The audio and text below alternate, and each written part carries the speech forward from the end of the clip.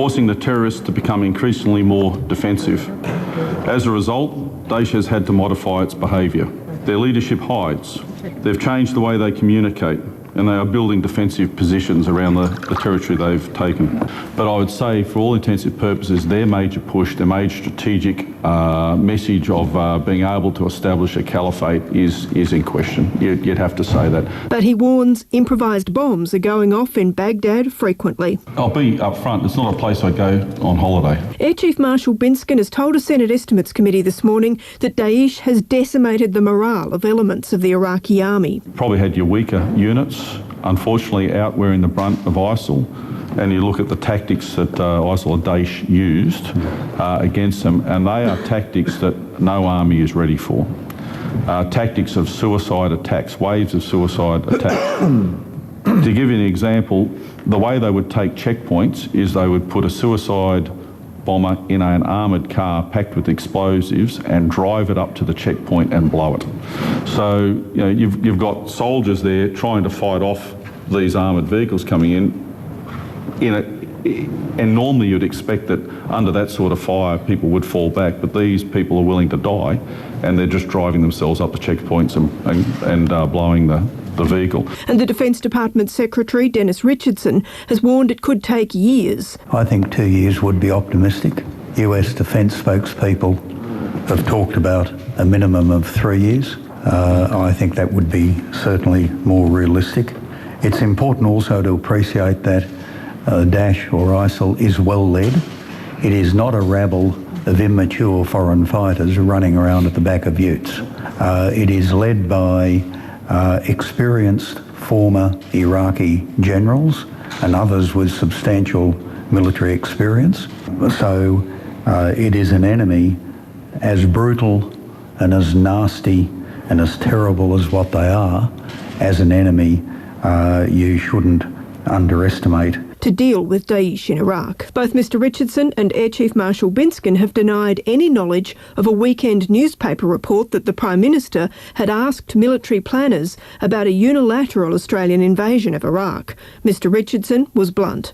And as I said on the weekend, which I would stand by, it is piffle. Labor's defence spokesman Stephen Conroy then pushed a little further. Now, if I was to say to you, sitting here as a Senator or Shadow Defence Minister, look, I think we should send 3,500 troops unilaterally into Iraq to persist in all. What would your advice to me be? And what have you been drinking? That would be joint military advice. You may have had piffle. Okay. That's Air Chief Marshal Mark Binskin responding to Labor's Senator Stephen Conroy. That report from Louise Yaxley. Well, foreigners who want to buy houses or apartments in Australia could soon be hit with new fees. Tony Abbott says the extra cash would help the Foreign Investment Review Board to crack down on suspect overseas investments. The Prime Minister also again made the claim that Australia's property laws are not being properly enforced. From Canberra, James Glenday reports. Foreigners aren't currently allowed to buy existing homes, but they are allowed to purchase new dwellings. The policy is designed to bolster Australia's housing stock, but Tony Abbott's worried the rules haven't been enforced. Under the former government, for 6 years, there was not a single legal case against a foreigner buying a home. There was not a single divestment order made. So the Foreign Investment Review Board seems set to get an influx of money to more closely scrutinise foreign purchases of residential property. In a discussion paper released this morning, the Prime Minister and the Treasurer, Joe Hockey, flagged new fees for foreigners. For any foreign investor that wants to buy a residential property under $1 million, there will be a $5,000 application fee.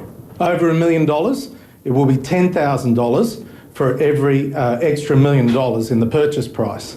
Secondly, there will be a new register set up so that we know how many foreign residential and agricultural property owners are in Australia, who they are, which is a very important form of reassurance to the Australian people. The government says the system is comparable to the one that operates in New Zealand, and it's confident the new fees won't deter foreign investment.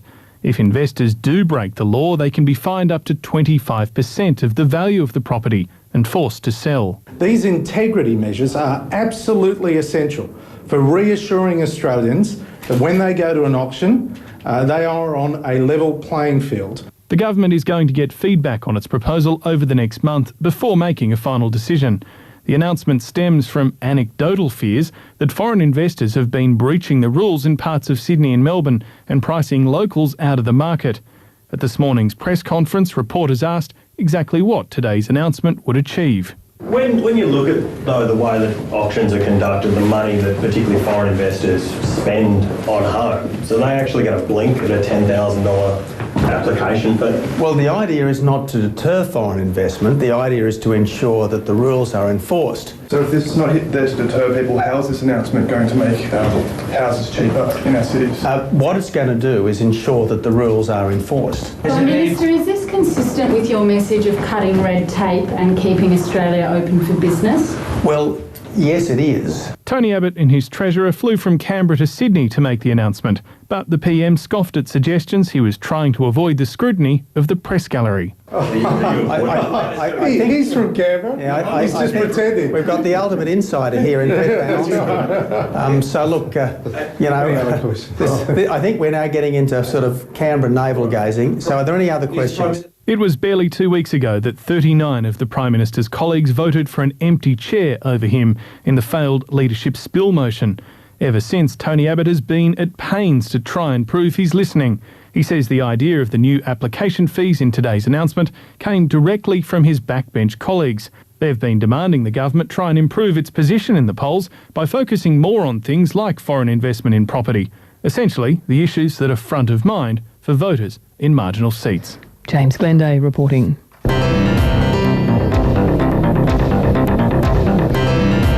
On air through ABC Radio and Radio Australia, streaming live on our website and via podcast, this is The World Today. You can also follow us on Facebook and on Twitter at AM World Today PM. And still to come on the program, the Gold Coast Titans deny they need to do more to manage player behaviour despite the drug scandal plaguing the club. We've got 5 players facing charges at the moment. There's 1,000 rugby league players out there in the community at the moment, so I don't think that we have an endemic problem, and therefore I don't think we need to change our player welfare. And we'll have more on that story later in the program. After 2 days of evidence from former students of Sydney's Knox Grammar School, a convicted offender is now appearing at the Royal Commission into Child Sexual Abuse. Craig Trelaw was sentenced to 2 years in jail in 2009 for assault offences dating back more than 2 decades. Thomas Ariti is covering the Commission hearings and joins us now. Thomas, tell us more about today's witness. Well, Eleanor, when a group of former Knox students first reported their abuse to police in 2009, 5 teachers were convicted of child sex offences. 4 of them received suspended sentences or good behaviour bonds, and only 1 of them went to jail. That was Craig Trelaw, who in fact was still teaching at Knox Grammar until his arrest. In total, he was there for 27 years. Trelaw was convicted of multiple assault charges as well as possessing child pornography and was sentenced to a non-parole period of 2 years. Now, Craig Trelaw's evidence at today's hearing has been highly anticipated, partly because it's rare for a convicted perpetrator to appear at the Royal Commission. Many are in jail or they're deceased, but also because his appearance comes after 2 days of disturbing evidence. The hearing has been told that in the 1980s, Craig Trelaw invited young boys into his room at the Knox boarding house and showed them pornographic videos. He also asked the boys for sex and took photos of them naked. This abuse wasn't only in the 1980s. The mother of a former student has told the Commission that Trelaw abused her son in 2002 when he was 10 years old, and she broke down in tears at the hearing as she explained the impact of that abuse. Craig Trelaw has only been giving evidence for a short time, but he's told the Commission that when he was employed to supervise the students in one of the school's boarding houses back in 1982, he never made a formal application and was never asked for any references. He's also confirmed to counsel assisting David Lloyd that in 1987 he admitted to the former headmaster, Dr. Ian Patterson, that he'd been showing pornography to students, but there was no investigation and the matter wasn't referred to police. Did he ask you whether that was the extent of your misconduct in relation to boys? He may have. I can't be certain.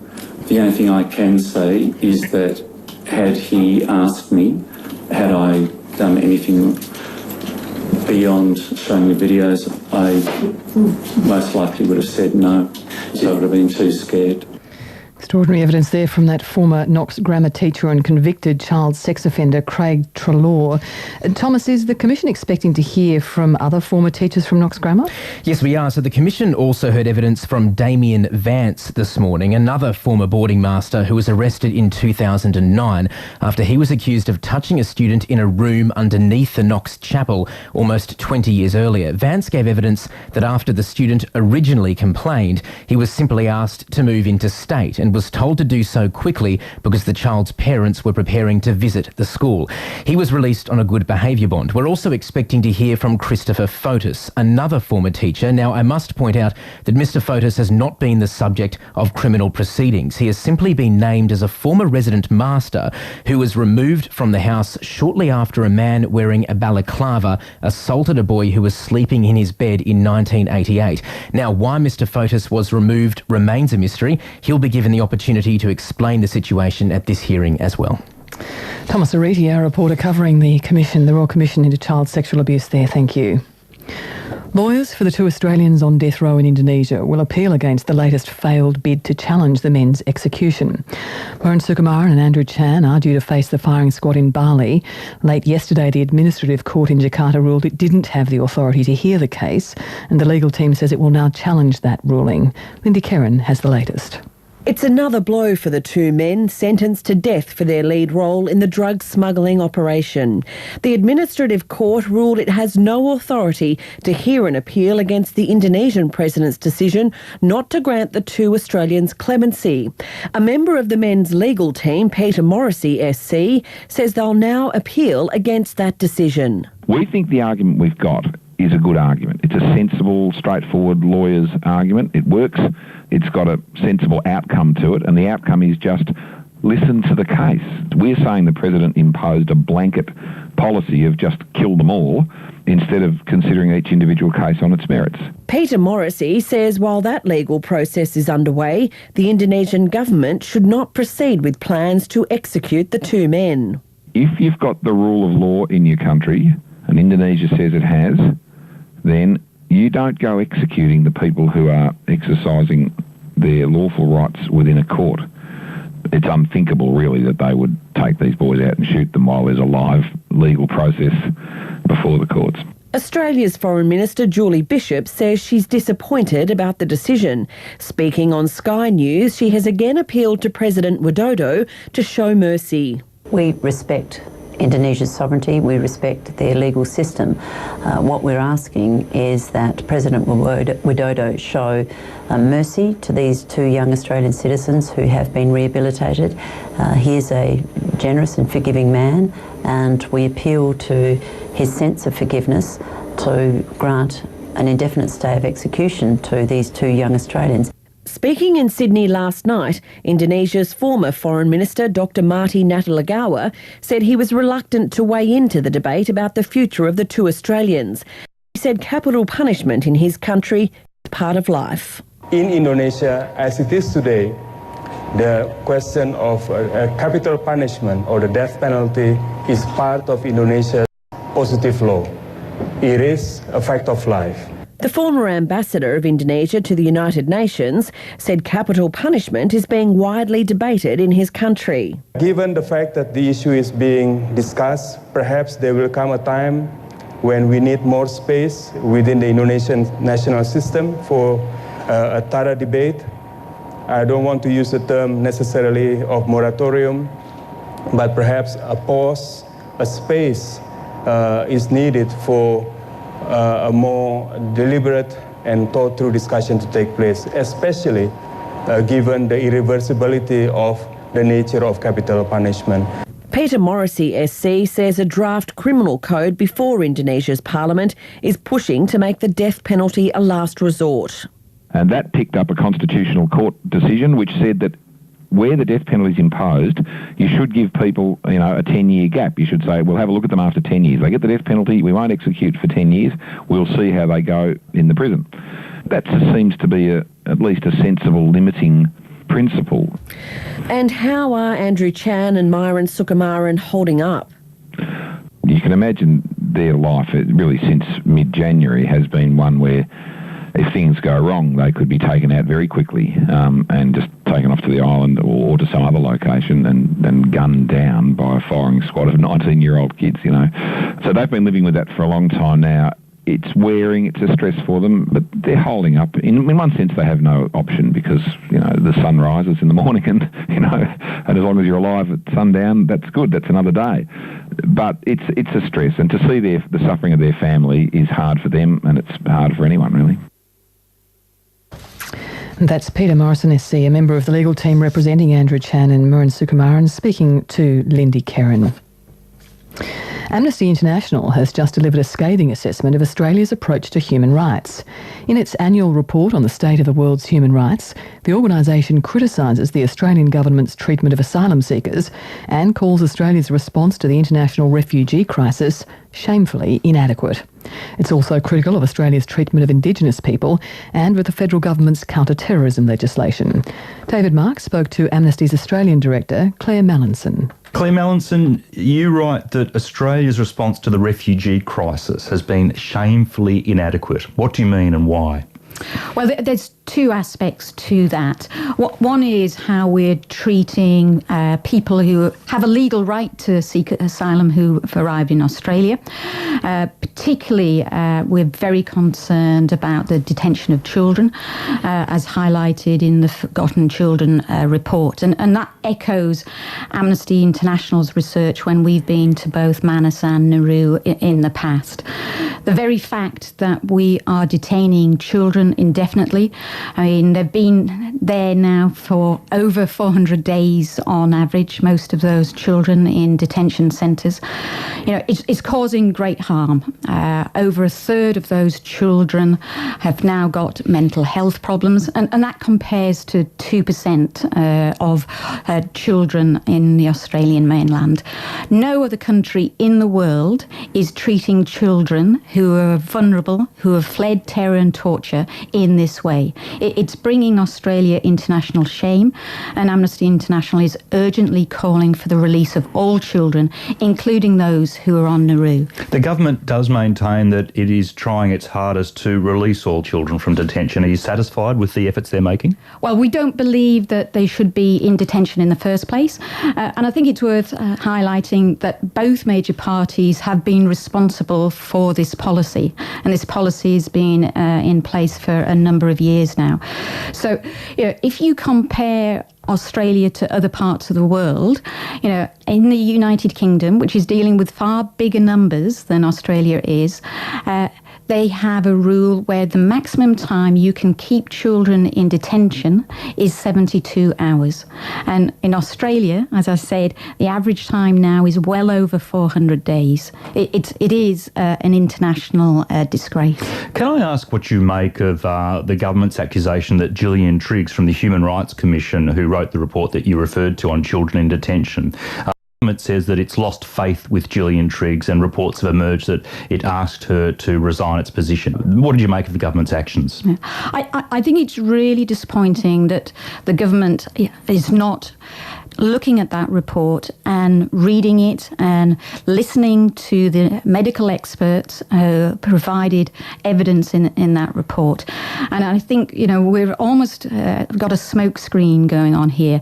Yesterday at the Senate estimates, a number of the senators admitted they hadn't even read the report, which is truly shocking considering Australia has a responsibility to look after vulnerable children in their care. We're breaking the Convention on the Rights of the Child, and we're breaking our international obligations. And that's Claire Mallinson, an Amnesty International Director. You can hear a longer version of the interview on our website. Kenyan schools entrepreneur and international women's rights advocate Dr. Kekenya Nataya made an extraordinary bargain at the age of 7. The Maasai schoolgirl was so determined to continue her education that she made a deal with her father that she would undergo female genital mutilation in exchange for finishing school. She went on to gain a doctorate in education from the United States and has now set up a school for girls in Kenya. Dr. Nataya is a keynote speaker at Australia's National Leadership in Schools conference in Sydney this week. She joined me earlier in the World Today studio. Imagine a 12-year-old getting married. That is the time that they are supposed to be in school. That's the time they're supposed to dream big. But you're told, here is a husband, go have children. So at what age were you engaged? I tell people 5 years old. But as long as I remember, when I was young, I was always told my husband just passed by. You can't remember not being engaged? Yes. So many girls in your home country, Kenya, don't finish school. What bargain did you make with your father so that you could? Traditionally, there's a rite of passage that women have to undergo in our community to become a woman. And you undergo that when you're 12 years old. That's called female genital cutting. And once you go through this mutilation, you are actually married. So to me, I wanted to continue with school because my mother was denied an education. And she always told us if she went to school, she would have been a different person. So I talked to my dad and told him I can only go through the genital mutilation if he lets me go back to school. An extraordinary bargain. Was it worth it? Very, very much. I am very happy. But I learned so much because I went through the genital mutilation not knowing what it was. I was told it's what will make me a woman. I didn't know that it's something that is done it's horrible. You are cut, your genitalia is cut, no anesthesia, you bleed, and some people die out of it. I'm lucky. I only fainted and came back to life. My education has enabled me to learn about it, and now I stand against it and stand that no other girl can go through that. What made you so determined to get an education? How did you see that was what you wanted when you were so young? You made this deal at the age of 7. I'm the first of 8 in my family. I helped my mother raise my other siblings. Living in poverty with nothing, I looked at also the way my dad was treating my mother, abusing her, beating her up. And I never liked to be married. I wanted to get an education so that I can become a teacher, so that I can have my own income, so that I can just become a very independent person. And I wanted a better life. After that, you went to university in the United States, and then you went and got a doctorate in education. How unusual is that for a Maasai woman? I am probably the only Maasai woman with a PhD. I'm trying now to mentor young women to get an education beyond just high school or primary school, to go to university, and also experience what an education really means to somebody. It brings liberations. I mean, it just makes you an independent person. So it's not a common thing. Now, of course, you're hoping to make it more common in your home country because you went home and opened up a school for girls. What has changed since you set up your school? So much has changed. My school is a primary school. I believe in building the foundation. Children generally need a good education so that they can actually make it even to high school. If you don't do well in primary school, you end up in one of the rural schools, secondary school that doesn't have no even labs, no textbooks, nothing. So you are really left out. So my school is really to prepare the girls for higher education. Over the last 2 years, we have sent 55 girls to the best national schools, secondary schools in the country.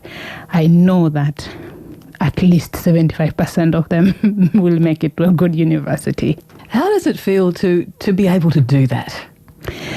I always look at the girls that I have in my school. I want them to live the life I wanted to live.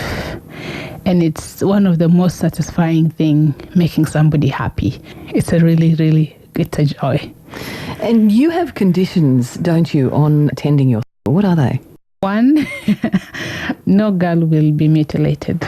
That's something that the parents have to agree to. They might not like it initially, but after we work with them, we train them, we talk to them about what actually female genital cutting does to the life of a girl. Parents, the fathers have joined in. Of all the girls we have right now, 235 girls, none of them will ever be mutilated. The other is that they will not be married until they finish high school or beyond, until they are adults. Why do parents want to marry their girls off so young? One is that when a girl is married, the family receives dowry in the form of cows. And for our community, a cow is wealth. If you're getting 7 to 8 cows and you didn't have any, so most of the families, they will take the cows from the girl's dowry and then educate the boys. But also they want to secure a future for the girl, thinking that her husband is the future for the girl. Do you have many people in the community opposed to what you're doing? Maybe some, but we don't really focus on who is opposing us. We focus on bringing everybody on board to supporting the girls. I think one of the biggest advantage I have is that I grew up in the society that I work, and they saw me go to school, walk to school. They saw me grow up there, and then they sent me to go away, and then I come back. And what I have brought back to the community, no man has brought. So they always refer and say, look, we sent a girl, she comes back to help us. So maybe we need to send 10 more girls so they can come help us. So I do have that advantage of being the role model. That's the extraordinary Kenyan Schools entrepreneur, Dr. Kekenya Nataya. Really inspirational, and you can listen to my full interview with her on our website later this afternoon. It's one of the biggest questions facing financial at the moment. Just when will the US Federal Reserve start raising interest rates? This morning, the Fed's chair, Janet Yellen, provided a few hints, as our business editor Peter Ryan explains. Janet Yellen has been the world's most powerful central banker for a year now, and every time she speaks, her words are scrutinised for any changed tone or subtle adjustment in language. So today, when she addressed the US Senate Banking Committee, those reading the tea leaves had one key mission: how to unscramble just when the Federal Reserve might feel comfortable enough about the US economic recovery to raise interest rates. Dr. Yellen gave a significant hint that the use of the word patient in terms of watching the recovery could be critical on when the Fed might consider the first rate rise since June 2006. The FOMC's assessment that it can be patient in beginning to normalize policy means that the committee considers it unlikely that economic conditions will warrant an increase in the target range for the federal funds rate for at least the next couple of FOMC meetings. If economic conditions continue to improve, as the committee anticipates, the committee will at some point begin considering an increase in the target range for the federal funds rate on a meeting-by-meeting basis. Markets are now watching, waiting and betting on when the Fed might remove the patient reference from its commentary. Some analysts think that could come as early as the Fed's next meeting in March, and that a modest rate increase could be on the table for consideration by June.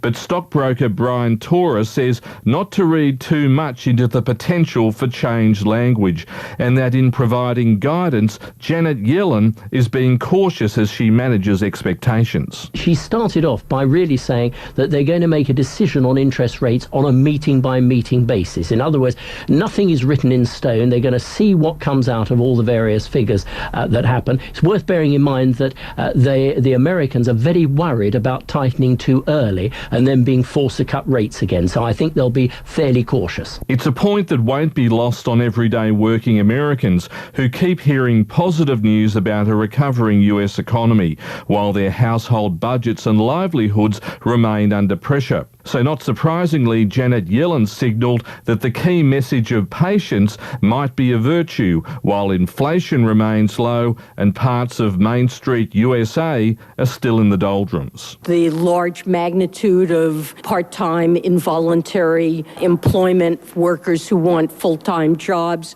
the decline in labor force participation, part of which we understand to be or believe to be cyclical. These are things that we're monitoring very closely. Wall Street closed 0.5% higher as investors saw the glass still half full, and that with interest rates still near zero, the party of cheap and easy money might continue for several more months. But while times in the US are improving and rates might be about to rise, other central banks are bracing for slower economic times.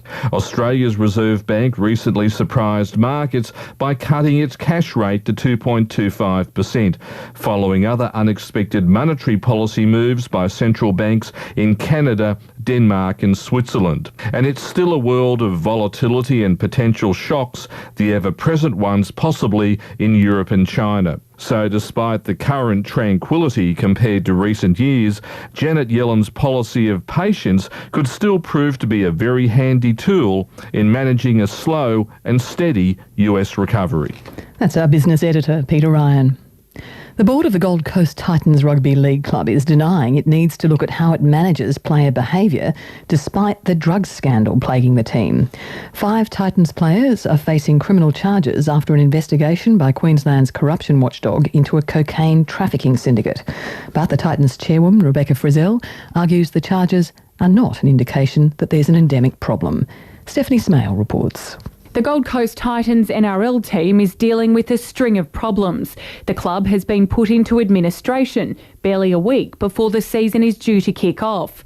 Rugby League's top official, David Smith, yesterday announced the NRL was taking charge of the club, insisting it was an exciting day for fans and football. The Titans board will remain as the team weathers the court appearances of 5 players facing drugs charges. The chairwoman, Rebecca Frizzell, says she doesn't see a need to revisit the management of player behaviour off the field. I don't believe that's necessary at this point, and we've got 5 players facing charges at the moment. There's 1,000 rugby league players out there in the community at the moment, so I don't think that we have an endemic problem, and therefore I don't think we need to change our player welfare. The charges follow a Queensland Crime and Corruption Commission investigation into a cocaine trafficking syndicate in the state's southeast. The players in question are due to appear in court in the next 2 weeks. Yesterday, David Smith said further decisions about their futures would be made as more facts emerge. Rebecca Frizzell says the players haven't been found guilty. She denies the drug scandal is a reflection on the team more broadly. I look at our entire playing group and they are outstanding men in so many ways, and the work that they do in the community that isn't reported is incredibly disappointing that it goes unrecognised. They spend hundreds and thousands of hours every single year out there working in the community. The scandal has prompted calls for players to alert team management if they're aware of issues that could affect their club. Paul Broughton was the founding chairman of the Titans. The NRL can't do any more than it has to put in place deterrence, to put in place rehabilitation programs, do all the things that's available to the player. He wants players to step up if there's a problem. If they know there's somebody within the organisation that is breaking the code of conduct of the NRL, they should tip the bucket on him immediately. Try football code star Carmichael Hunt has also been charged. He's now playing rugby union after a stint in the AFL with the Gold Coast Suns. Team management called on players to approach them if they have any information about the drug scandal. But the Suns chief executive, Andrew Travis, says he's confident no current players will be caught up in it. We met with the players and I guess just re-emphasised the seriousness of the matter, asked them if anyone had any information or had any direct contact, that our expectation would be that they would come and share that with us as a club. Nobody's come forward at this point in time. That's the Gold Coast Suns Chief Executive Andrew Travis, ending that report from Stephanie Smale. Now to US research, which has found that peanut allergy sufferers may have a genetic susceptibility to the condition. The researchers say their findings may lead to screening programs or even drugs to treat the allergy, which affects around 3% of Australian children. Samantha Donovan has our report. Researchers at the Johns Hopkins School of Public Health analysed DNA samples from nearly 3,000 children and parents taking part in the Chicago food allergy study. They scanned about 1 million genetic markers across the human genome, looking for genes which might increase the risk of developing food allergies. They found a genomic region located on chromosome 6 had a link to peanut allergies, accounting for about 20% of the allergy in the study population. But not everyone with these genetic mutations developed peanut allergies. Professor Mimi Tang from the Royal Melbourne Hospital and the Murdoch Children's Research Institute says the study is significant. It's identified for the first time through genome-wide association analysis a region of the human genome that links to an increased risk of food allergy. Professor Tang says now that a possible genetic link to peanut allergy has been established, more work needs to be done. We can now investigate further the factors that might modify this. The presence of the gene accounted for up to 20% of cases of peanut allergy in the cohort that was studied. It was a very large population that was studied, so it does lend validity to the findings. But they did find that not everybody with this association actually developed food allergy or peanut allergy, suggesting that environmental factors could be modifying the expression of risk. I think further studies now need to be done to investigate what these environmental factors might be. What sort of environmental factors could alter someone's genes and take away this predisposition or susceptibility to peanut allergy? I think the epidemiological evidence that we have now would suggest a number of factors. Firstly, the microbiota in the intestine. These gut microbes have a very potent effect on immune responses during early childhood, and certainly the environmental exposures one has can modulate those the microbiota patterns. So that's the first. Another, I think, which is important, is vitamin D status, exposure to UV light, and finally, I think timing of introduction of food. So if an individual is perhaps introduced to a food fairly early, that might modify expression of genes in a certain way if there were immune modulatory factors in there as well. The American researchers say their work is a good first step towards screening for food allergies, perhaps even before a baby is born. But Professor Tang says such early assessment of the risk won't be possible for years. We currently have quite good markers of increased risk for peanut allergy in particular, and we can certainly identify, for example, children with eczema that are at an increased risk and can therefore target them in certain ways. But the availability of a screening test would certainly be of benefit. I feel that this is some distance away. The American research has been published in the journal Nature Communications. Samantha Donovan reporting. 5 Australian World War II veterans have been presented with France's Legion of Honour Medal in recognition of their bravery 70 years ago. Rachel Brown was at the award presentation ceremony at Melbourne's French Consulate.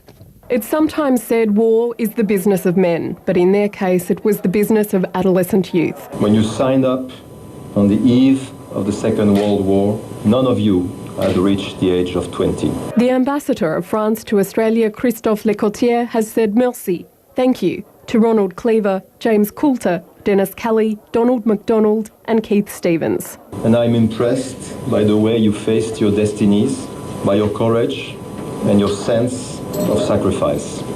Donald MacDonald, au nom du président de la République et des pouvoirs qui nous sont conférés. Donald MacDonald broke down after receiving his award. For those who didn't live to hear their thank you. They're not here to receive the award. Their families devastated 70 years plus ago. Absolutely devastated. Households and families that would never be the same again. And I was one of the fortunate ones to get a return ticket. There was all those other guys who did not get a return ticket. And I'm sorry if I'm a bit emotional, but... He was comforted by a fellow bomber, Dennis Kelly, who too is still thanking his lucky stars.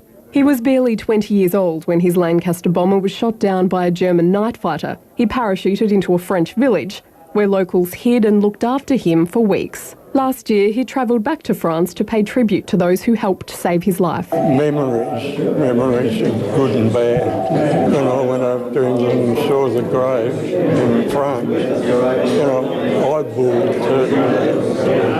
And I did something I've never done before. I actually spoke to the 2 graves without really thinking of what I was doing.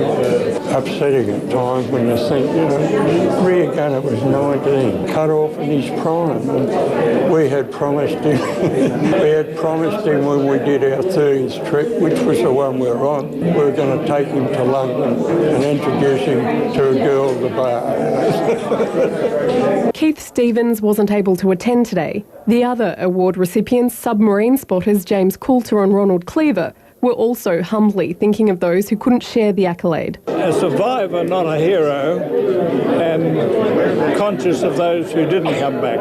Also, that history doesn't repeat itself exactly, because it was only 20 years after the First World War, my father had gone to France and got wounded, that I went again and I took it as being normal, that it happened every 20 years. Fortunately, there has been enough progress so we haven't stumbled into another world war, although we've got plenty of other smaller ones, but I think there has been an improvement in that regard. What's your overwhelming feeling today? I think it's a great reward that the French have given to us for what we've done to clean people out of Germany, out of their backyard. I've been to Fromelles, and there's a very strong sense of community between people in Fromelles and Australia. Do you feel a close bond with France? I feel very strong about it. I was at Fromelles as well, and as a bearer with a flag, actually.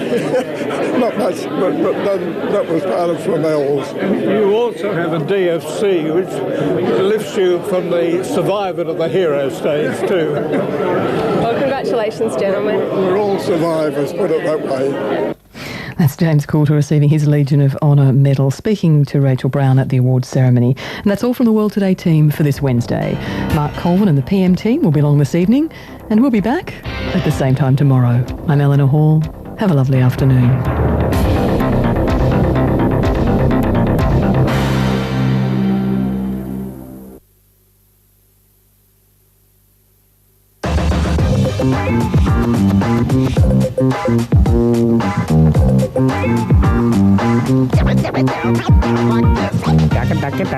Hello, I'm James Valentine. This is the afternoon ABC radio program. This afternoon, look, it's a world of fear, isn't it? We're made to fear all the time, so let's add to that a bit more. Let's get a few more things that we're fearful about. In particular, the little daily tiny fears. I'm always a little bit apprehensive at the top of escalators. I don't really like getting off escalators. I'm always fearful that I'm just going to slightly misjudge it and I'll either shred my toes or somehow fall backwards and it's going to be really ugly. What's yours? Hello, this is Jonathan Agnew from BBC 5 Live Sports Extra. The Cricket World Cup is underway. Tune in for live and commercial-free coverage with ABC Grandstand. For broadcast details, visit abc.net.au/Cricket World Cup.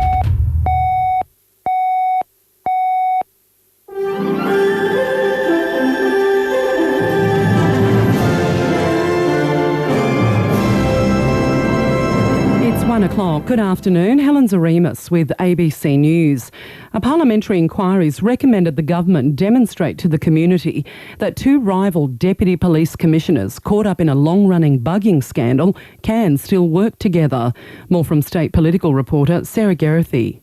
The parliamentary inquiry's called on the government to apologise to Deputy Commissioner Nick Caldis over the bugging scandal, which saw him placed under surveillance in an internal police operation led by his now fellow deputy Catherine Byrne more than a decade ago. The pair are now rivals to replace Andrew Scipione as police commissioner, and inquiry chair Shooters MP Robert Borsak says the government needs to prove they can still work together. It is up to the Minister for Police and the Premier to ensure that these issues do not negatively affect the New South Wales Police Force. But opposition leader Luke Foley says the only way to clear the air is to start the process of choosing a successor for Mr Scipione now. I want the dysfunction to stop. I want the soap opera to end. Mr Scipione is due to retire later this year. A former teacher at Sydney's Knox Grammar School says there was no talk of contacting police when he admitted showing pornography to students. The Royal Commission into Child Sexual Abuse has been hearing evidence of abuse at the exclusive boys' school between 1970 and 2003 and how the organisation responded. Craig Treloar was handed a minimum sentence of 2 years in jail in 2010 for assault offences dating back more than 2 decades. He's told the Commission he was surprised when he was only handed a 6-month suspension and removed from the boarding house. I was quite distressed. I thought my career was over. What did you think would happen to you? That I'd be sacked. Olympic kayaker Nathan Bagley has pleaded guilty to drug offences. Bagley has admitted to 2 charges of manufacture and conspiracy to manufacture methamphetamine. His brother Drew Bagley has also pleaded guilty to 2 separate drug offences. The Social Services Minister Scott Morrison says a report recommending an overhaul of the welfare system identifies necessary changes. The report lays out a plan to cut the number of welfare payments offered to 5 and recommends tightening the eligibility for disability support. Mr Morrison says the report must be considered. While these proposals have been put forward as a report to government, not from government, and that's a very important distinction to make, they do point a way forward, I believe, for the next generation of necessary change in this area. The new head of Treasury has expressed concern about how long it's taking for the economy to recover from the global financial crisis. Former banking executive John Fraser, who was appointed Treasury Secretary last year, has faced questions at a Senate committee. He's told the hearing the world economy has been struggling for longer than should have been expected. The recovery from the GFC has been remarkably long. You generally expect from the trough to the peak in economic cycles to be of the order of 4.5 years, 5 years. We're now 7 years on and we're all scrambling, except probably the United States. Meanwhile, growth in Australian wages remained at historical lows in the last 3 months of the last year. Public sector wages rose more than the private sector by 0.2%. Official figures show the boom in housing construction is not enough to offset declines in mining and commercial building. The Bureau of Statistics shows the value of residential building jumped almost 13% in the December quarter. Economists expect the slump in mining-related construction to continue to weigh on the sector for some time. The Gold Coast Titans say they can now focus on the start of the season after being taken over by the NRL. Russell Varley reports. The NRL took control of the Titans yesterday amid financial difficulties and a drug scandal surrounding a number of players. Titans CEO Graham Annesley says the NRL has been helping the club for some months after a number of sponsorship deals ended at the same time last year. He says the league felt it needed a more direct role. Yesterday they decided that they couldn't continue that if the existing shareholders weren't prepared to fund the club going forward. 5 Titans players are due in court next month on charges arising from a crime and Corruption Commission investigation. To the weather, the chance of showers from the slopes and plains through to the coast this afternoon, possible storms on the north coast and ranges and northern and central inland. Sydney, showers easing this afternoon. For tomorrow, the Bureau's forecasting a medium chance of afternoon showers and a top of 28. Right now, 21 degrees in the city. In the west, it's 20 degrees. Humidity is at 90%. I'm Helen Zaremus. This is ABC News.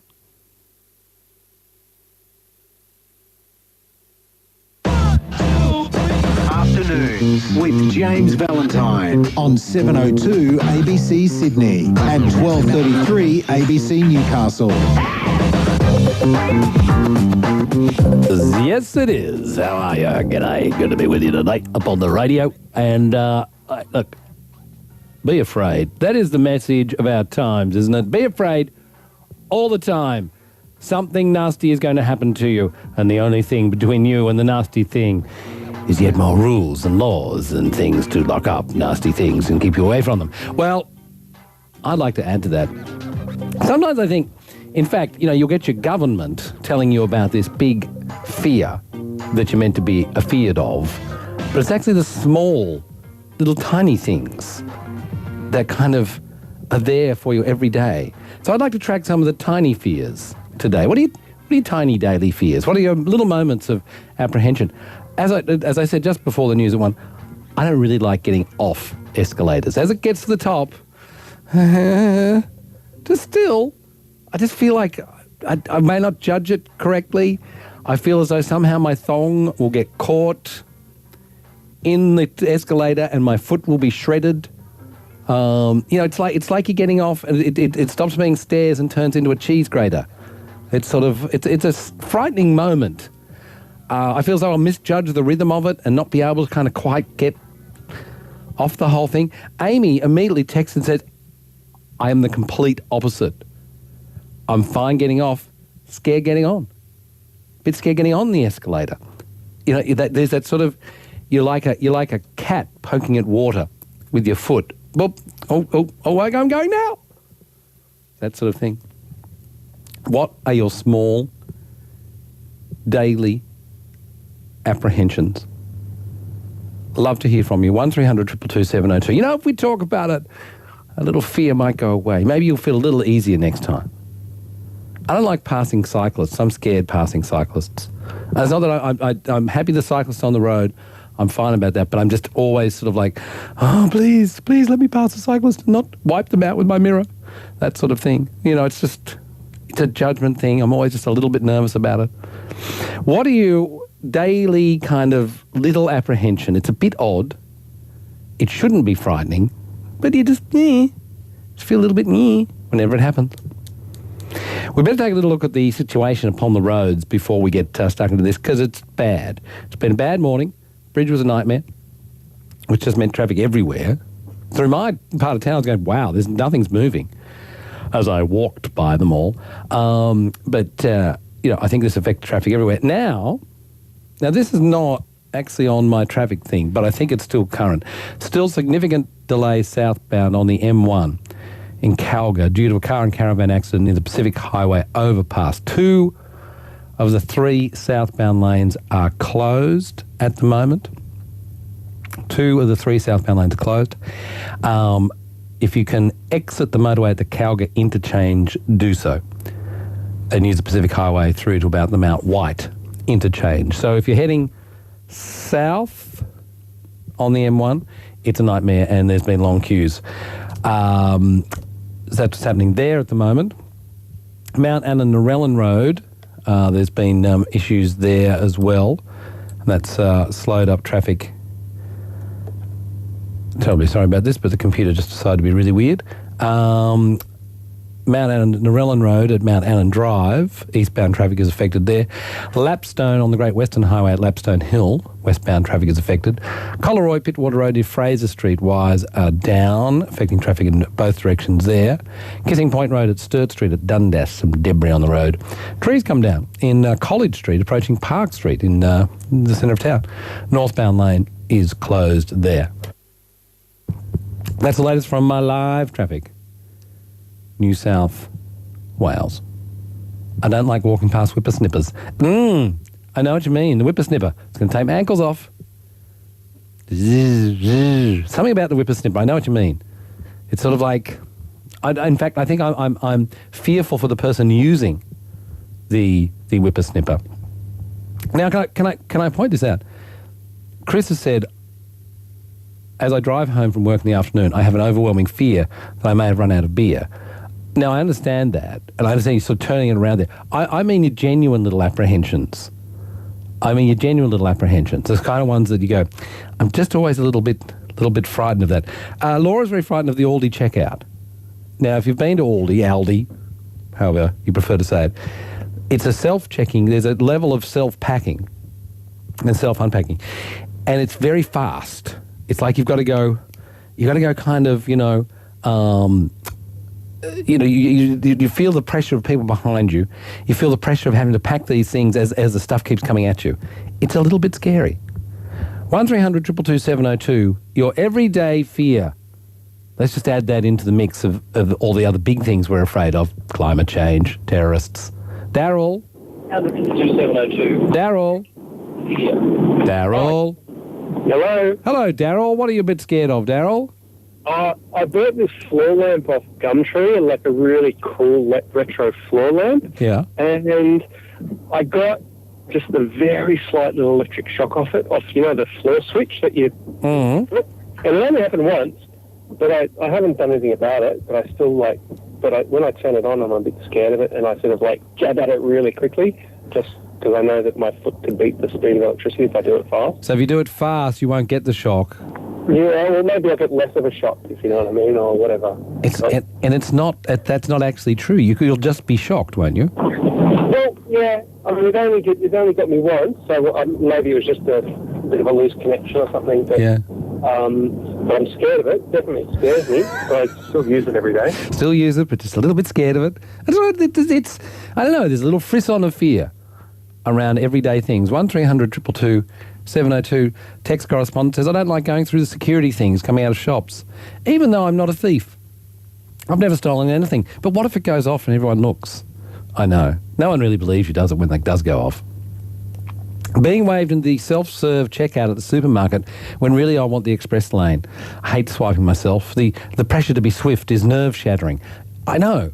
It's a bit like the Aldi one, isn't it? Like suddenly you've got to do it yourself and it's really crowded and you can tell that I know this is controversial, but I use the self-swiping area with a trolley. And I know some people think that's a bit too much, but, you know, I do. And then I know that there's this sense of, like, what are you doing? Taking up a lot of space. I worry, my fear is being stuck in the lift, writes Vic on Facebook. He says, my fear is being stuck in the lift with a work colleague and having to make small talk before having coffee. Yeah, I know what you mean. My fear is not the colleague, my fear is management. Stuck in the lift with management. With or without coffee, really. I always feel I feel an enormous pressure to get it right. There's Mark Scott. There's head of radio. There's head of news.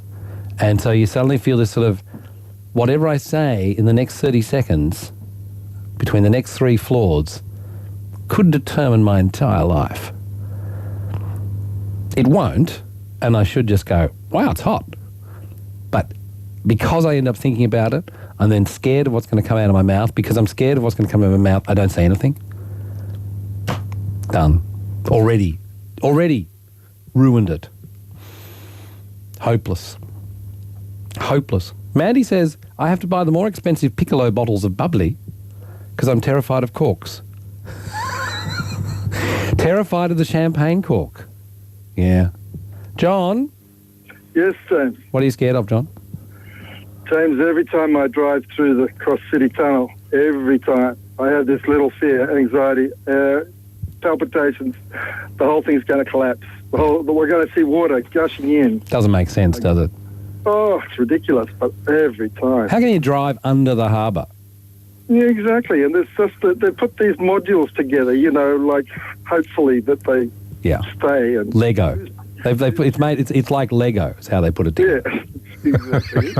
Who's checking it? Is there anybody checking it? Who's checking it? How can there be, above that tunnel is what, 1 million tonnes of water? Water, yeah. And there's a ship sailing through. There's a 1 million tonne ship on top of 1 million tonnes of water, and somehow that's not going to crush your Camry.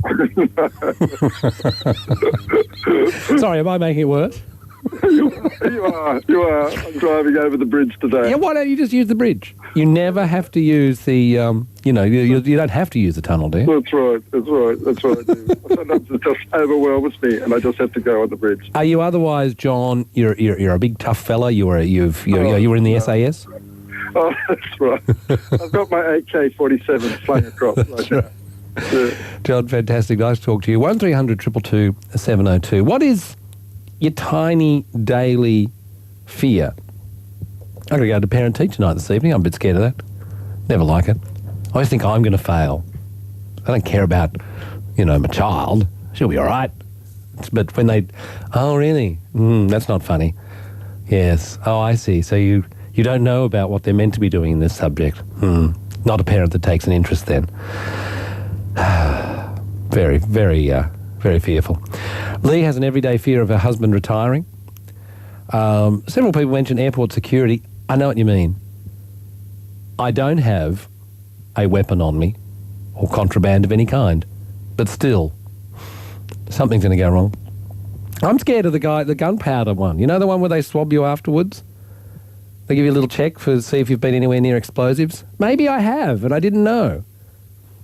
I also don't get that one either. It's one I'm both scared and annoyed by it. It's like, really? If you pick out every 6 people, you might happen to strike the one that's been near some, C4 plastic explosive. I doubt it. I'm scared to get anything out of the oven. Right, Julie. Exactly. Scared to get anything out of the oven. I know what you mean. You're gonna burn yourself. Mark. James, hello. Look, hello, Mark. What's your everyday fear, Mark? driving past the big trucks with the shipping container on the back. Yeah. Yeah. You don't know whether to speed up, slow down, and then if you get to the traffic lights and you're stuck and the thing's coming from behind and it sits beside you. Yep. Yep. I know. Sure. And I don't quite understand how there can possibly be enough room for both of us. No. How can that thing, it's taking up the entire lane, and now I'm going to kind of go past between it and the wall. How's that going to happen? It's not going to happen, is it, mate? The people on the scooters, geez. That's me. I've done that. I've got the scooter, and I've come through like the Harbour Tunnel or the Lane Cove Tunnel or something like that, and a B double will go past me. That's it. I'm just convinced I'm going to die right at that moment.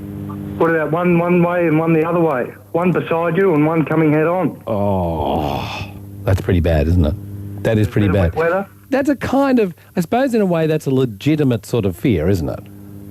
It has to be. Like being scared of going through the tunnel because you think the tunnel's going to collapse and you're going to drown. That's, that's a little bit. Being scared of getting anything out of the oven, that's sort of... Put the gloves on? You put the gloves on, you'd be all right. But it is a scary thing, isn't it? What's your everyday sort of scare? It's not something that you necessarily... I think a big truck is a big scary thing in some ways. It's like, I'm scared of tigers.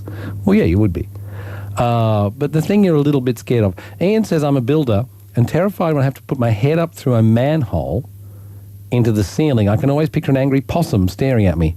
It's never happened, but it still scares me. Yeah, that would be scary. But wouldn't that be the same, when we've got to go under the house at any point, there's going to be the rodent, there's going to be some sort of thing. I'd be scared. I'm scared of anything that's behind the wall. There's going to be a rodent. Catherine, what are you scared of? I'm always scared that I'm going to forget to tap off using my Opal card when I get off the bus or the train. Is there, I am using the train at the moment, and there's no way I can exit the station without tapping off. Are there circumstances where you can actually... Oh, I did come through a station the other day where you could just walk off, yeah. And buses, because for so long you've only had to put your ticket in when you get on the bus. You've never had to do anything getting off the bus. Yeah. But now you do, and I'm always so worried that I'm going to forget to tap off and it's going to charge me the full fare. Yeah, exactly. I must wonder if that's happened to anybody. If they suddenly, found themselves like getting a $75 fare. So what happens? So the next time you go to tap on, it thinks you're tapping off. Is that what happens? I actually don't know what happens, or whether it just calculates your fare as if you went all the way to the end. I don't know. It does scare me. If anybody's had the experience of not tapping off, can you tell us what happened? And, does someone come around and drag you from your bed in the middle of the night? Is it that sort of thing? Open the door, we're going to break it down, son. You didn't tap off. That's what I want to find out. Catherine, I hope you continue to travel and not feel too frightened. Thank you, James. Thank you, Catherine. Nice to hear from you. Lynette, what are you a bit scared of? Oh, hi, James. I'm scared of lighting matches and even using a cigarette lighter. Yeah. I hate it. Did you set fire to your hair? What kind of thing are you actually scared of? Well, I'm scared of burning myself. I've never had it happen, but, when you have to light candles or birthday cakes and things like that. I know. I must be a big scaredy cat, because half those things that you mentioned I'm scared of. Yeah.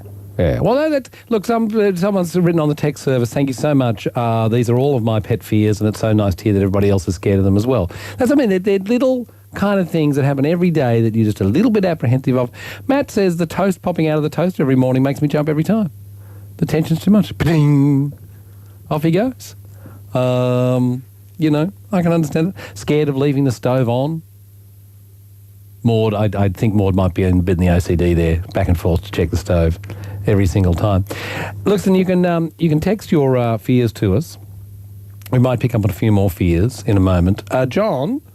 Yes, hello, James. I said I was a bit scared of getting off escalators. Yes, and it's quite a well-founded fear, because for some reason, I was looking at this a while ago, and there have actually been quite a few deaths on escalators. Have there? Yes. One I remember, a young man was travelling on one. I think he was slightly inebriated, but he fell. His T-shirt was caught in the the moving steps that strangled him to death. That's the sort of thing that I imagine. I always feel as though I'm going to be sort of meat shredded to death. And, well, there was another one where someone got his surfboard caught in between the moving bit and the bit at the top. And it actually dislodged the step he was standing on and it went down into the mechanism. Yeah. And it wasn't a happy ending. No, look, thanks for that. John Barron's joining us from the fact-checking department. You'll be a picture of rationality in the face of all these. I fear nothing, James. Nothing on this man's earth. Like, I mean, outside of the fierce snake and the death adder and potential, and if the shark has your leg in its mouth, you're fearful of nothing, is that it? No, I do have something of a fear of frying. Frying? Fear of frying. Most people have a fear of flying. I have a fear of frying. So if ever you're doing the fry-up for breakfast on a Sunday morning, it makes me tense. Yeah. It's more of an anxiety. It's more like the toast popping up thing. I get stressed just frying things. So you got too many things cooking too quickly at once. You got the bacon in the pan. Yep. And then you got the toast on, and then you're trying to, and so you're dashing over to sort of zhuzh up the milk in the coffee machine, and then you've got the eggs on, and then it's the baked beans are burnt. Fear of frying. Fear of frying. Yeah. You're not a short order cook. No, normal height. See, I quite like the sign.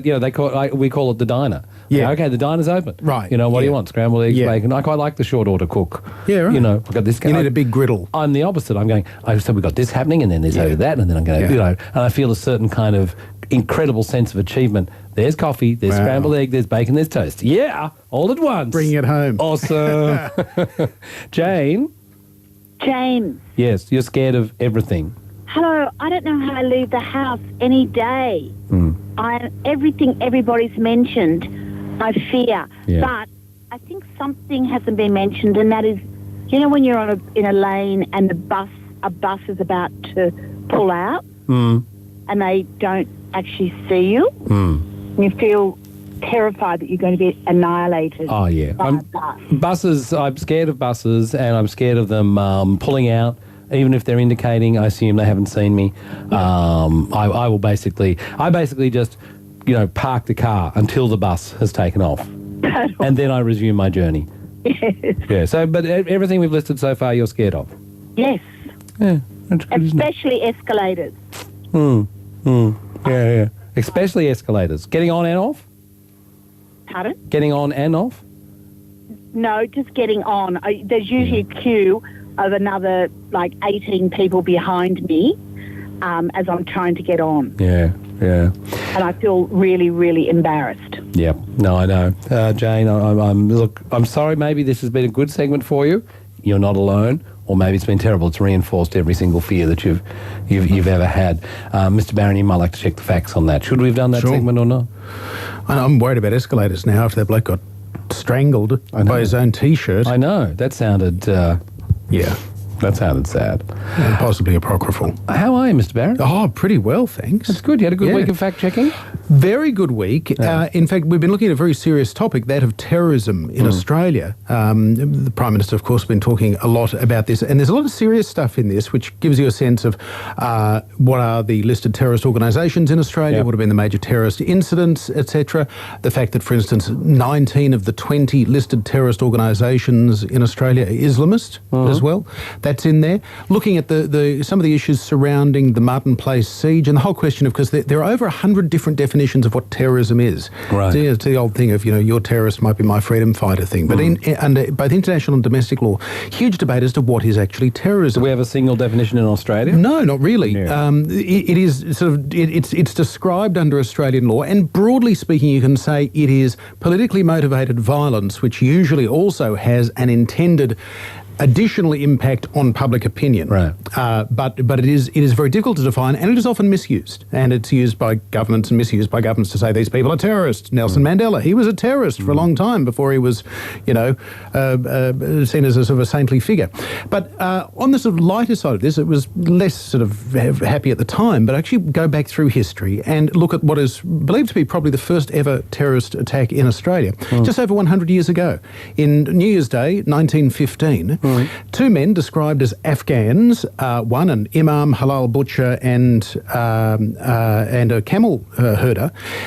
They led this raid on a picnic train that had 1,200 people on board, shot two of them dead. And then went on the run and shot another person who entered their front door, and then another person was shot. They were 500 metres away, but they were chopping some wood and they got hit by a stray bullet. So 4 people died in this terrorist incident. And these two chaps, they hid the guns in an ice cream cart, which they took up to the side of the train. Now, what's kind of interesting about that is that after the 1978 Hilton Hotel bombing, in which 3 people died, 2 garbage workers and 1 police constable, the first reports went out saying that police were looking for an ice cream cart. In this case, it was a combi ice cream van, and it was with 2, quote, Arabs in it. So the call went out for 2 Arabs in an ice cream van in 1978, just as it had in 1915. Now, going back to your definition of politically motivated violence then with some sort of public intent as well, in 1915, what was the politics and what was the public intent? The ringleader of that, Mullah Abdullah, he was actually had a grievance with the union, the meat inspectors union, because the meat union wouldn't allow non-British people to join the union, and without being a part of the union, you couldn't legally slaughter meat. He wanted to. He was a halal butcher. He wanted to slaughter meat in the halal fashion for the local Afghan community, the Muslim community in the Broken Hill area. So he had this grievance. He became radicalised, and he attacked this train, which was contained. It was a union picnic. It was the Manchester Unity annual picnic of people involved with the union. The other chap was flying a Turkish flag on his ice cream cart because Australia was at war with Turkey. Just before, this is only a couple of months before the Gallipoli invasion, of course. So it was a combination of a domestic grievance based on cultural practice and also a foreign war, which in many ways, it kind of fits the profile of a lot of the incidents that we see today. Isn't that exextraordinary? And here's the thing as well. The parallels just keep mounting up, don't they? It's a fascinating story, and there's a lot more detail on the website about it. It is an extraordinary yarn. 1978 Hilton bombing, we remember right through the 1980s, the whole conspiracy theories, who did it, etc. The chap who eventually went to jail for it, who confessed to planting the bomb in the garbage bin that then went off when it was tipped into the back of the garbage truck, Evan Pederick, he served 8.5 years in jail. He's now an ordained Anglican minister and he has a parish in Perth.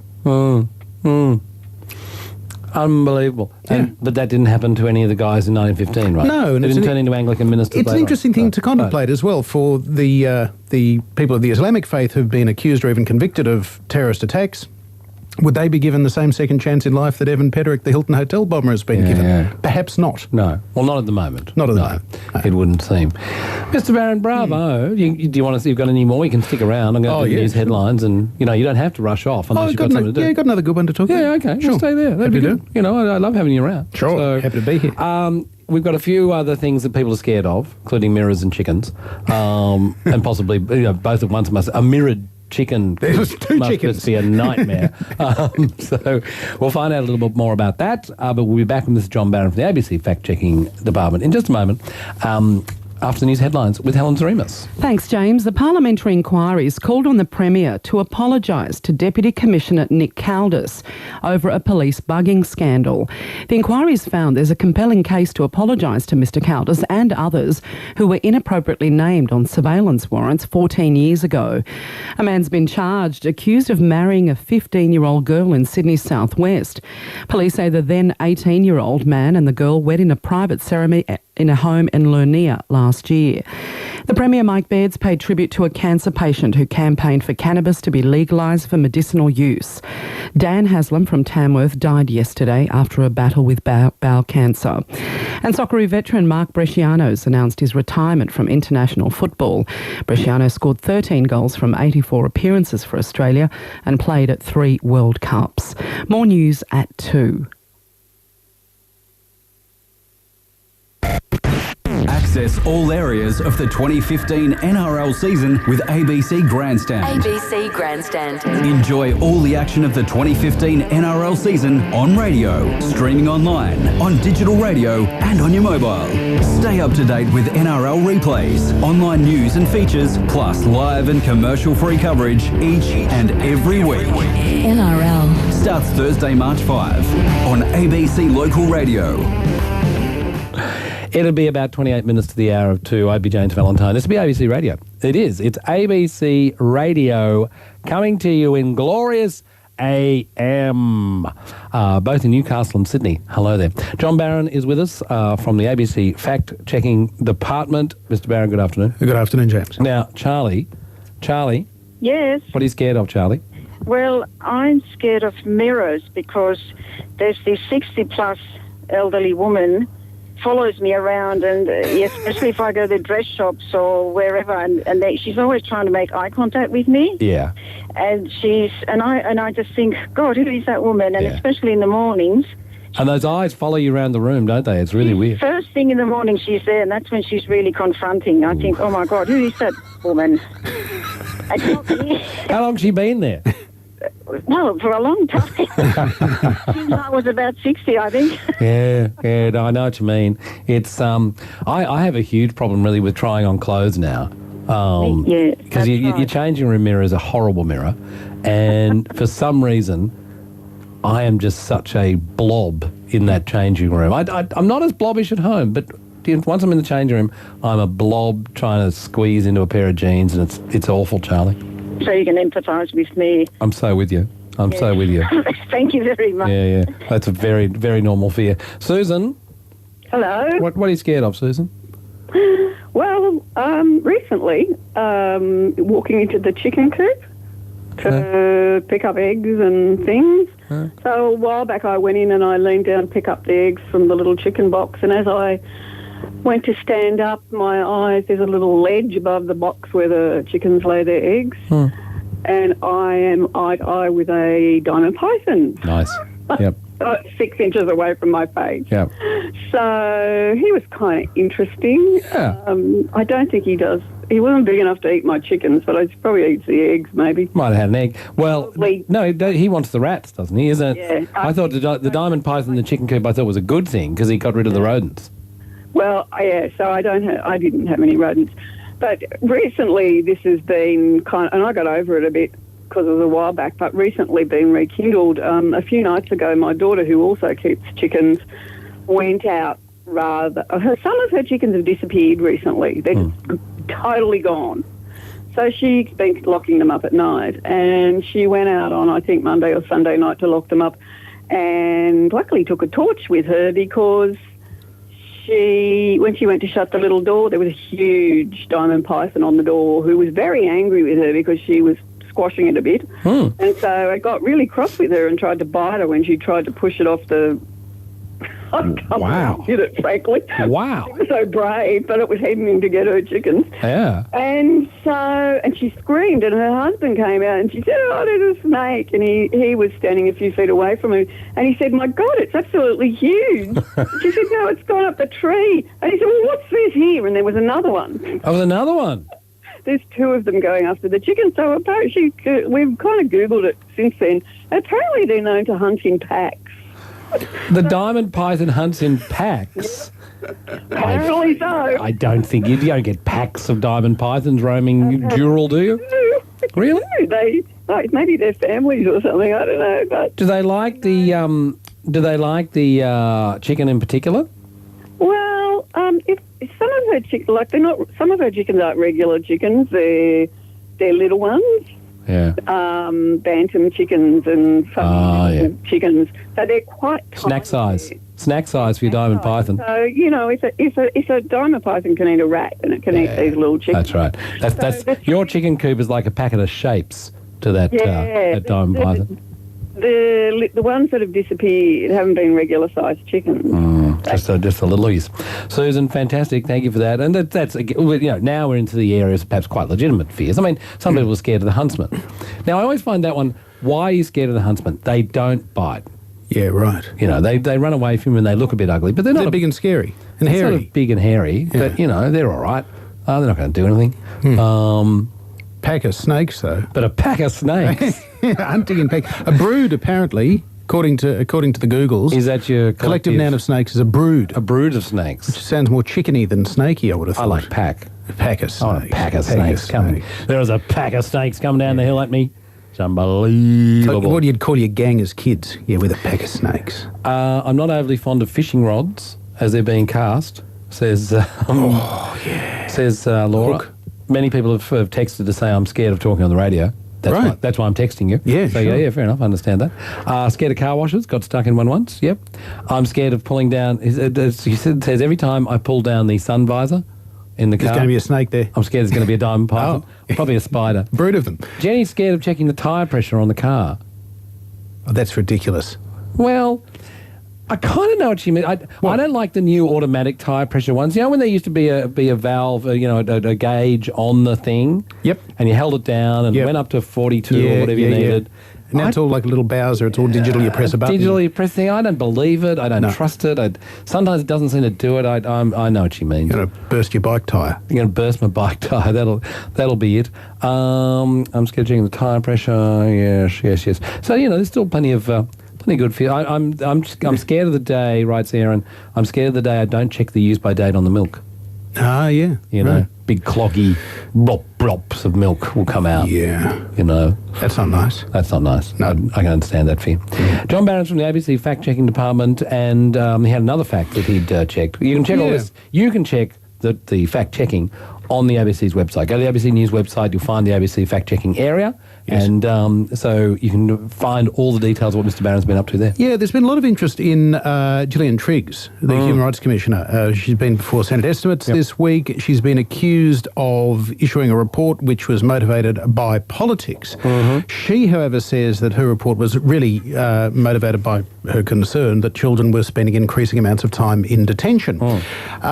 And at issue here, James, is that the Abbott government says that you started doing this report in early 2014 on our watch, when there were substantially fewer children or people in detention than there'd been under Labor's watch.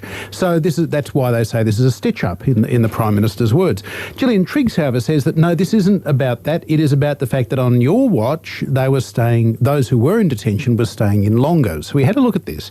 But didn't she also, in estimates yesterday, she was saying, no, it covers both periods. We covered Labor, covered Liberal. Well, in terms of the comparative lengths of time, and they measure the amount of time that you spend in detention as, very broadly, less than 3 months or greater than 3 months. Right. And a lot of the data from the Immigration Department seems, I think it's fair to say, sort of deliberately vague. So it's a little bit difficult. But what we can say, and this is where it comes down to kind of a bit of a philosophical question, is it better to have 2,000 people in detention for 2 months each, or 200 people in detention for 6 months each? So the difference between the two was that under Labor, because there were so many people still arriving prior to Kevin Rudd's so-called PNG solution, where everyone was told if you arrive in Australia by boat, you will never be resettled here. Even if you're found to be a refugee, you'll be sent to PNG or somewhere else. Right. And that, quote, took the sugar off the table. But at that time, there were literally thousands arriving. And that's why there was this fast churn through immigration detention, because they just didn't have the space for them. Right. So your average time in detention was actually reasonably low, certainly less than 3 months in most cases.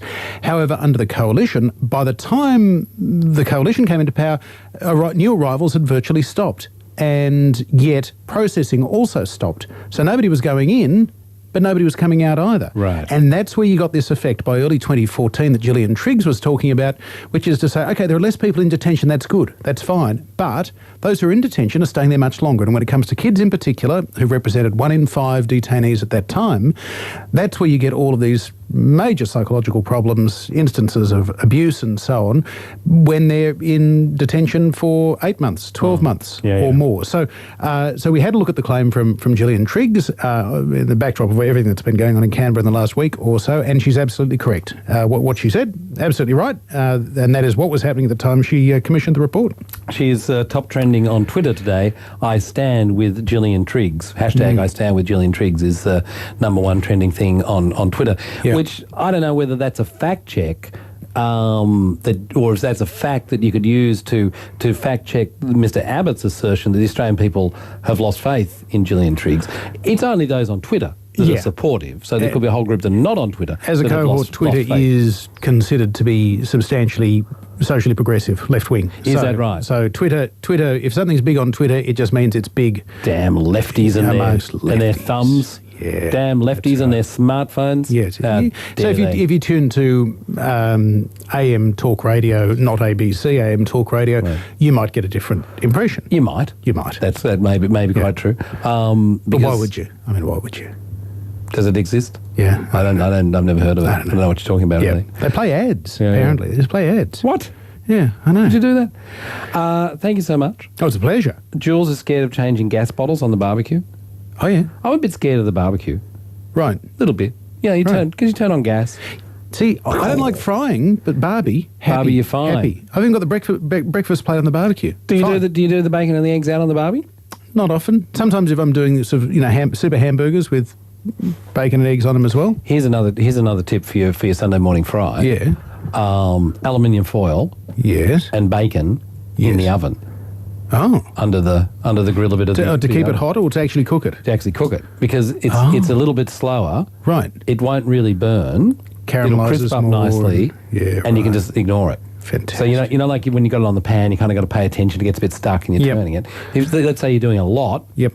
Use the oven. You can forget about it. Then you go and do your eggs and your toast and all that sort of stuff. When you come back, there's the bacon. It's absolutely I might even forget the eggs and the toast because they're really just bacon delivery devices for me. It's all about the bacon. Well, you could try that. Yeah. Nice. Thank you so much. Oh, thank you. Lovely to talk to you. I'll see you again. Is this a weekly thing now? I hope so. I know we should check off air, but you mentioned at some point that you weren't sure that you were actually employed. Yeah. That's right. It's a week-by-week proposition. It is a little bit that way around here at the moment, isn't it? Yes. We did come up in Senate estimates again last night, so I haven't checked the Hansard Oh, yet. okay. It takes them a couple of days to put it up on Hansard. So let's just go week by week as all departments are at the ABC at the moment. Yep. Apparently John Barron might be back next week. Yeah.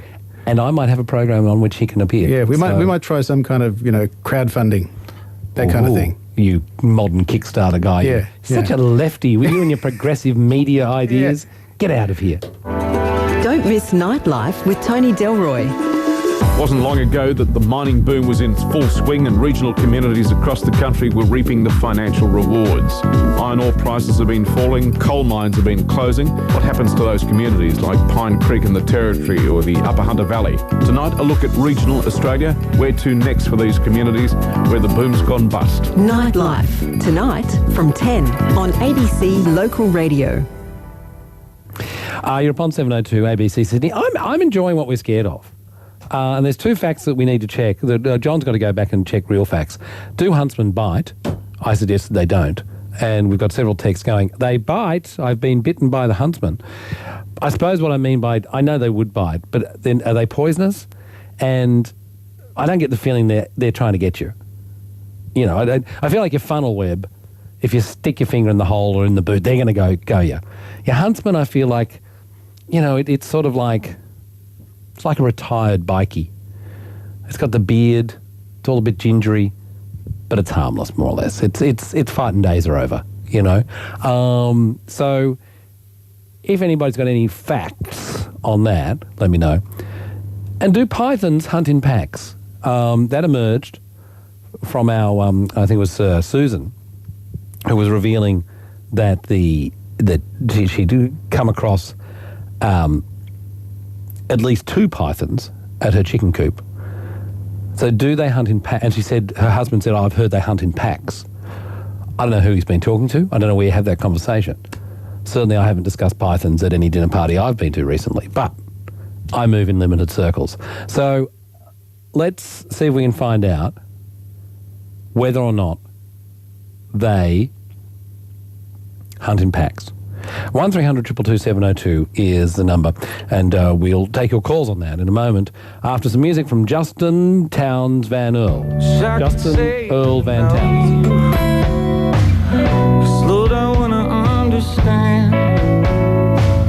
Need you to know there's nothing I want more in this world as a man. There's none greater than time. No one knows better than you. Sometimes I wonder if you realize who you're talking to.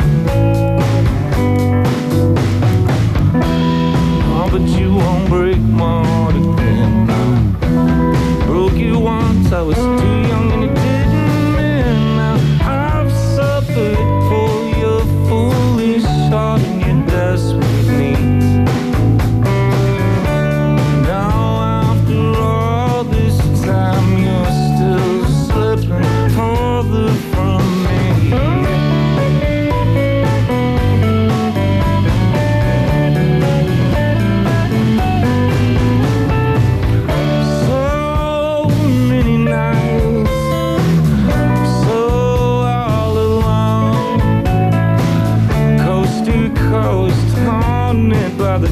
ghosts of a child's hopes.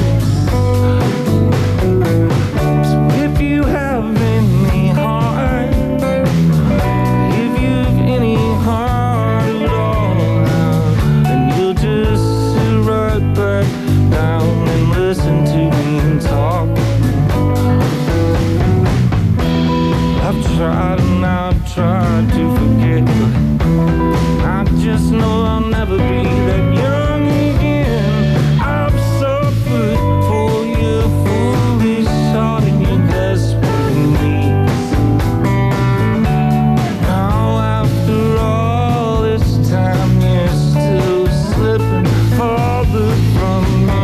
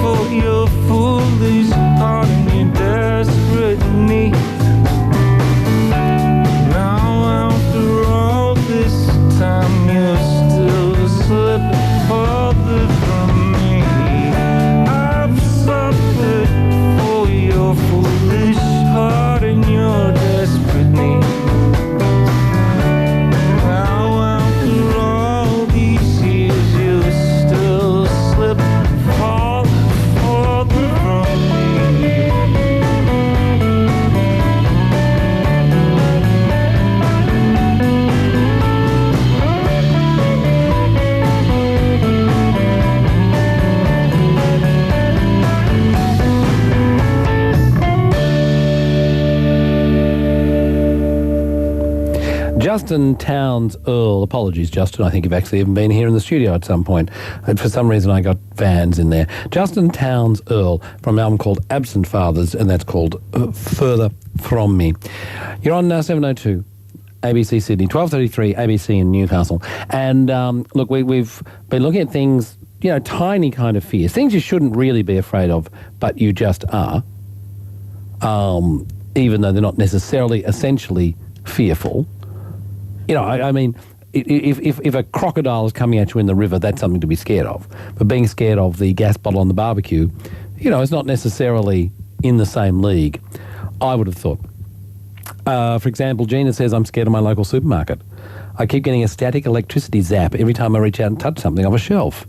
It's strange, as I live on a farm where we have electric fencing, and getting a belt off a fence is far worse.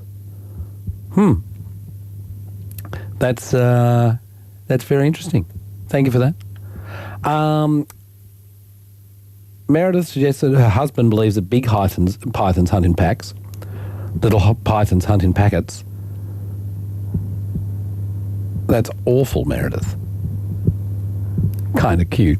Little pythons in packets. Like jelly snakes. I'm terrified when someone puts on reversing lights and starts to reverse as you're passing behind them. Well, yeah, that's true. That's true. Pack of snakes. Roden.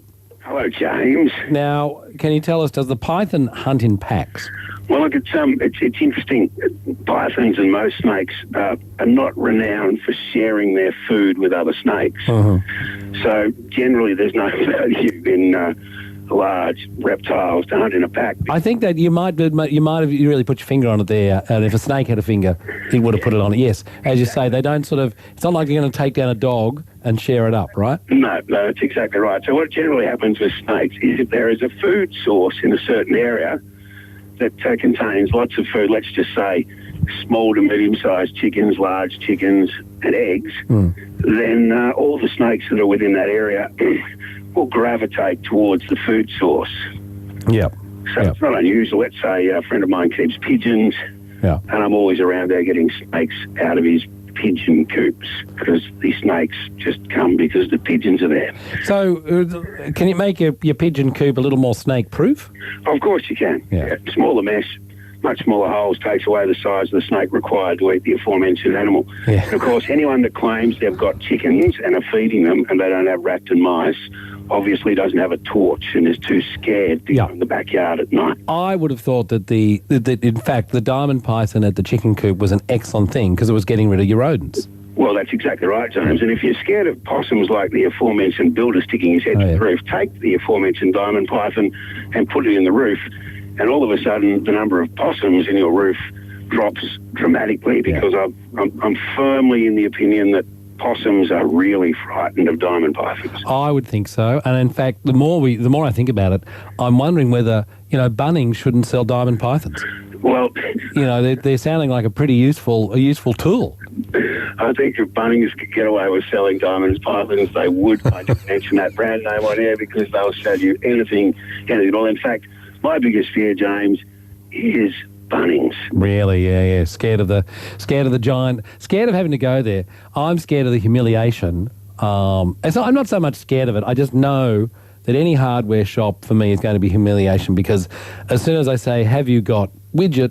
they'll go, "Do you mean a 7mm widget?" I'll go, "I don't know. I don't know. I have no idea now.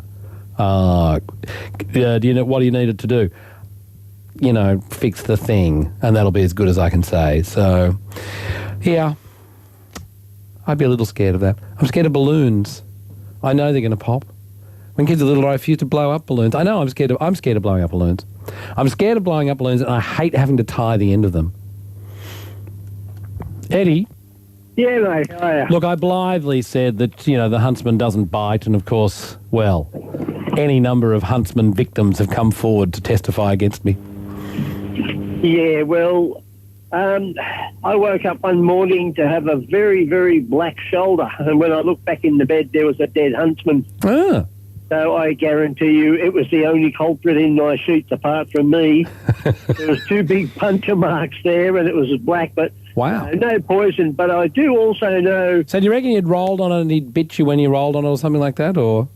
No, I'd say so, but I do know as a fact because I'm a person that, as a youngster, me and my sister, we used to play with spiders in a glass, like a big fish tank thing to catch spiders and put them in. And even back them days, we didn't even know it, but we were playing with funnel webs that hadn't really even been sort of, they weren't known, if you know what I mean. Right.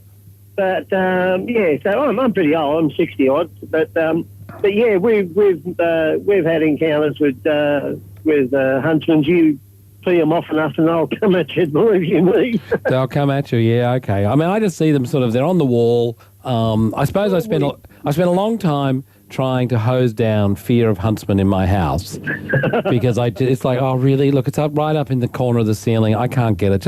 It'll just go away. It's not going to do anything, I have a rule in my house: if it moves and it's not me, it's dead.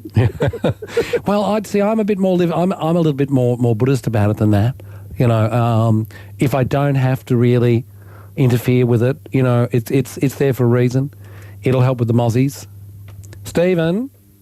Yes, hi James. I had to actually read up on huntsmen a little bit. I've got one living in my kitchen. He's huge, and he's been living there for probably as long as I've been living in there. Oh, that's nice. See, I like that. It's nice to have a flatmate, but a friend of mine from overseas absolutely packed total death when she saw it for the first time, and I had to do a bit of research to prove to her, A, they weren't poisonous, but yes, they'll bite, and to sort of ram home that point, I had a long pair of barbecue tongs and, aggravated him a little bit, and up went the front legs, etc. Yeah. But other stuff I've read too tells me that because they are a bit of a scavenger, they don't necessarily hunt living things and kill them, but they'll eat dead, dying things. Right. They can get a bit of bacteria around the mouth and you can get a nasty infection from their bite. Yep. I think there's been a few people suggesting that as well. So I do apologise for my erroneous assertion that the huntsman wouldn't bite you. I suppose I meant, that they're not really coming for you, and they'll tend to keep out of your way. But yes, they can bite you. You can be infected by the bacteria there. I'm in a house riddled with spiders at the moment. We've got spider webs everywhere, and I find it a bit I feel like I'm living in a David Attenborough documentary, because you see them You see them actually, weaving the web. You see them scuttling across to grab an insect. I kind of quite enjoy it. Kevin? Hello. Snakes in a car. James, all this talk of spiders and snakes, I don't think people are going to sleep all that well tonight. No. A friend of mine, actually, talking about carpet python, was driving into town into, I think it was Coffs Harbour, and out of one of the interior holes of his old four-wheel drive that had no top on it or anything comes a carpet snake straight at him. So he's had to grab hold of the blasted thing, and he's driving through the middle of town, and he's had to try and find a park while he got hold of this snake. Eventually he's found one, but he's had to let it go back into his car so that it would get out when he got back home. So he let it go back into the car? Yes. And then just drove... Why didn't he... he wasn't able to get it out of the car? Well, he had hold of it, but it was still wrapped around. So he's just let go of it. He got out of the car. And the snake's gone back into the car. So he's left it there. That is very impressive. Michael? Hi, James. How big was your huntsman? Bigger than a bread and butter plate. Bigger than a bread and butter plate?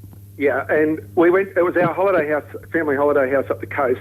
We chased it around for about half an hour because the kids wouldn't go in.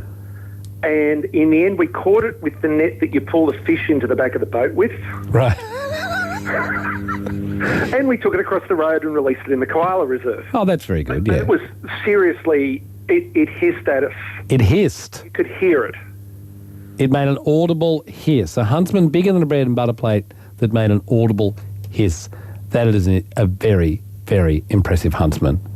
Excellent stories. Thank you so much for sharing them for us. I feel a lot less fearful now. A very good afternoon if you're joining us from around New South Wales. My name's James Valentine. This is the afternoon radio program. Lovely to have you with us today. Lovely to be with you. I hope you enjoy what we offer in the next hour. We've got What's the Form coming up very, very soon. We'll be looking at issues of etiquette and manners. You can share you can tell us what you'd like us to decide on this afternoon. 1300 222 702 is the What's the Form line. Give us a yell and join in on What's the Form after the news at 2 here on ABC Radio across the great state of New South Wales. Runs in and bowls again, pitching up and drives him through the covers. Hi, I'm Jim Maxwell. For the latest cricket results and stories, or to find out where and when to listen, visit ABC Grandstand online.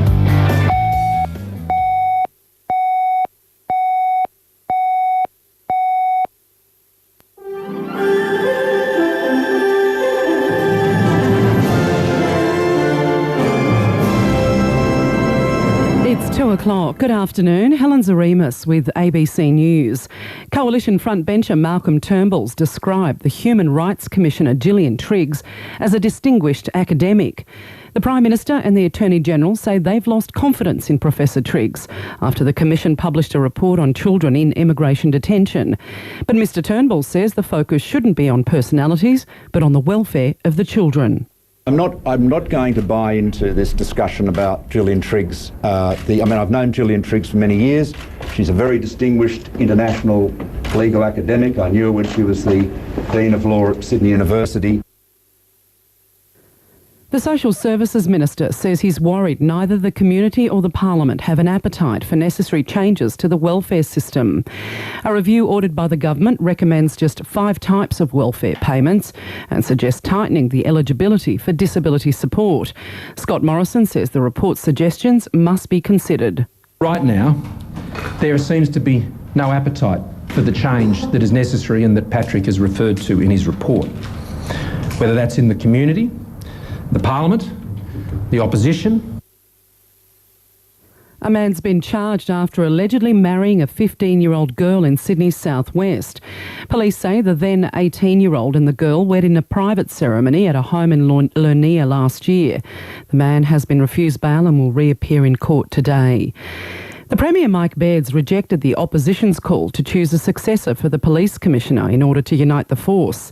There have been long-running tensions between two potential rivals for the job, Deputy Commissioners Catherine Byrne and Nick Caldis, because of a police bugging scandal more than a decade ago. A parliamentary inquiry has recommended the government demonstrate the pair can still work together.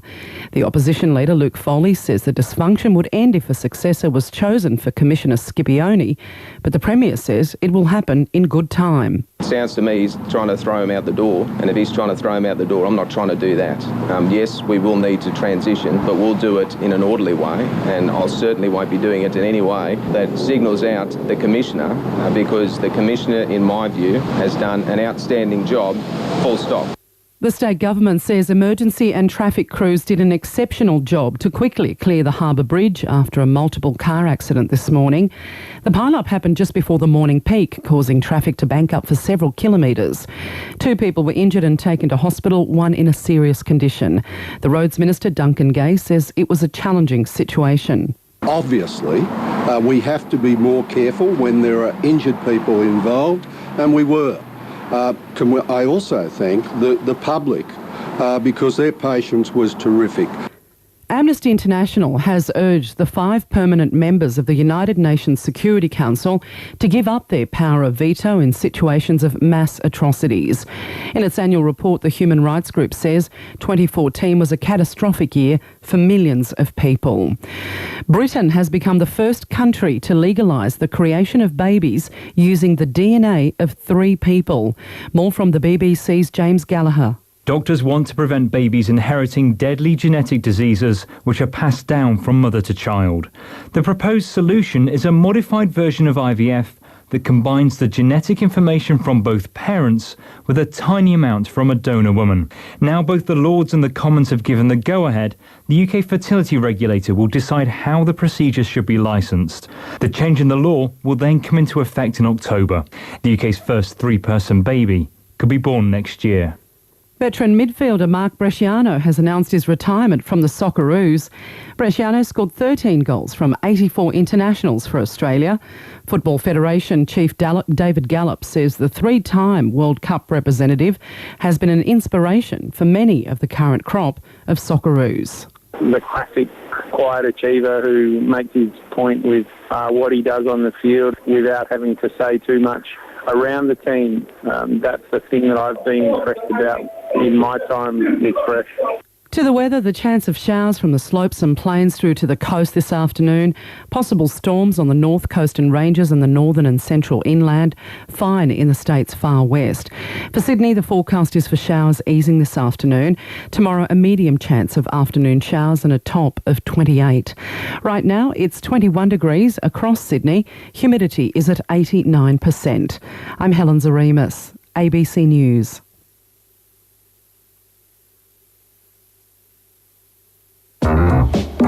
Afternoons with James Valentine on 702 ABC Sydney and ABC New South Wales.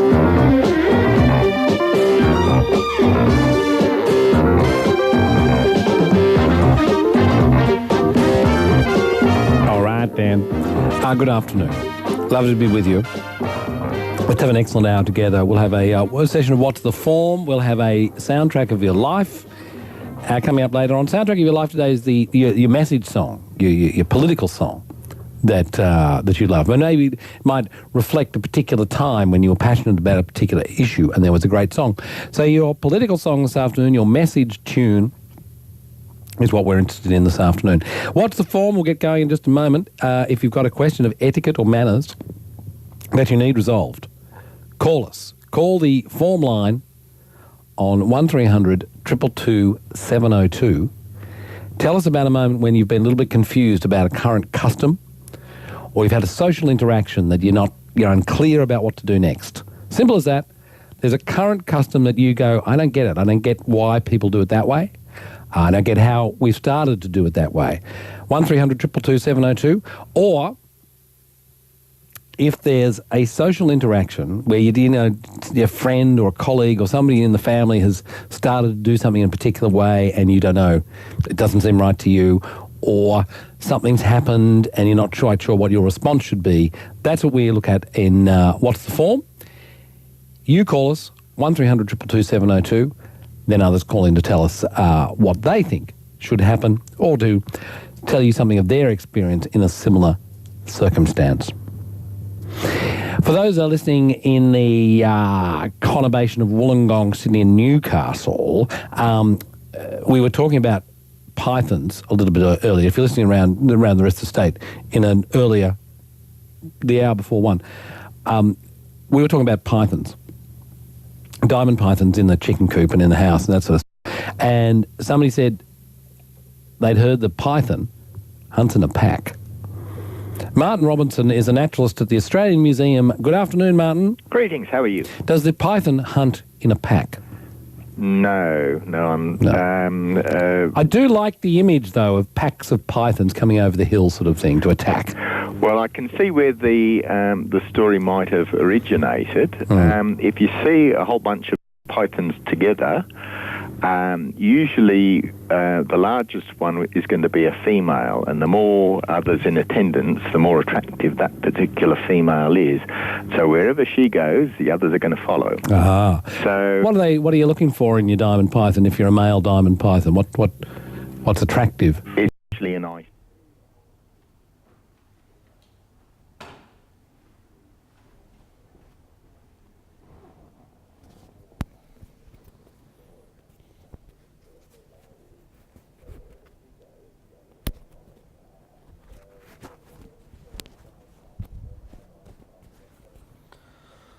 Okay, we're just here in the Gigabit city, and we're just looking at doing a bit of an audio test. I've put the lapel mic on. As you can see, it's very, very wet outside, and it's nice and dry in here, but I'm just simply doing a little bit of a test to see how that might actually come up on the stream. So I appreciate your help, and I'm just going to grab my remote control, and I'm just going to see whether I need to boost any of that or not. Won't be 1 second.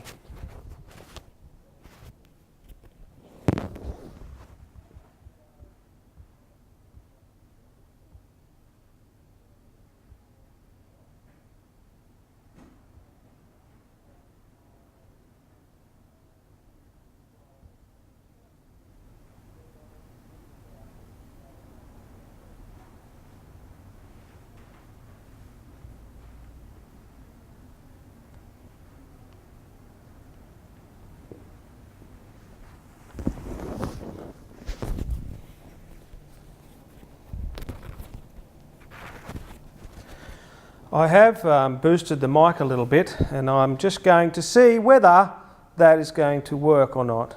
So I'm just doing another small test, turning up the actual TV, and just seeing if that works. So I'm just going to listen to myself now on the delay. I have boosted the mic a little bit, and I'm just going to see whether that is going to work or not. So I'm just doing another small test, turning up the actual TV, and just seeing if that works. So I'm just going to listen to myself now on the delay. Yeah, the boost. Boosted the mic a little bit, and I'm just going to see whether that is going to work or not. So I'm just doing another small test, turning up the actual TV. And just seeing if that works. So I'm just going to listen to myself now on the delay. Yeah, the boost.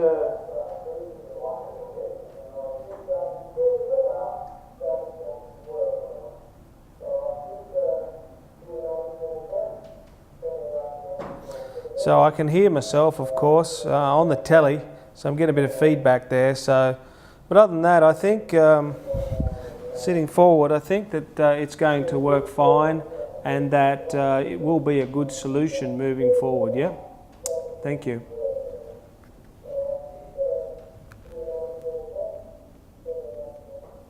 So I can hear myself, of course, on the telly, so I'm getting a bit of feedback there. So, but other than that, I think sitting forward, I think that it's going to work fine and that it will be a good solution moving forward, yeah?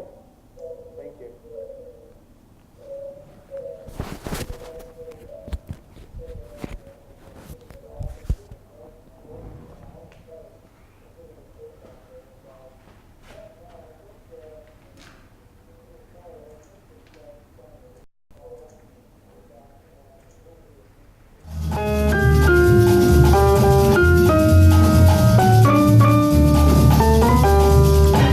Wherever you might be in the world, how to behave is a central question. What is the custom? So we try to investigate the local customs of New South Wales by inviting you to pose questions about customs that you need to question. So call 1300 222 702. If there's a particular custom you find intriguing, if there's a particular way of behaving that you're not quite sure is correct or not correct, if there's a way in which things have evolved and new behaviours have developed, and you're thinking, I don't know about that one. That just seems to be odd or not right or makes me feel uncomfortable, or I can see it's making other people uncomfortable. So it's all those sort of things that we think of as etiquette and manners and protocol and form is what we investigate here. So if you've got a question, call us now on 1300 222 702. We can also consider it on a more intimate level. There may be an interaction, a social interaction where you're a bit confused. You know what you should be doing. You don't know how to respond to what's been going on. So 1300 222 702 is the number. What's the form is in session now.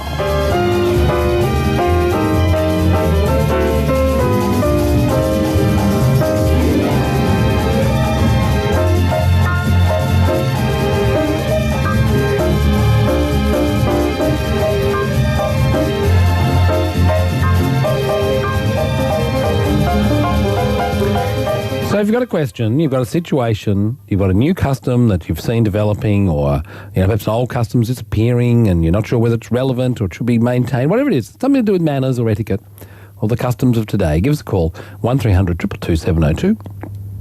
Or if something's happening with your friend or your family member, they've been behaving a little oddly, then let us know what the situation is. Then we open it up to everybody else to comment on what you've raised. Neil? What happened to Neil? Let me see if he's there. Neil? Nope. Haven't got him. Simon? Hi, how are you? Good. What's the question, Simon? Yeah, I'm just wondering about the etiquette around sort of the kiss when you meet someone, but more specifically in a business setting, because recently I bumped into someone the other day who's I've done some work with when I was at their company, and she sort of leant across in the lift to give me a big kiss, but then I sort of didn't think that would happen at all, so I didn't do anything. So she sort of went halfway across the lift and I stood still. It all seemed a bit awkward. Right. So I wasn't quite sure, how do you spot the signs? More in a business relationship? Yeah. And so was this someone you hadn't seen them for a while, or? I hadn't seen them for a while. So, hey, how you doing? She went to say good day. Yeah. And sort of leaned over for a kiss, but I just wouldn't have thought, that would have been on as such. Yeah, look, I think everybody finds this a bit confusing. Yeah. What about people where you've ended up having a friendship or some social interaction outside of work, but then you find yourself in the work context? Yeah, well, I think then you would, because, you're a bit more, you're aware of what would happen. But I've had it happen before as well, and another girl, I only met her once, and next time she saw me, gave me a big kiss. I only met her in a meeting in an office. Oh. And I jumped back, I think, accidentally. And since then, they've had nothing to do with me work-wise since then. Really? Yeah. So do you feel as though did you actually offend them, you think? Maybe, yeah. She wouldn't respond to any emails, and a few people said, ooh, that was a bit weird. But, I just wouldn't have expected. I only met her once. Yeah. So am I missing something? So do you feel as though, I suppose the question here is, if someone initiates it, should you really go through with it? Yeah, and how do you sort of see that initiation might be on the cards? Because you almost need to pre-read it. Well, someone's halfway across the lift towards you. I would have thought, by that point, you had the impression it was happening. Yeah, but by then it was too late. You'd already by then indicated that I'm not up for this. Yeah, I think you need to move together, don't you? Need to move together. As soon as someone initiates it, you're going to have to go with it. Yeah, but I just missed it until it was too late. That's my point. There's a sign that I'm not quite picking up on, because in my mind I'm thinking, well, there was no reason why you would initiate that. Yeah. And see, you also you don't want to indicate by any of your body language that you're up for it. No, I just wouldn't be. I might sort of, you kiss your friends, people you spend a lot of time with, etc. But, a colleague or, a sort of not even a work colleague, a client, maybe you wouldn't, it doesn't, until you've known for a really long time. Yeah. No, that's we have looked at this every now and again. I want to narrow this down, I think, today to Simon, is should the custom be, whether you like it or not, if someone else initiates it, you're going to have to go for it? Yeah, I guess so. But then I just feel it would have been awkward. It was too late to regather. I know, it's very hard to regather. I'm interested in the fact that at least once when you rejected it, it seems to have had, not a good outcome. What do you think of this rule? If someone initiates the kiss in the business context, perhaps in the social context, you got to go for it. 1300 222 702 is our number. John? How you going? Good. What do you need to investigate? I was just thinking, I wish I had $1 for every cue I missed. Yes. Anyway, it's another story. Ties, the wearing of ties. My wife and I have a running discussion about whether I should continue to wear ties for business meetings or whether I should not wear a tie for business meetings. Yep. So I'm sort of a bit the old school, the tie gives you that sort of authority, professional look, and she's going, no, you don't need that. It's all cool these days. Just rock up and, you don't need to put on a special performance clothes-wise for anybody. Well, it is interesting, isn't it? Because maybe the tie can also these days make you look a bit formal and old-fashioned. Well, that's the dilemma. Yeah. That's the conundrum I'm stuck on. What do I do? What kind of business meeting are you heading to? Oh, it's a one-to-one. It's just a consultative meeting between myself and a business owner. Right. And so basically it's like, for the... And are you touting for business as such, or have you already... Absolutely, yeah. Right. So you're going in to sell yourself? Yes. Right. And you want to wear a tie?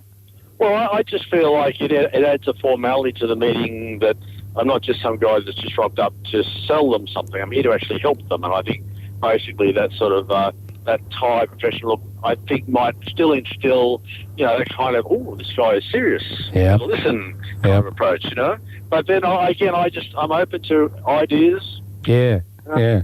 Well, that's right. That's why I wonder whether the tie now indicates sort of an over-formality. Like, would there be as many people that go, he was a bit stuffy, he had the tie on?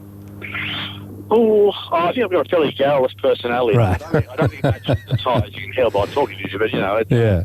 But it's just more like, I just don't know whether I'm sort of behind the times or I'm still clinging on to an idea that could be still good. No, I think that's great, and a nice framing of that question.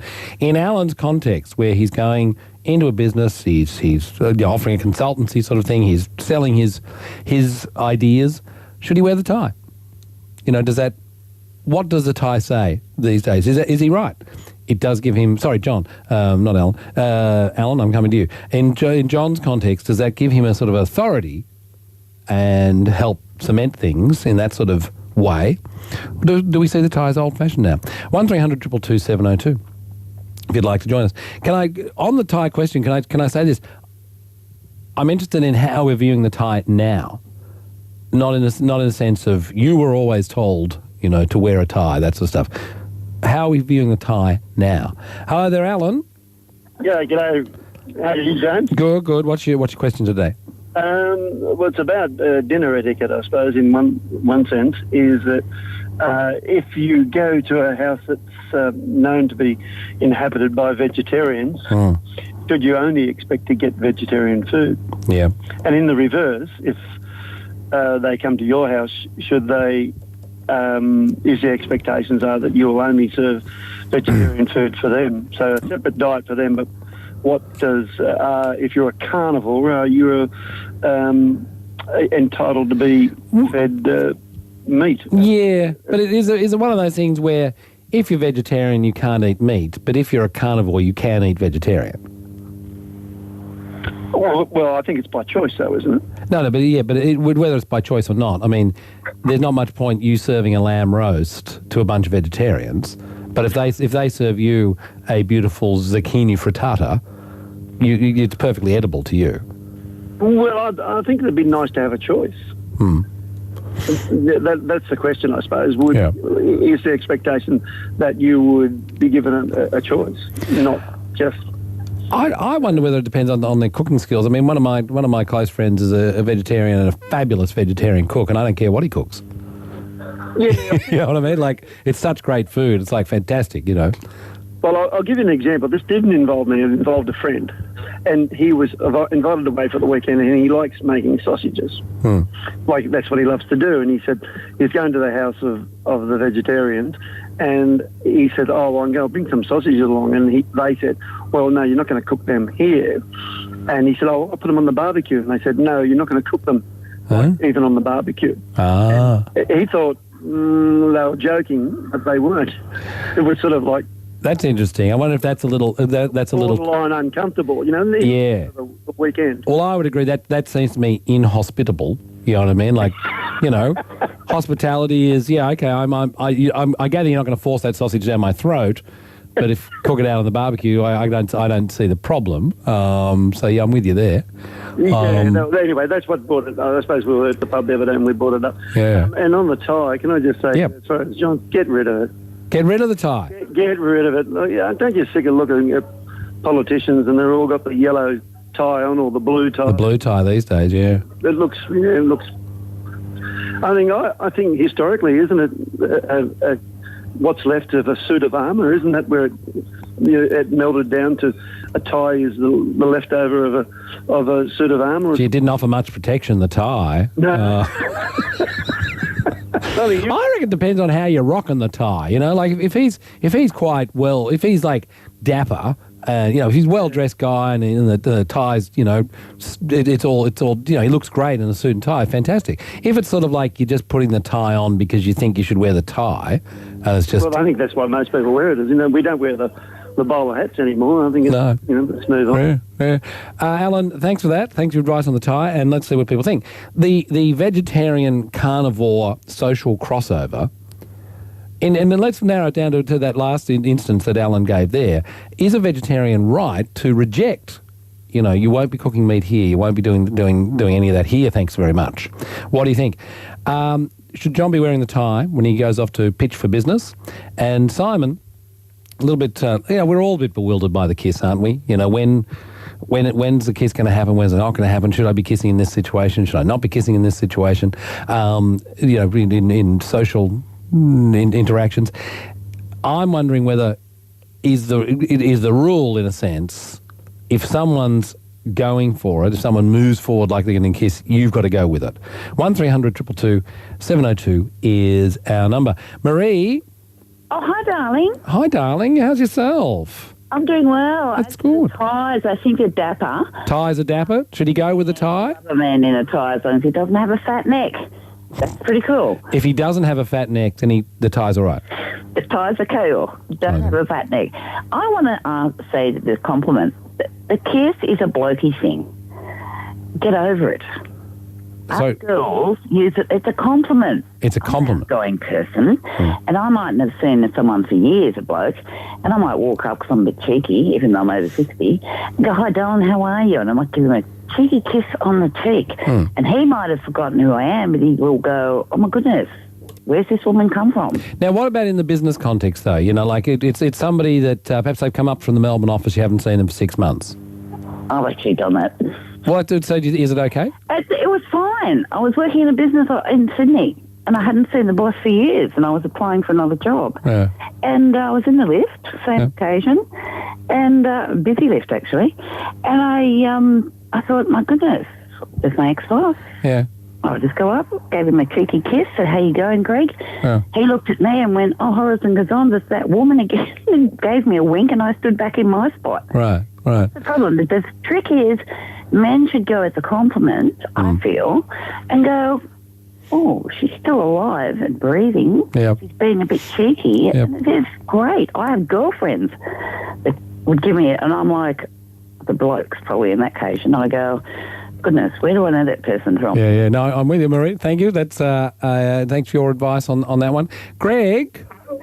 James, within the next 5 minutes, I have an appointment to see a new client, and I don't have a tie on. And so, how long have you not been wearing a tie to that kind of meeting? Well, James, I think most probably over the last 12 months, I've developed not to wear a tie. Prior to that, I used to wear a suit and a tie to every business meeting I went to, and I found now it's a lot more less constricting not to wear a tie, and I feel more comfortable. How do you think people read the tie then? Why do you feel as though if you were wearing the tie to this meeting you've got coming up in 5 minutes' time, do you think that's sending too formal a message? Is that the question?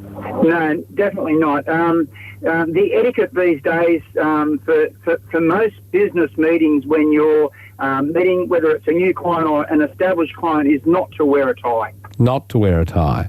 Correct. Are you sure of that one? How do you know that you're not about to walk into somewhere where he's a little bit old school? He's a bit surprised you haven't turned up wearing the tie, if it's a he that you're going to meet. Well, I must probably do maybe 6 to 7, maybe 8 meetings a week. Every meeting I go to, the people that I talk to never wear ties. The people in the offices that I visit, obviously the men never wear ties. So I feel it's a custom that's most probably slowly dying. Yep. No, thanks for that. Nice to hear from you. Mustafa?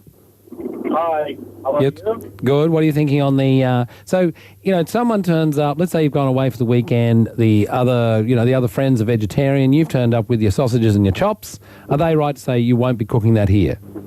I think it's called vegetarian by the religion. They got the right to reject. But if it is by choice, then they wouldn't reject it. Yeah, that's interesting. So if it's by religion, you got a right to reject it. But they're not making you eat it. They're just cooking it for themselves. So yeah, it doesn't matter because they're cooking there, and they believe that they should not have anything mixed as far as the animal with their food. Right. So if it's their barbecue, I wouldn't. If it was me, I wouldn't let them cook. Yep. No, fair enough. I'm a vegetarian. Kate's right. I'm a vegetarian because I abhor animal cruelty, and meat is the epitome of animal cruelty to me and most vegetarians. That's why I wouldn't want someone cooking meat in my barbecue or in my house. The objection to the killing of animals is at the crux of the issue you're discussing. Yeah, but that's you. I'm not of that mind, Kath. So why is it that your view prevails here? I'm not going to make you eat it. But is our friendship now affected? Can vegetarians only be friends with other vegetarians now? Well, they can't eat. If you're a vegetarian, can you not eat in a place where there's meat? Is that, to me that seems too rigid to me. Craig, what do you think on the tie? G'day, James. Got to wear the tie. Got to wear the tie. See, there's the tie at the moment where it's polarised, right? Yeah. Why does he have to wear the tie?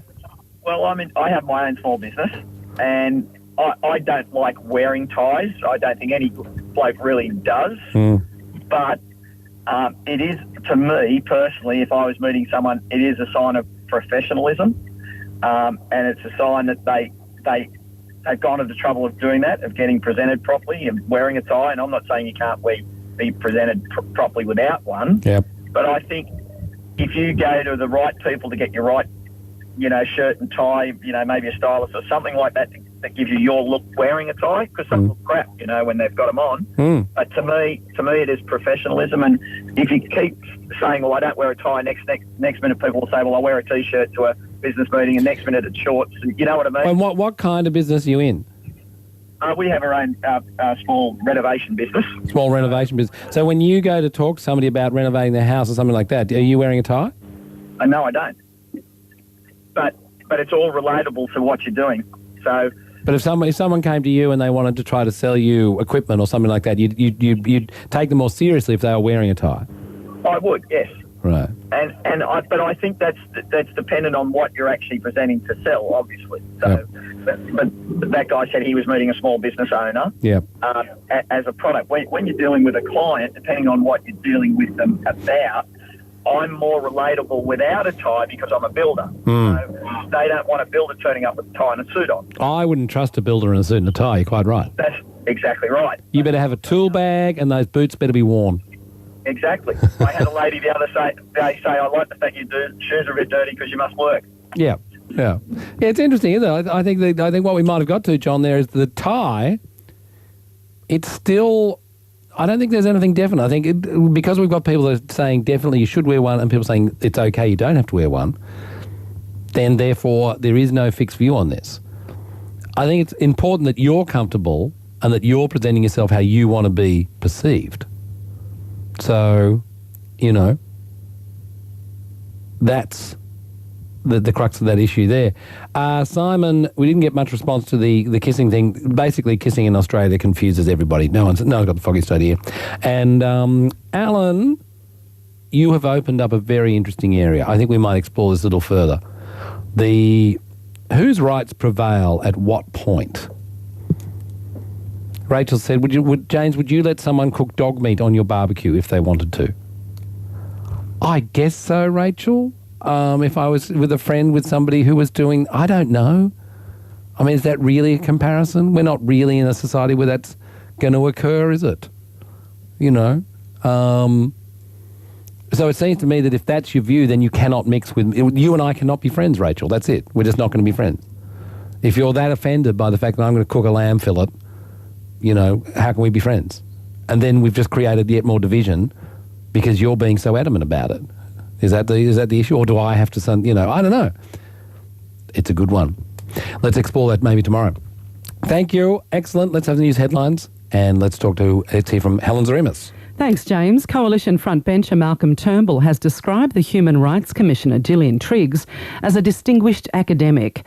The Prime Minister and Attorney General say they've lost confidence in Professor Triggs after the Commission published a report on children in immigration detention. A former teacher at Sydney's Knox Grammar says there was no talk of contacting police when he admitted showing pornography to students.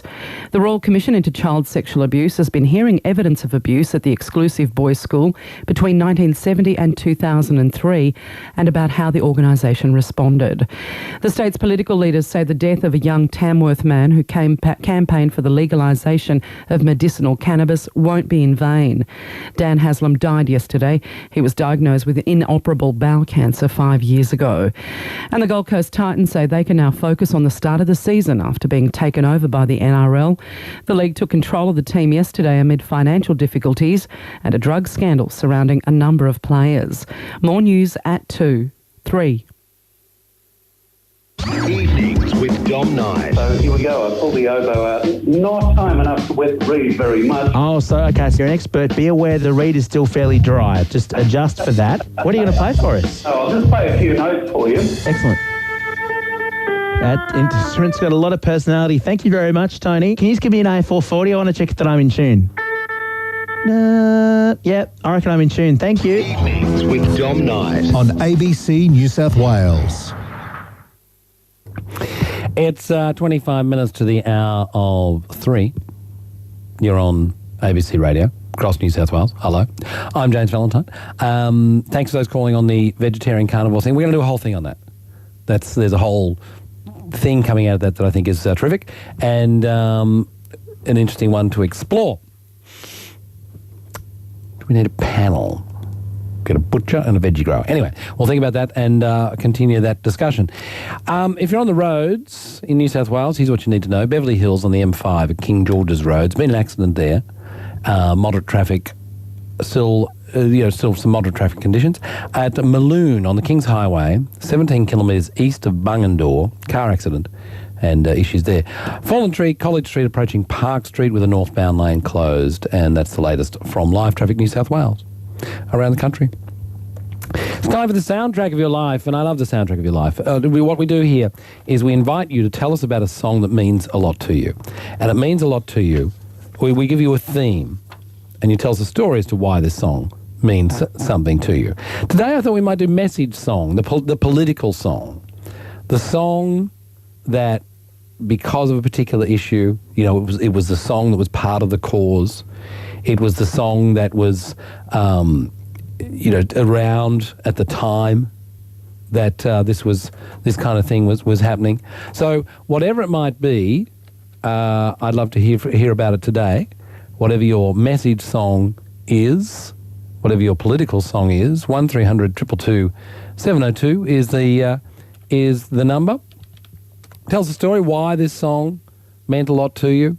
What was the times? What was happening that meant that this song meant a lot to you. So 1300 222 702 is our number if you've got a message song, a political song that you'd like to share with us. We'd love to hear about it.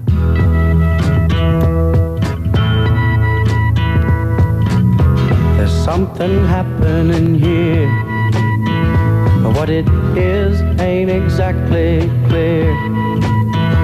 There's a man with a gun over there, telling me I got to beware. I think it's time we stop. Children, what's that sound? Everybody look what's going down.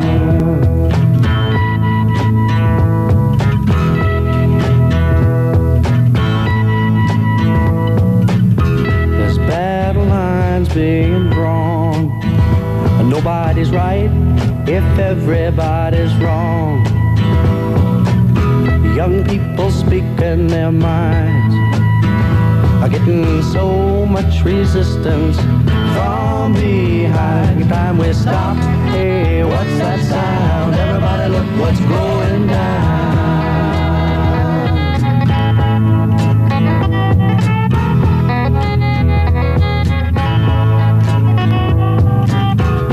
What a field day for the heat. 1,000 people in the street, singing songs and carrying signs, mostly say hooray for our side. It's time we stop. Hey, what's that sound? Everybody look what's going down. Yeah, Buffalo Springfield, Stephen Stills for what it's worth. 1300 222 702. What is your message song, your political song? What's the one that, perhaps you marched to this? Perhaps it meant a lot at the time because of a particular issue. Susie? Yes, hi. What's your political tune? My political tune is Universal Soldier by Donovan. Oh, yeah. And, back in the 60s, and I lived in Oxford, I was working in Oxford, and we used to prance up and down listening to that, waving our sunflowers for the American tourists and stuff. It was, I was saving the world.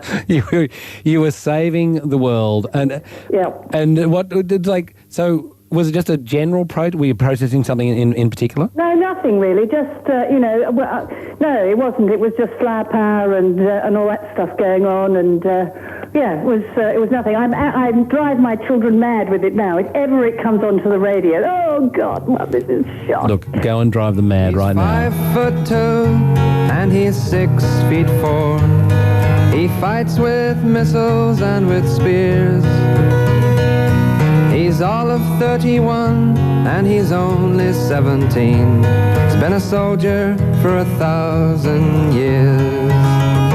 He's a Catholic, a Hindu, an atheist, a Jain, a Buddhist and a Baptist and a Jew. And he knows he shouldn't kill, and he knows he always will. Kill you for me, my friend, and me for you. And he's fighting for Canada, he's fighting for France, he's fighting for the USA. And he's fighting for the Russians, and he's fighting for Japan. And he thinks we'll put an end to war this way. And he's fighting for democracy, he's fighting for the Reds. He says it's for the peace of all.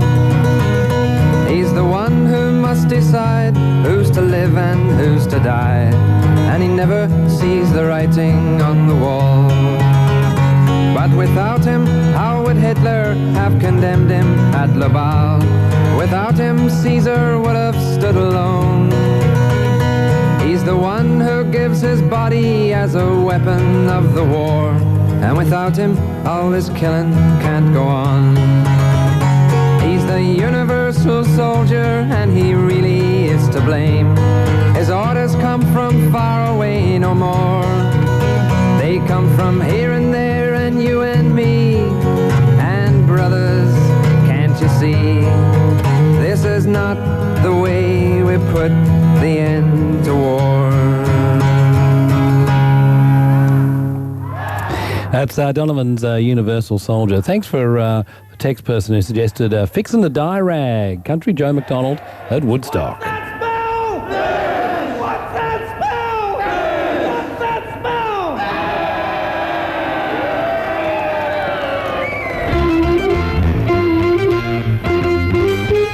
Yeah, come on, all of you big strong man. Uncle Sam needs your help again. He's got himself in a terrible jam.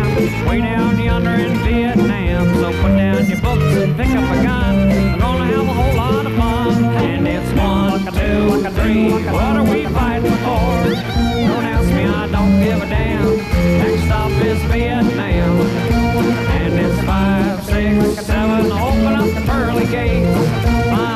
Ain't no time to wonder why we're all gonna die. Well, come on. Fixin' the Die Rag. I mean, let's, before we start to get the assumption that all of these songs were written in the 60s, Jackie. Yeah. Good on you. You've got a couple of good modern ones. Pink with Dear Mr. President, and the Dixie Chicks with, I think I had to look up the title, Not Ready to Make Nice. Right. And then why'd you pick these? When did you hear them? Well, the Pink one, Dear Mr. President, obviously when George Bush was president, and he was such a, the little the son. Yes, he was such an intelligent man, and there was the main thing that bothered me was the cocaine thing that had been buried, that he'd been charged with in the olden days and all of that. So when she mentioned that, I thought that was fantastic because nobody else seemed to be mentioning it. Just the whole just the whole thing. Let's pretend we're just two people and you're not better than me. I'd like to ask you some questions if we can speak honestly. What do you feel when you see all the homeless on the street? Who do you pray for at night before you go to sleep? What do you feel when you look in the mirror? Are you proud? How do you sleep while the rest of us cry? How do you dream when a mother has no chance to say goodbye? How do you walk with your head held high? Can you even look me in the eye and tell me why? That's Pink's Dear Mr. President. The other one that Jackie mentioned was Not Ready to Make Nice, which was the Dixie Chicks spoke out, I think, against George W. Bush. Got a huge outcry, a lot of reaction against them speaking out, and came back with Not Ready to Make Nice. They say time heals everything, but I'm still waiting.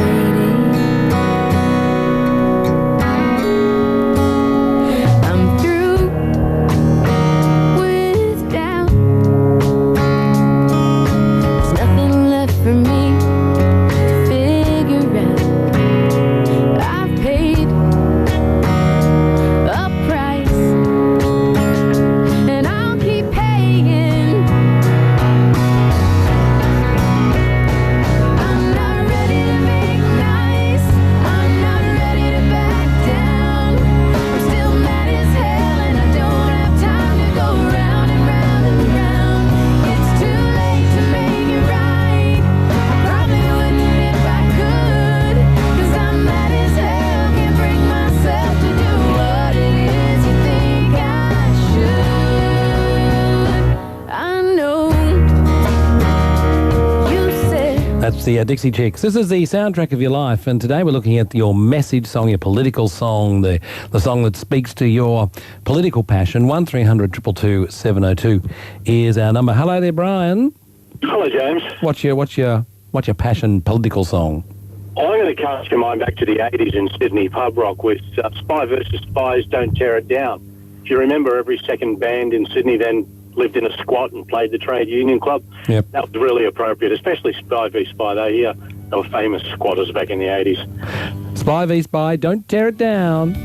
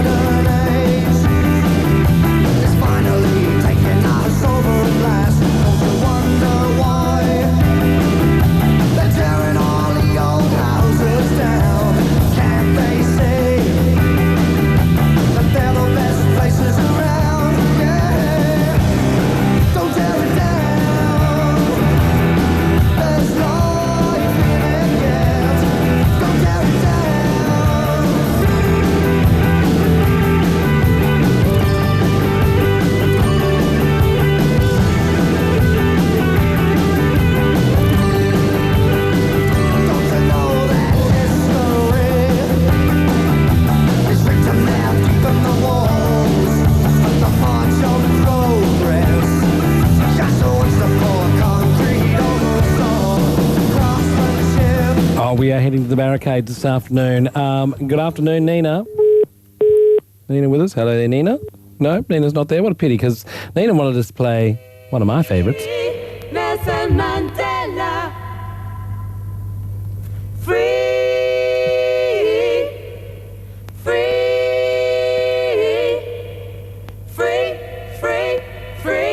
Nelson Mandela.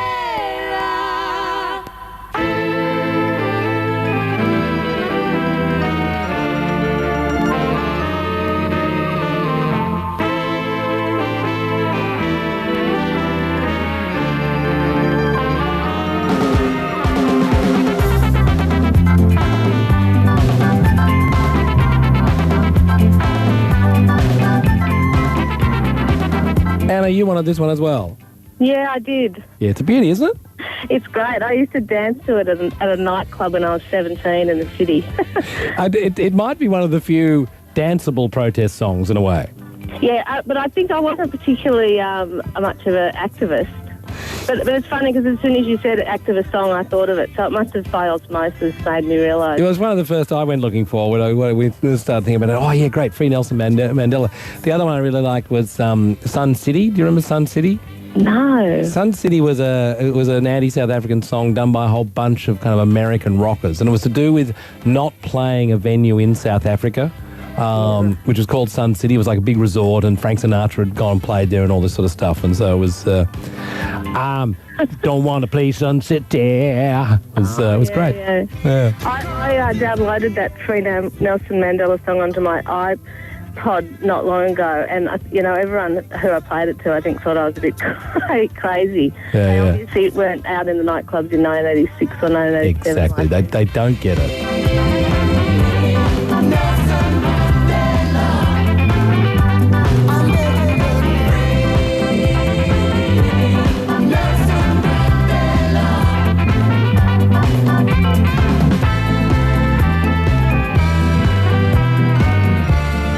Now, there's a couple of things we could predict here. One is that half the board would be Billy Bragg. The other half of the board would be Midnight Oil. Hello, Tanya. How are you? I'm exceptionally well, James. How are you? Good. What's your political anthem? What's your passion song? Well, it's definitely, I think Midnight Oil as being a girl of the 80s, and they had several anthems that I think Power and the Passion and Short Memory were ones that really talked about the political nature and foreign policy at the time. And did you go and see the Oils? Oh, absolutely. So I suppose, again, they were very good at being, these were danceable political songs. Well, Peter had a very particular dance style, but they were danceable, yeah. They were danceable. It's not like sitting there listening to a Dylan tune or Donovan's Universal Soldier or something like that. You can't dance to them. You could flail around the place to Short Memory. Short memory. The story of El Salvador, the silence of Hiroshima, destruction of Cambodia, short memory. Short memory, my fella.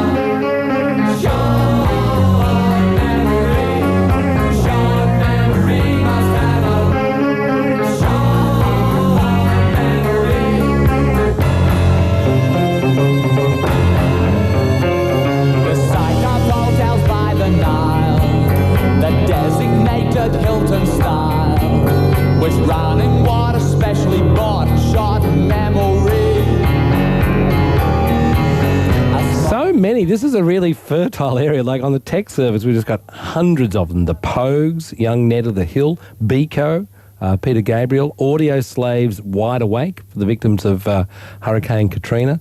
Any number of Billy Bragg tunes, Help Save the Youth of America. Tiny Tim sang a song Down Below by Irving Berlin that was banned during World War One. See, you can go right back. The Eve of Destruction by Barry Maguire. Sub City by Tracy Chapman. Richard. Where's Richard gone? Richard, you with us?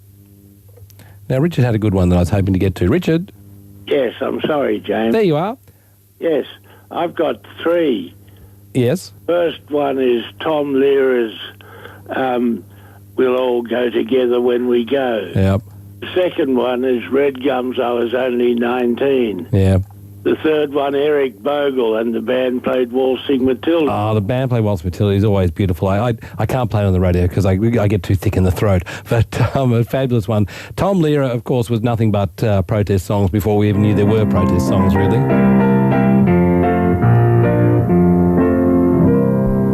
When you attend a funeral, it is sad to think that sooner or later those you love will do the same for you. And you may have thought it tragic, not to mention other adjectives, to think of all the weeping they will do. But don't you worry, no more ashes, no more sackcloth, and an armband made of black cloth will someday nevermore adorn a sleeve. For if the bomb that drops on you gets your friends and neighbors too, there'll be nobody left behind to grieve, and we will all go together when we go. What a comforting fact that is to know. Universal bereavement, an inspiring achievement. Yes, we all will go together when we go. Yeah, fantastic. Look, can I give a special mention to this one? Billie Holiday's Strange Fruit, performed here by Nina Simone. I heard a fantastic story about this, the performance of this song, where club owners would come and tell her not to play it, demand that she not sing it. Here she was, a jazz singer, barely allowed into the venues, and she's standing up there singing about lynchings in Southern America. Black bodies swinging in the southern breeze.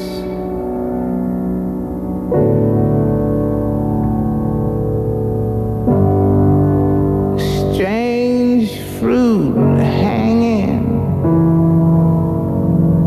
from the poplar trees. Yeah, one of the most searing songs ever.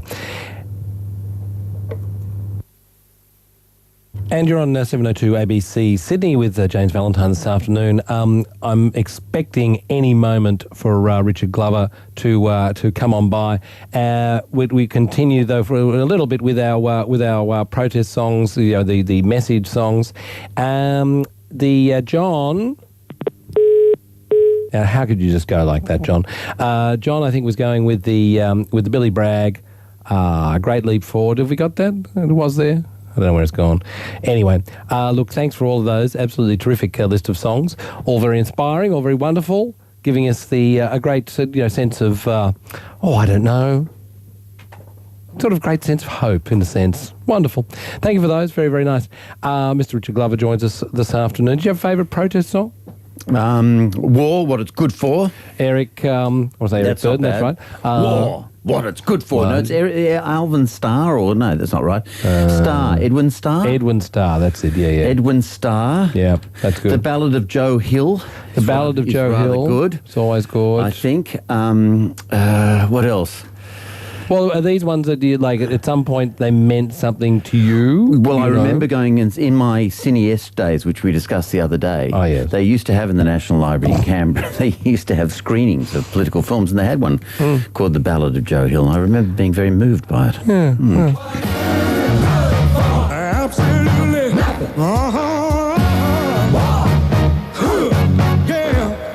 What is good for? Absolutely. Say it again, y'all. You can almost see him, can't you? And I'm imagining a sheepskin jacket, with sort of fluffy around the wrist and a big sort of fluff on the chest. Oh, yeah, the big sort of embossed, yeah. Yeah, probably no shirt on. Yeah. Now, sandalwood, I think. Sandalwood beads. Nice. A lot of chest hair, flares with some peace symbols on them. Yeah. Now, Did you ever put a peace symbol around your neck yourself? No, but I did have some sandalwood beads. Nice.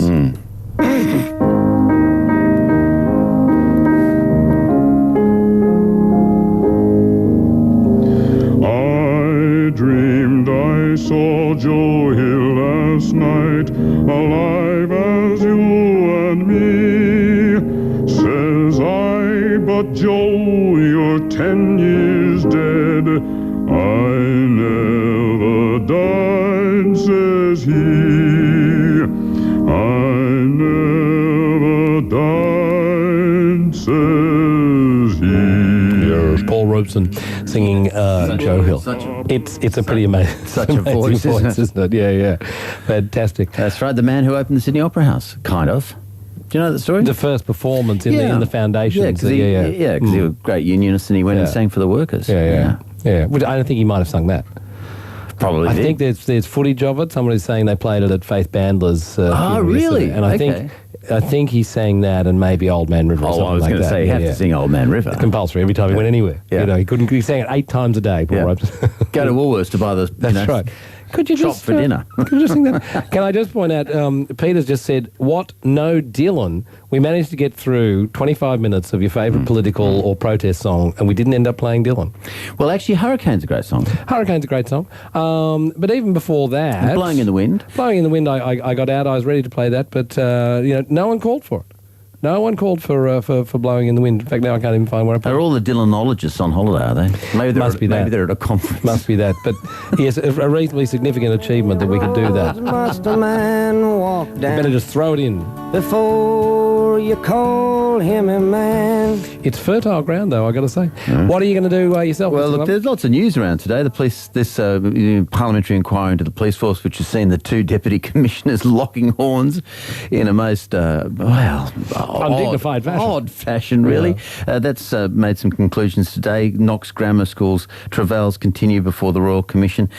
We've got a terrific Self-Improvement Wednesday on the House of the Future and what it looked like in 1950 when it was put on display in Sydney Town Hall. It's a lovely little trip into the past, among many other things. Right, fantastic. That's Mr. Richard Glover. He'll be with you after the news at 3 here on 702 ABC Sydney. Hi, this is Jonathan Agnew from BBC 5 Live Sports Extra. Join me for live and commercial-free coverage of the Cricket World Cup with ABC Grandstand. For broadcast details, visit abc.net.au/Cricket World Cup.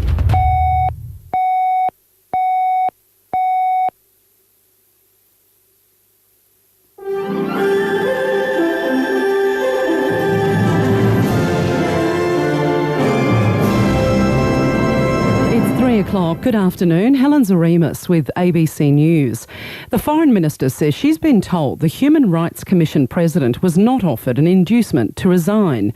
Yesterday, the Secretary of the Attorney General's Department said he didn't ask for Gillian Trigg's resignation, but told her the Attorney General had lost confidence in her and another position was discussed. Julie Bishop says she's looked into the matter. I have spoken to the Secretary of the Attorney General's Department this morning, and he confirmed to me that Professor Triggs was not asked to resign, that she was not offered an inducement to resign, and I would back the Secretary of the Attorney General's Department over anyone on that side. The opposition leader, Bill Shorten, says the government is playing word games. You can talk about no inducement was given. Your messenger said to the President of the Human Rights Commission that the government no longer has confidence in you. Meanwhile, Coalition frontbencher Malcolm Turnbull says the debate about Gillian Triggs misses the point. Mr Turnbull says there should be more focus on keeping children out of detention. The issue is not Gillian Triggs or personalities or arguments about the Human Rights Commission. The issue is the children. You know, all of us, as parents in particular, know how anguished it must be for children to be in these circumstances. The state's political leaders say the death of a young Tamworth man who campaigned for the legalisation of medicinal cannabis won't be in vain.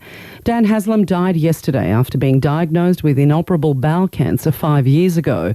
The opposition leader Luke Foley says Mr Haslam's compelling advocacy has convinced the community of the need for the reform of drug laws.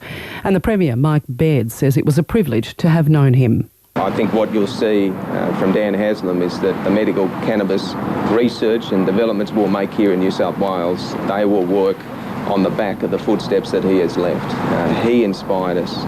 The Chief of the Defence Force has revealed that a Special Forces soldier has been charged after threatening a female Australian spy with a handgun in Afghanistan.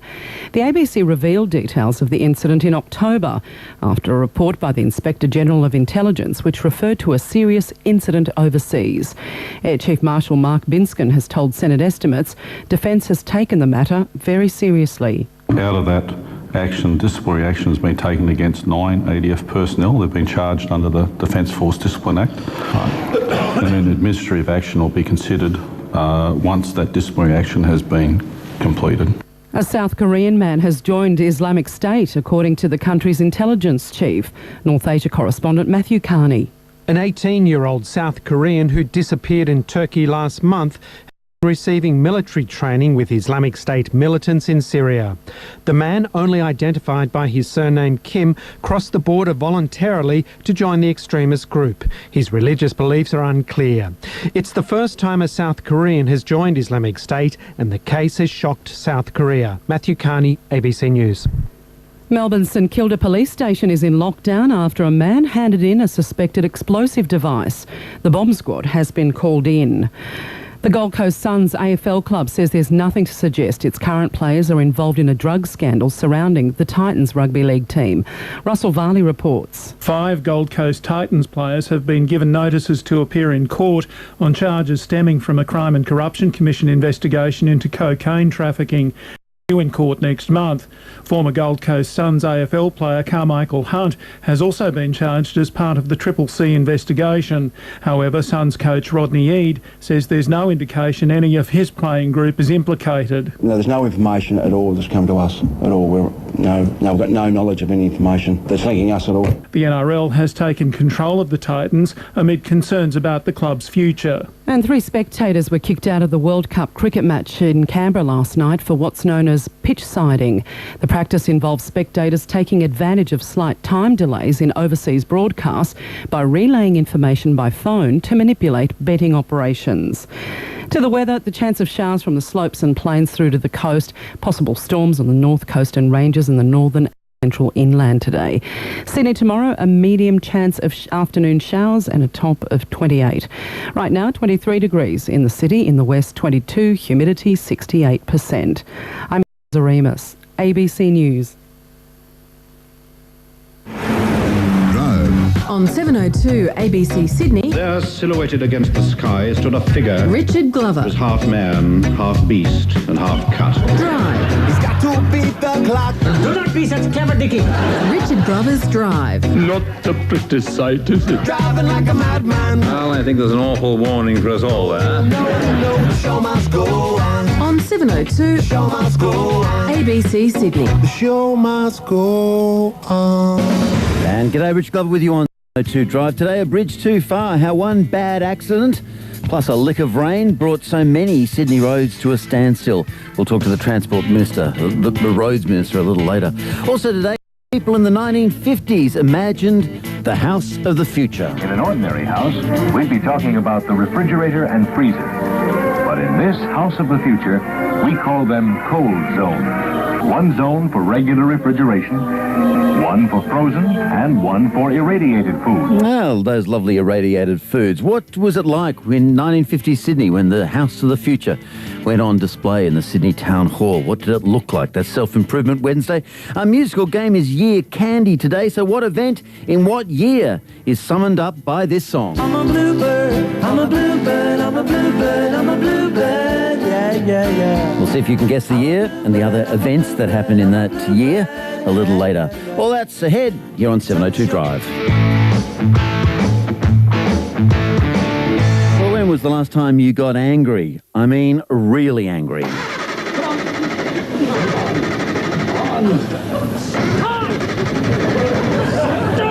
You vicious bastard! Come on!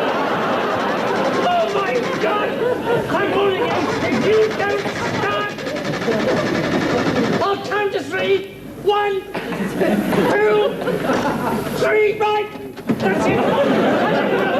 You've tried it on just once too often! Right! Well, don't say I haven't warned you! I've laid it on the line to you time and time again! Right! Well, this is it! I'm gonna give you a damn good thrashing! Basil Fawlty. John Cleeson, of course, the tree car caning scene from Fawlty Towers. You probably need to curb that anger if you're anywhere near as bad as John, as new research out today shows that the risk of having a heart attack doubles after having an angry outburst. The research, which examined how emotional triggers put people at risk, found that family arguments, road rage and work were pretty common factors. Here's the study's lead author, Dr. Thomas Buckley from the University of Sydney. We know that anger can induce physical symptoms such as increased heart rate, increased blood pressure. But we also know from laboratory-based studies that anger also induces inflammatory changes in the body and blood changes that are associated with clotting, coagulation changes. And so those changes are likely to take a while to reverse. We found that a lot of the anger episodes were related to interpersonal relationships or communication breakdown with other individuals. And if that's occurring on a regular basis, perhaps in the work setting, etc., then perhaps learning assertiveness skills would be a useful tool to help alleviate anger becoming to that level where you become more at risk. That's the Dr. Thomas Buckley on this morning's edition of AM. So if it's really true that your risk of having a heart attack doubles after having an angry outburst, how can you control them? Well, Dr. Bob Montgomery is a clinical health psychologist and former president of the Australian Psychological Society. He's an expert on anger, not because he's an angry man. Bob, good afternoon. You speak for yourself. You're very calm. Most of the time. Does the research today make sense to you? It does, because in fact we've known about that link for a long time, at least 2 decades as far as I can remember it. The original research that we were basing our clinical work on came out of the Harvard Behavioural Medicine Laboratories, and what they found was if you used a very simple questionnaire, which we routinely use now, just a single sheet of paper, double-sided, it measures how much you're inclined to react to being frustrated or provoked with hostile anger. And that will predict with great accuracy, they found, how narrow your blood vessels to your heart had become, and therefore how much your heart would struggle to get blood through it when it was suddenly working hard. And you didn't have to take a blood sample, you don't take a blood pressure, you don't look at their blood chemistry, just how much is it characteristic of you that you're having these really angry outbursts, and that predicted that biological change, the narrowing of the blood vessels, and that predicts in turn how close you are to your first heart attack. And you went on to work, didn't you, on a hostility scale, so you can at least start measuring how much anger you're feeling. Yeah, I can't take any credit for that. Someone else had already produced it. It was extracted from a much longer test, and what they did was take out all of the items in that longer test that referred to that hostile flavour of anger. I want to hit back, or I want to hit out, that flavour of anger. And that takes up the 2 pages that we now get people to fill in. And at the end of that, we're able to say, well, look, if you don't learn to manage the anger in your life better, you are putting yourself seriously at a health risk, not just a social risk or a strain on your relationships. All those things are true, but you're also putting yourself individually at a serious health risk. Okay, but the good news is, and I know this from talking to you a year or 2 ago when we had an extraordinary reaction to your appearance on this program, when you told us pretty simple methods for in that moment, when someone's cut you off at the lights and you feel, the steam coming out of your ears, or when your boss has behaved terribly, steam out of the ears, when you're having a domestic argument at home and you feel anger rise in you, you've got methods for stopping it. There's two quite quick strategies that you need to learn them, and then you need to practice them. Like any practical skill, the more you practice these, the easier it becomes to use them when you really need them, which is going to be when you're being provoked and you're starting to already lose sensible control. One is called the calming response, and that's 4 steps, takes 6 seconds, and it calms your body physically. And your body and your mind notice each other. If your mind's in a better frame than it might otherwise have been because you've done something about feeling angry, your body will relax more. If your body's already relaxing more, your mind notices that. So it's 2 steps. One is the calming response, and that gets physical tension down, and the other is what we call a coping statement. Sorry, shall we do the calming response first? Okay. And tell us how. So this takes six seconds. All right. Yes, I hope you brought your Medicare card. That's right. Shunk, shunk. Okay. As soon as you notice, and preferably look for the early warning signs. What tells you you're about to get really angry, and they can be external signs. Whenever I talk to Charlie about this topic, or whenever I go to a meeting with this group, or they can be internal signs. You're feeling of physical tension, you're feeling of rising psychological tension. The earlier you pick up the warning signs, I'm about to get angry, the easier it is to follow these steps, and you've got less excess to bring down. If you wait until you're screamingly angry, you've got all that excess to bring down. Apply these steps early. Rule number 1, look for the early warning signs. And then, 1, step back mentally. Just isolate yourself back from whatever is making you feel angry and smile to yourself. Now, we all do this, but you notice it says smile to yourself.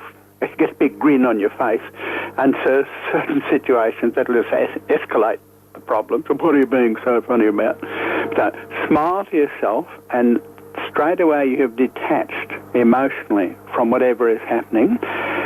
Say to yourself out loud inside your head, clear head, calm body. My head, my mind stays clear while I deal with this, but my body is about to relax. Take in a really deep breath.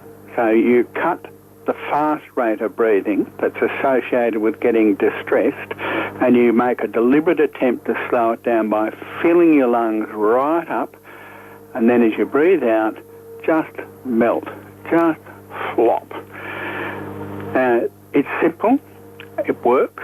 I like doing it when I go to my GP and he puts the cuff on to take my blood pressure, and I can drop my blood pressure 20 points on the spot. You're kidding? No, and so can anyone. I'm not a guru. I don't wear yellow robes, eat lots of yogurt and live up the Himalayas.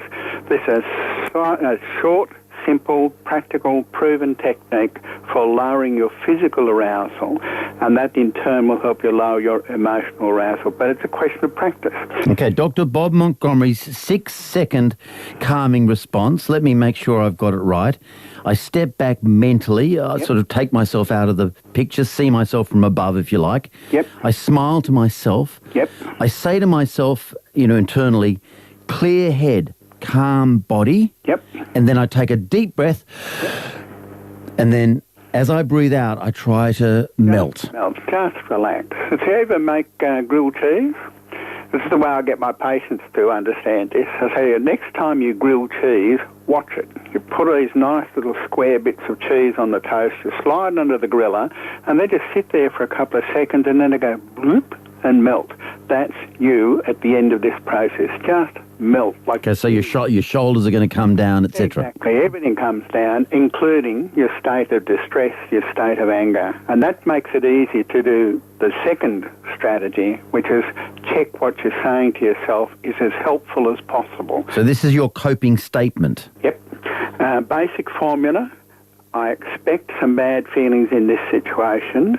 but I'll cope, I'll manage. I won't deny my feelings. I won't tell myself it's stupid to feel like this, it's normal, but I won't sit here and focus on what's wrong or how bad I feel, because that just makes me feel worse. If possible, I do something about what's causing me to feel this. Tackle the problem constructively, head on. But there are always some problems in life that you either can never do anything about. Our government tends to deliver a lot of those. Or at least I can't do anything about this until tomorrow or next week. So if I can't tackle the source of my anger right now, I find something else to do, something that will occupy my mind either pleasantly or constructively, and I focus my attention on that. Now, this is actually general purpose. We teach exactly the same skill for stress management, for anxiety management. It starts with you giving yourself permission to have normal human feelings, one of which is anger. So I expect to feel angry when the dill in front of me turns left after signalling he's going to turn right. I expect to feel angry. He's put me at risk. I'll cope. I'll manage this situation, not I will stop feeling bad instantly. Okay, and interesting in your advice too, with that example, part of this coping statement is to understand there's probably not much you can do about that guy or that you need to do about that guy. Probably not. You might want to give him a toot on the horn, but no, beyond that, there's no point. If you shout out the window, he'll just shout back. If you really want to shout out the window and carry on like pork chop, you might initiate his road rage. There's just no point. In other words, see the limits of your own ability to change the world. See how much influence you have over life, and we all do, but how little control we actually really have. Now, that's the core when you start to talk about anxiety management. What makes humans anxious is feeling that they're out of control of important things in their life, particularly important threats. And the guy who's done the best research on this, an American, he's written a really good textbook I use with master's students. And his dedication is to his two kids, I can't remember their names, but to Jack and Elspeth. May you retain the illusion of control, because it is an illusion. That people all trying to get across your harbour bridge today, they couldn't control what was going to happen. They couldn't control what time they'd actually get out of that jam. And telling yourself, I must be able to do something, simply increases your distress, where you say, okay, well, this is one of those things about which I can do nothing. It's no good. Turn the radio on and listen to the ABC. That's right. It's no good steaming in your car. You'll only double you'll double your chance of a heart attack. Exactly. Yeah. And that's the real take-home message from that research they reported today, and what we've really known from using that hostility scale for some time now. The person who gets most hurt when you get angry is you. Now, you may lash out and physically or emotionally hurt someone else, and in turn that may rebound on you, but the person who will definitely get hurt is you. Because if you spend a lot of time getting very angry, the research is now absolutely clear, you are doing yourself physical damage that moves you closer to your first heart attack. There's a great line, I'm sure it's, well, I imagine it's not original, but it's on the American detective show Justified recently, and it's slightly bad language, I should say, but you kind of have to use the bad language to get it. And he said, and it goes like this, if you meet one a-hole during the day, then, you know, you've met an a-hole. If you meet 10, then, buddy, you're the a-hole. Well, there's a lot of truth in that, because people will do stupid things. People will unintentionally do frustrating, provoking things. People will sometimes do them intentionally. But in the end, what you have control over is how you react to that. And it's your choice as to whether you turn this into World War III, at least internally. Get yourself really angry, but don't even let it out. It's that internalised anger that often does a lot of the damage. Yep. If only you were around with John Cleese on the set of Fawlty Towers, that car wouldn't have copped that beating. That would have been a hell of a loss to the amusement industry. I mean, Cleese was just brilliant. He was. Demonstrating self-defeating thinking. Yeah. Hey, Bob, thank you so much for your time. You're welcome. And all that wisdom, Dr. Bob Montgomery, former president of the Australian Psychological Society, with his 6-second method for calming down. 7:02 traffic. Especially important now we know it can save you a heart attack. At Middle Cove, Eastern Valley Way near Victoria Avenue, a car breakdown southbound is closed. And that's about all on the screens at the moment. If you've spotted anything else, 1300 222 702. Coming up, Miff Warhurst and the world's most unlikely duets. This state election, is there something in your local area that we should hear about? Housing affordability. Why is the local emergency room so busy? Planes, hello, can I get some sleep? Vote ahead. Local issues told by local people. Here's your chance to say what's important to you and your vote. It's as easy as pressing record on your phone. Pacific Highway's crazy. The best vote aheads will be played on mornings with Linda Mottram. And you could also be invited to join our election night broadcast. To find out how to become a vote ahead, go to the 702 ABC Sydney website. On the text, what about kids? My kid often has explosive outbursts over homework, throws things and slams doors. Look, you know, I know from talking to Bob before, this advice is good for kids too. We'll put it on our website. We'll put it on Twitter and Facebook as well. But the 6-second thing, I think there's nothing in that a kid, you know, hopefully, if they'll listen to you, can't at least try. 3 is the time. Richard Glover with you on 702 Drive. Did you hear what happened at the Oscars after party? This guy sang with this woman.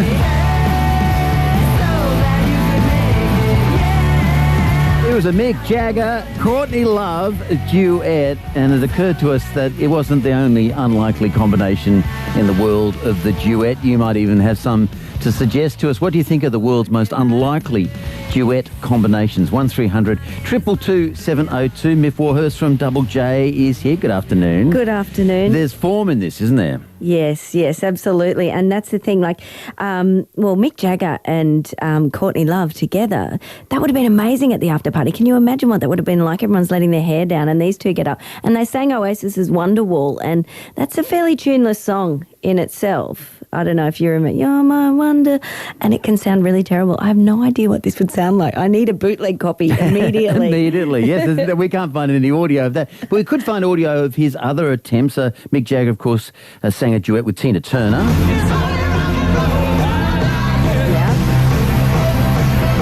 Sang one with David Bowie.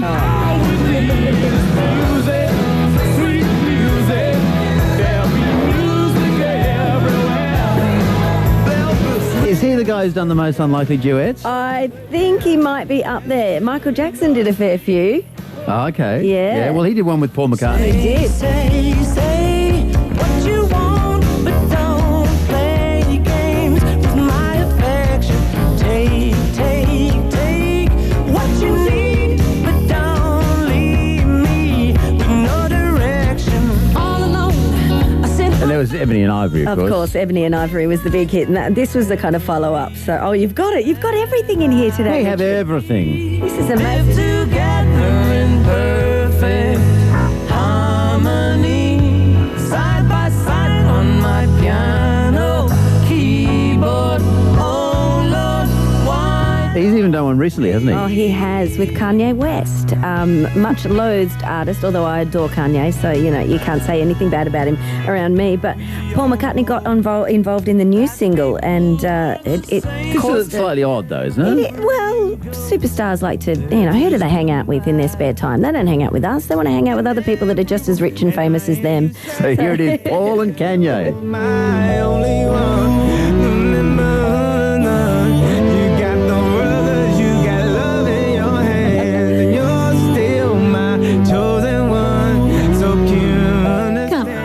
Someone is wrecking this song, but I don't know who. Well, that caused what they call a Twitter storm when that song came out, with lots of people who are fans of Kanye going, who's Paul McCartney? And then... No. Yes, on Twitter they'd put messages up going, who's this Paul McCartney guy? Good on Kanye for giving him a leg up. What a great start to his career. Someone reckons that when that Twitter argument was on, because a lot of Kanye West fans would argue about Paul McCartney, and somebody said, oh no, I think he's really good. He'll really go places.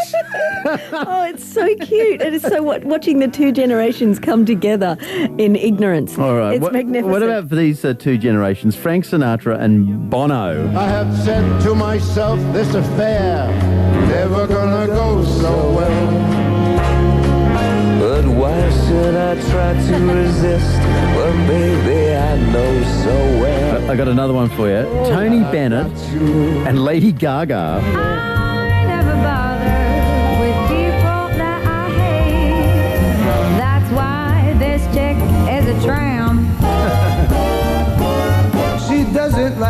games with barons and earls. See, this is great, actually. This is great. I mean, those two, they're unlikely, but they're kind of major stars. Someone like Lady Gaga's just trying to reform her image at the moment. Well, as we saw her doing Sound of Music. Well, that's right. We learned at the Oscars that woman can sing. She can sing. She can belt out a good old show tune. But someone who probably can't belt out a good show tune was, and I love him, and it doesn't seem like the right fit to have him singing along with Bing Crosby, was David Bowie. Our finest day of glory. Say the day I've got a picture of them, Bing with his golf cart behind him, David Bowie with his makeup cart behind him. It's actually quite extraordinary. If you've got time today, go to YouTube or however you view videos and have a look at that. Them singing together is quite magical. Totally unexpected, I would say. Okay, now, talking about sort of strange duets, what about a duet with someone who's not around anymore? That's why, darling, it's incredible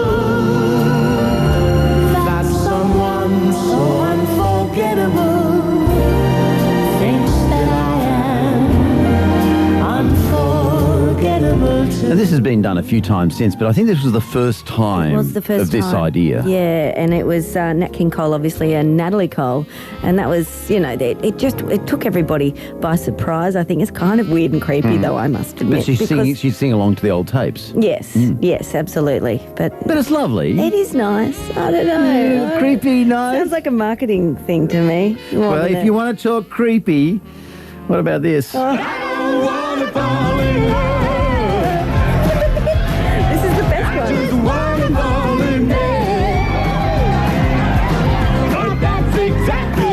Now, if you're listening to this, take bets on who the two are.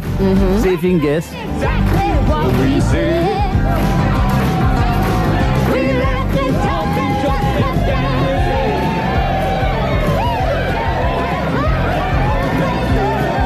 I can kind of get the woman. You can get the woman, that's fairly obvious. It's the magnificent, the wonderful, the irrepressible Dolly Parton. But who's the guy? Can you hear it? Who is it? Who is it? Can I say? Yeah. Sylvester Stallone, ladies and gentlemen, from the never-watched movie Rhinestone. They did the duet together. Do these ever get good? I mean, we've heard a couple of good ones, actually. But what are the good ones? Oh, look, it can always go wrong. This is the thing, because you're talking about two strangers essentially either having to sing and share a thought or sing and share their undying love for one another. And when you've got, I don't know, say someone like Elton John and Kiki D, we know that they're not, deeply in love kind of thing. But with some of them, they just work. There's just magic. And I do reckon the Peter Gabriel and Kate Bush song worked. When times get rough, you can fall back on us. Don't give up. Please don't give up. Mick Warhurst is here from Double J. What else? David from Penrith, good afternoon. Hi, Richard. What nomination? Duets, unlikely duets. Yeah, Burt Bacharach and Elvis Costello on the Austin Powers couple of movies. They did a couple of duets together. Unusual, you'd think, but I think they're both musically talented. That's right, and they're both great composers and great pianists, actually. Yeah. All right, we've got that out of the record library. Elvis Costello, Burt Bacharach. You fall in love, the guy waiting to burst your bubble. That's what you get for all your trouble. It was a lovely moment in the movies too, actually. David, thank you very much for that. Great suggestion. I want to suggest one. What do you think of this?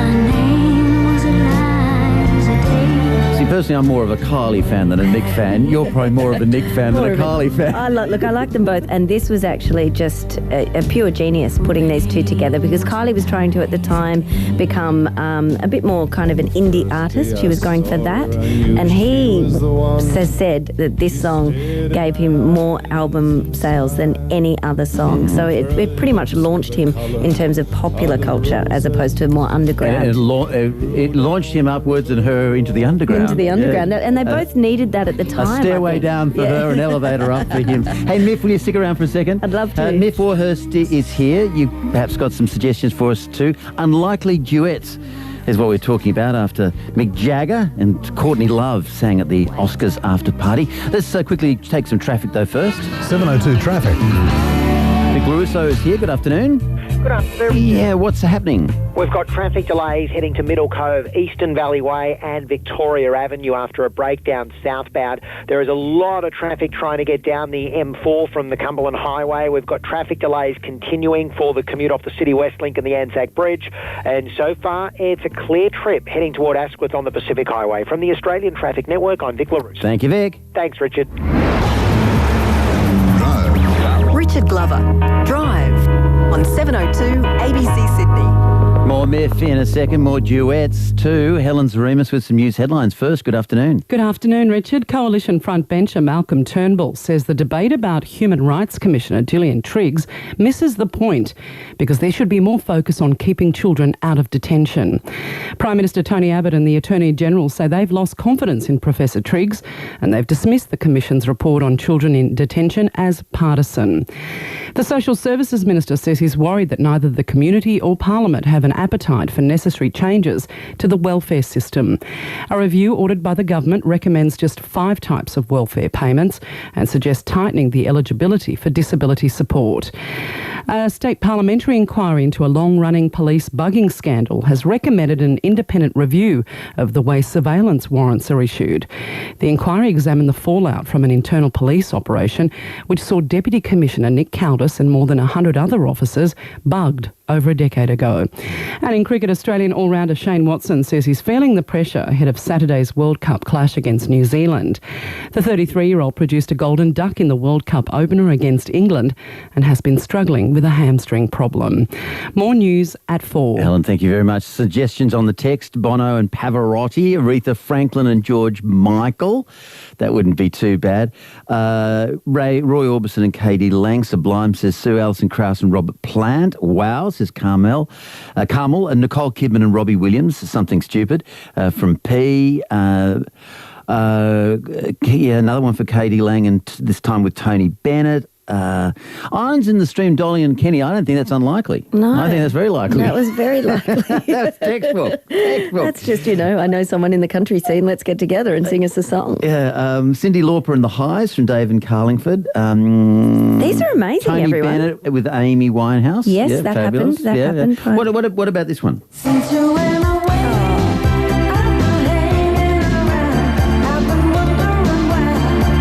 I'm feeling down. Went away.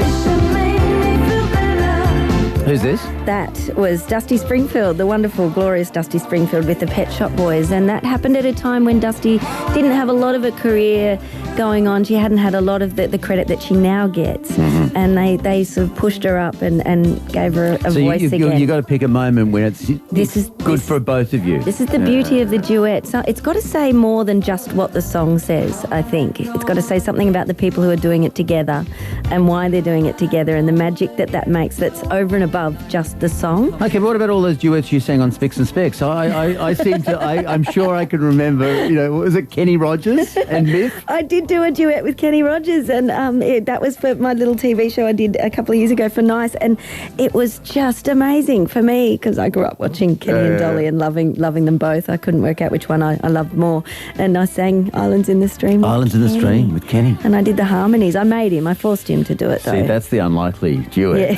Yeah. Not with Dolly. But he doesn't look like Kenny anymore, so Does he? No, he's got the grey beard and all that? Yeah, but he's had a fair bit of work on the face area, and it was just not quite the same as real Kenny, but it was Kenny. Here's Katrina and Randwick. Good afternoon. Hi, Richard. Unlikely duets. The strange one I heard the other day was Alan Jones. Remember the guy from Wales, the little boy? Mm-hmm. Flying on the air. An angel, and he sang himself as an adult, age about 45, with himself as a little boy. Oh. I don't know. See, that's weird. That's got the touch of the Coles about it, Nat Kings and Natalie Coles. That one, super spooky. But really good, and he said that when he re-recorded it, he did all his, consonant endings in exactly the same spot as when he was about 12. Yeah. So, Well, he had a great voice then, he's got a great voice now, so there you go. It was beautiful. He's allowed. All right, good on you, thanks. See you. 1300 222 702. We have to whiz off on the Intercity Express in a second, but I want to play this. You see it's getting late. Oh, please don't hesitate. Put a little love in your heart, and the world will be a better place, and the world will be a better place for you and me. You just wait and see. Another day goes by, and still the children cry. Put a little love in Two Is that your favourite? Two great voices, isn't it? Yeah. Al Green and Annie Lennox. That's right. Soul King, Al Green and Annie Lennox from Eurythmics. That is such an unlikely pairing, but it works. It works. A few more. John Denver and Placido Domingo, says Rod of Barden Ridge. I don't even know that one. Willie Nelson and everyone. Oh, To All the Girls I've Loved Before. Who did he do that with? There was a whole bunch of folk he sang that song. Bjork and David Bowie. That's news to me, anyway. Mark Knopfler and Emmylou Harris did one, says Meg. The worst ever duet was Bing Crosby and David Bowie singing Little Drummer Boy from Tanya and Warunga. Yes, we agree with that. Roy Orbison and Katie Lang. Aerosmith and Run DMC, Walk This Way. How Love did it. we not think of that? Well done. Yeah, there well you go. done. Lots of them. So Lots of many. them. Yeah. Lou Reed and Pavarotti doing Perfect Day. Oh, this is true. And Pavarotti did something with Grace Jones Okay, as so well. so someday, in a few months' time, you've got to come back and we'll do opera meets pop. See what happens then. Oh, then we can play some Renee and Renata. Wasn't that good? Save your love, my darling. Yeah. Sort of opera. Sort of opera. Not really. Good on you, Miff. Thanks so much. There's Miff Warhurst from Double J.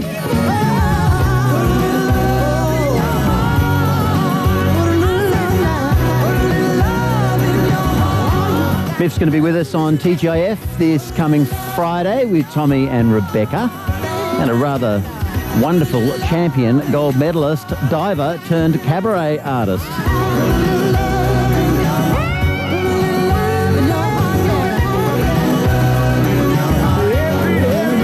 Intercity Express coming up in just a tick here on 702 Drive. This story from Sri Lanka about a Dutch honeymooner. He fell off a cliff face, this particularly dangerous cliff, which has killed plenty of people in its time before, and he didn't die. That was what was extraordinary about the story. He hit a tree halfway down, 130 feet from the top. Somehow that broke his fall. He is the first person ever, they say, to survive a fall from this particularly dangerous cliff called World's End. It's a 4,000-foot, 1,200-metre cliff that is one of the country's main tourist attractions. He should be dead. I mean, he should get a badge made up saying, "I should be dead." A T-shirt made up saying, I shouldn't be here. Very rare to survive that situation. When have you had a lucky escape? When have you been close to dead? When have you said to yourself, "Gee whiz, an inch further this way or that way, I would have been dead"? When's it happened to you where you've looked up to the heavens or looked up to Charles Darwin or whoever you prayed to and said, "My God, that was close"? 1300 222 702 is this Dutch honeymooner. Is the only person who's ever survived a fall from the World's End. The inch that way, millimetre that way, went his way on this occasion, and he hit this tree, the only way to save himself. 1300 222 702 is the number as we jump on the train. All aboard!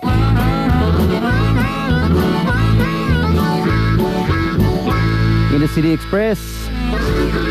Our TV reporter Carl Herr, good afternoon. Good afternoon, Richard. Yeah, talking about the Olympic diver who's coming on TGIF. He's not the only Olympian who's making news. The kayaker for rather less groovy reasons. Yes, that's right, Richard. So the Olympic kayaker Nathan Bagley was in court today where he pleaded guilty to 2 drug offences. He was actually arrested back in 2013 as part of an AFP operation, and he originally faced what totalled some 8 separate charges, and today a number of those, or most of those, were withdrawn, but he agreed to plead guilty to 1 count of manufacturing a marketable quantity of amphetamine, and also a conspiracy to manufacture the drug. Did we get a sense of what he's been doing with his life since his Olympic glory? Not really. There was no mention of that. It was a pretty procedural sort of court appearance. This has obviously been the subject to a number of mentions in court since his arrest, and during that time it seemed that there was some preparedness on his part to plead guilty to something, and obviously today was the conclusion of that with an agreement reached between both his lawyers and the prosecutors. So he's going to await sentencing now. He's actually on bail, so he walked from court today. He didn't make any comment on the case as he left, but his brother Drew Bagley was also in court. He's actually in custody, and he too pleaded guilty to 2 drug offences himself.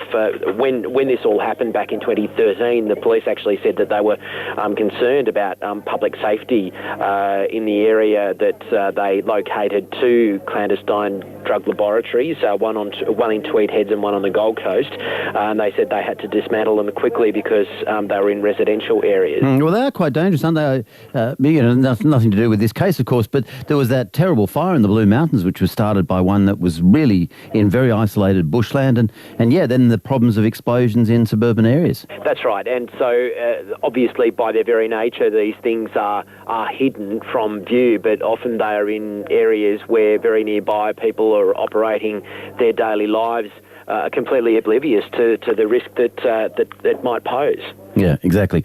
We'll wait for sentencing. Good on you, Carl. Thank you. Thanks, Richard. Carl Herr, our ABC TV reporter. 1300 222 702. We'll check the Sydney traffic in a tick, but Mark is here from Mona Vale. Hi.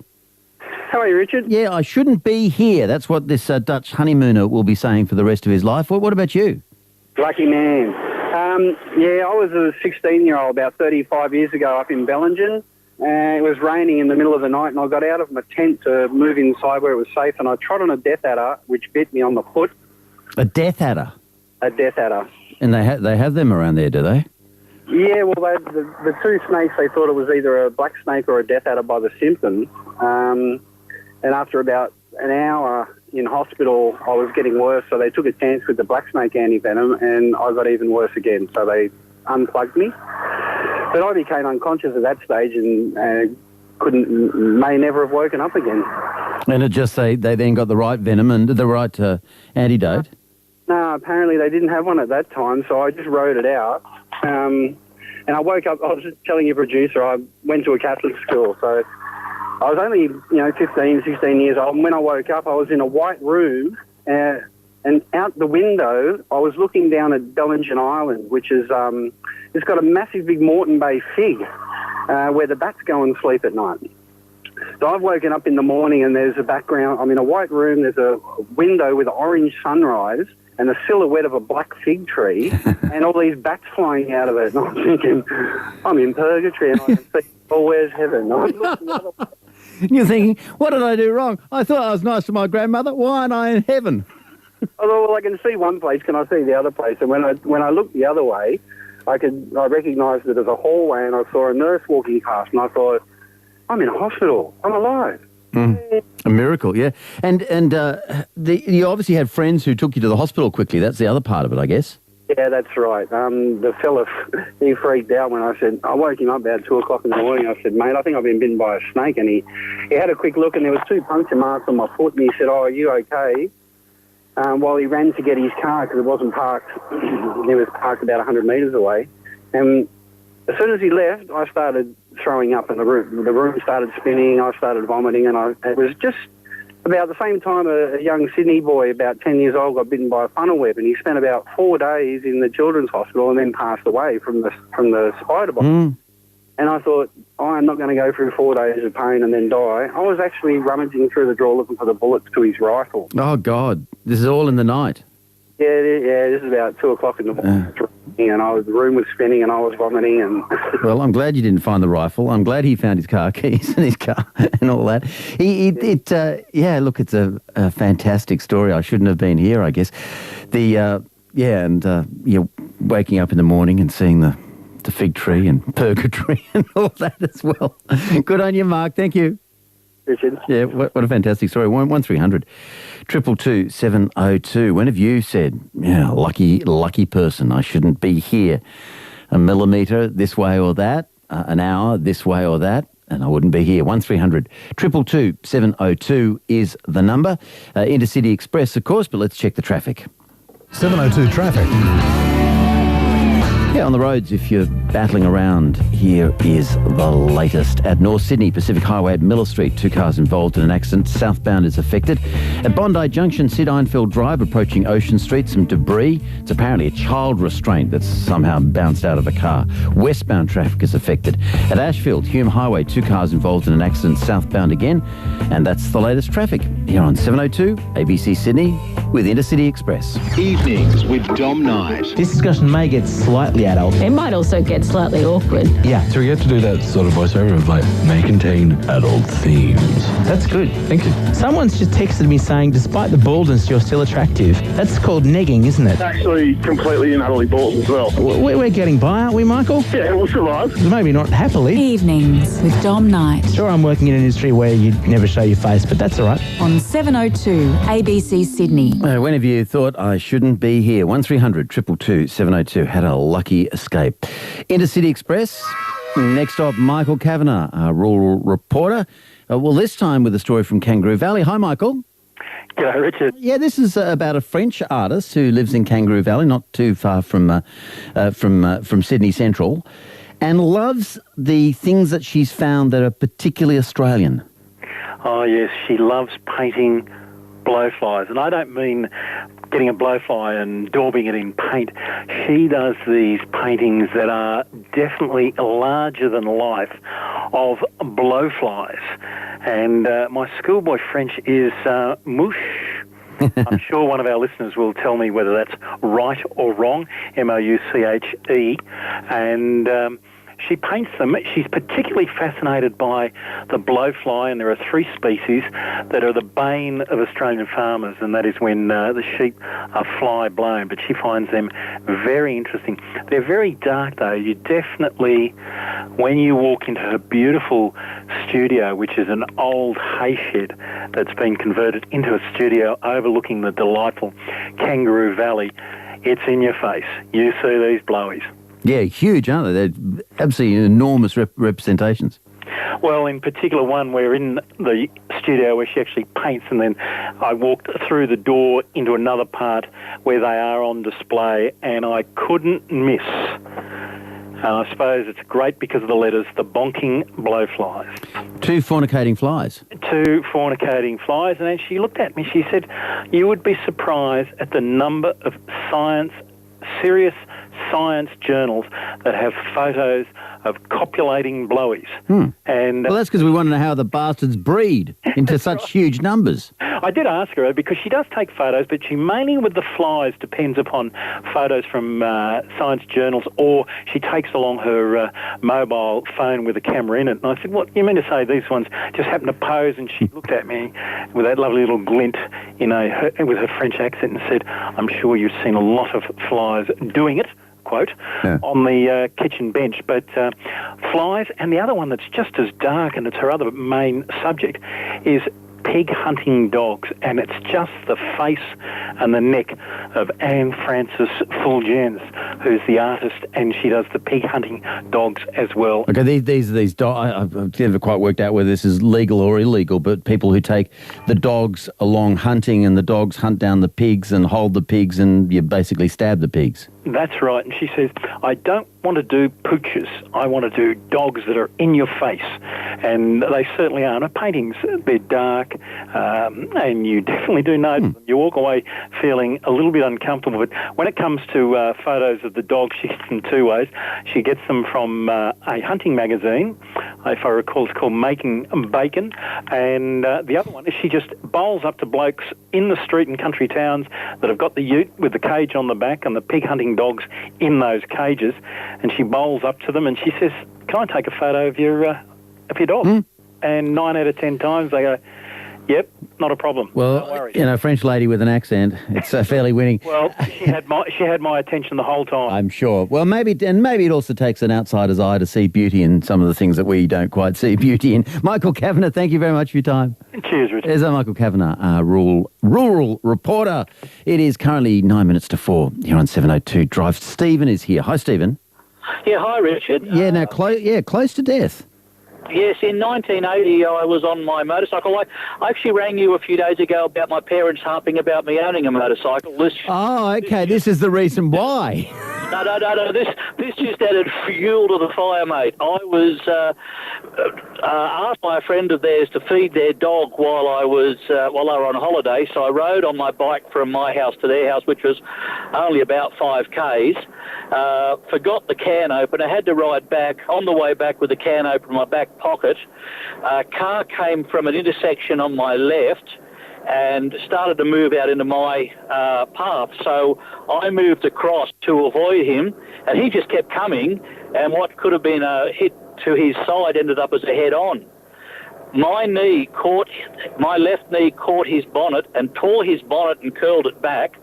He was driving a Holden Kingswood. I flipped... Hey, are you saying your knee is stronger than a Kingswood? It would appear so, especially in the bonnet area. I flipped over. The back of my helmet caught the fancy visor he had across his windscreen. That caught, and you think that should have broken my neck, but didn't. It just arrested my further trajectory, slammed me into the roof of the car, denting that, and then I rolled off the car onto the ground behind. Now, I was wearing a T-shirt and jeans, and in those days, you know, us motorcyclists, mate, there was no specialist equipment. You had just flying boots, and one of my flying boots landed on the roof of an adjacent house. But you were okay. Yeah, the ambos came and thought that my left leg might have been broken just below the knee. They stuck me in one of those air casts, took me to the hospital, kicked me out a half an hour later when there was clearly nothing wrong with me. Wow. And you were so... Gave me a stick to walk with, and I went up to the local police station to thank him for his assistance. And it was the same officer who was attended was behind the desk. Well, his jaw dropped because he couldn't believe you were. Look, it would be a better story if you then went back to the place and cut your finger on the can opener. Yeah, that'd be right. Yeah, that'd be actually right. Well, I lost the can opener. God knows where that went. That sailed out of my pocket. It's still there in the bushes. We'll go and find it. Hey, good on you, Stephen. Great story. Yeah, thank you. 1300 222 702. Go and see if you can find the can opener. It's probably in the bushes there. Did he give us the address? I'm not sure that he did. 6 to 4. That's the time here on 702 Drive. One more stop on the Intercity, and then, of course, the stock market report. Antoinette Collins, good afternoon. Good afternoon. Yeah, 100-year-old choreographer is behind a new dance work in Sydney. That's right. Look, she's not only a choreographer, she's a dancer and performer as well. Eileen Kramer is about to take the stage in Sydney in her latest work called The Early Ones, which is going to be on at the Independent Theatre next month. Her story is quite amazing. She's still performing at the age of 100. She was a member of one of Australia's first contemporary dance companies, the Bowden Visa Dance Company, toured the world, has lived a very sort of bohemian gypsy artist's life. She was also a model for Norman Lindsay and is featured in one of his works. And it's basically, she was living in the United States for the past 20 years and decided last year at the age of 99 that she wanted to return to Sydney because she missed the sound of the kookaburras and the smell of the gum trees. And since she's been back, she's featured in a music video, and from there it sort of stemmed to this latest work called The Early Ones. And which company is putting it on? Look, it's an independent company, basically through the funding from Arts Health Australia and the Arthur Boyd Trust, the Bundanon Trust. This money to create this work has come about, although it's very limited. And so basically there's a possible campaign to sort of try and generate some funds to put towards the production. Look, I think any sort of artist working in Sydney knows how hard it is to come by funding for any arts project. project, let alone one sort of from a 100-year-old. You know, she's definitely not an early career artist, as it were. So there's a sort of bit of a movement behind her to support this creative life, which she says, you know, is the key to her longevity and keeps her young. Yeah, fantastic story. Good on you, Antoinette. Thanks, Richard. Antoinette Collins, our ABC reporter. The optimism we saw, the market should have a steady volumes which were expected were. Steve Seagull Daglian from Comsec. Good afternoon, Steve. A very good afternoon. We had such fun yesterday, you know, because after you left us, everyone else rang up with their sound effects, various things that they could do, from whippersnippers to kookaburras, and then we put them all together in a children's story, which has been doing great business on the net. I like that, Sammy the Seagull. Sammy the Seagull. Reading, actually. Yeah. Well, a lot of people say it should be a movie. In which case, I wrote it. You don't get any copyright. Yeah, that's true, actually. Well, I'm happy just to do the voiceover. Yeah, you could be the voiceover artist. That's fine. Doing all seagull. Well, you can do the non-hungry seagull, because it was the hungry seagull that the 10-year-old did that really. That was very good, actually. That stole the show. Yeah, it was really very impressive. The antique car horn stole the show too, as did the sick magpie in the end. Now, a good way to end it, that one. What are the markets doing? Well, look, the market's up about 0.25%, so it's day number 3 now that we've had some improvements on the local share market. The mining sector has really been the standout today, up 1.3%, being boosted by BHP Billiton, which is, of course, the largest mining company in the country and the third biggest company overall on the Aussie market. Up 1.5% because it posted that profit result, which was about 8% above what the market was hoping for yesterday. One of the biggest drags were a few companies trading ex-dividend, so Telstra, Woodside Petroleum and Santos amongst them. So buying shares in any of these companies today onwards will not get you their dividend payments over the next month or so. A new company also entered the market and has been one of the best performers, Martin Aircraft, which is a jetpack maker, not the most boring company out there, and its shares up by approximately 80% for most of the day. So it's had a tremendous rise. And then for people who think this sounds like the Jetsons, he's a New Zealand inventor who's quite well progressed with this, and his model is not only for army and military purposes, but for emergency workers, for instance, who might be, fighting a fire or something like that. Exactly. Whoosh, up they go. It sounds great. And if someone is lost in the bush, for example, you could probably take one of those out to try and find them rather than a chopper. So it makes sense. But up 93%, actually, when I'm looking at the stock now. So it's doubled in value in 2 days since it made its debut yesterday. A few profit results out today, too. We heard from Westfield, which owns 40 shopping centres worldwide, down about 1/3% for most of the day. Still managed to post a profit of about $582 million for the past half. And we also had some economic news out. We've actually had the slowest wage growth on record over the past year, just up 2.5%. So the Reserve Bank would have been looking quite closely at this, and basically means that inflation's under control, and if the Reserve Bank thinks it's necessary, they'll be happy to get out there and cut rates. So at the moment, a 40% chance that rates will be cut next week. Okay, just the All Ords quickly and the dollar. The All Ords up 15 points, rather 1/4%. The Aussie dollar's at 78.8 US and about 93 Japanese yen. Good on you, Steve. Thank you. Here's Jeanette from Cromer. Good afternoon, Jeanette. Oh, hi, Richard. How close did you get to death? Well, I was walking up the Longreef headland, and right next to it is a golf course, and I felt like somebody had obviously swung and hit a golf ball, and it just touched the top of my ear. Wow. Going real fast.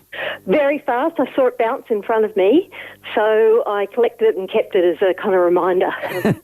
To how close you can get. It's your enjoy every day of your life golf ball. That's right. Good on you. Things are not looking so good. Look at the golf. Look at the golf ball. Good on you, Jeanette.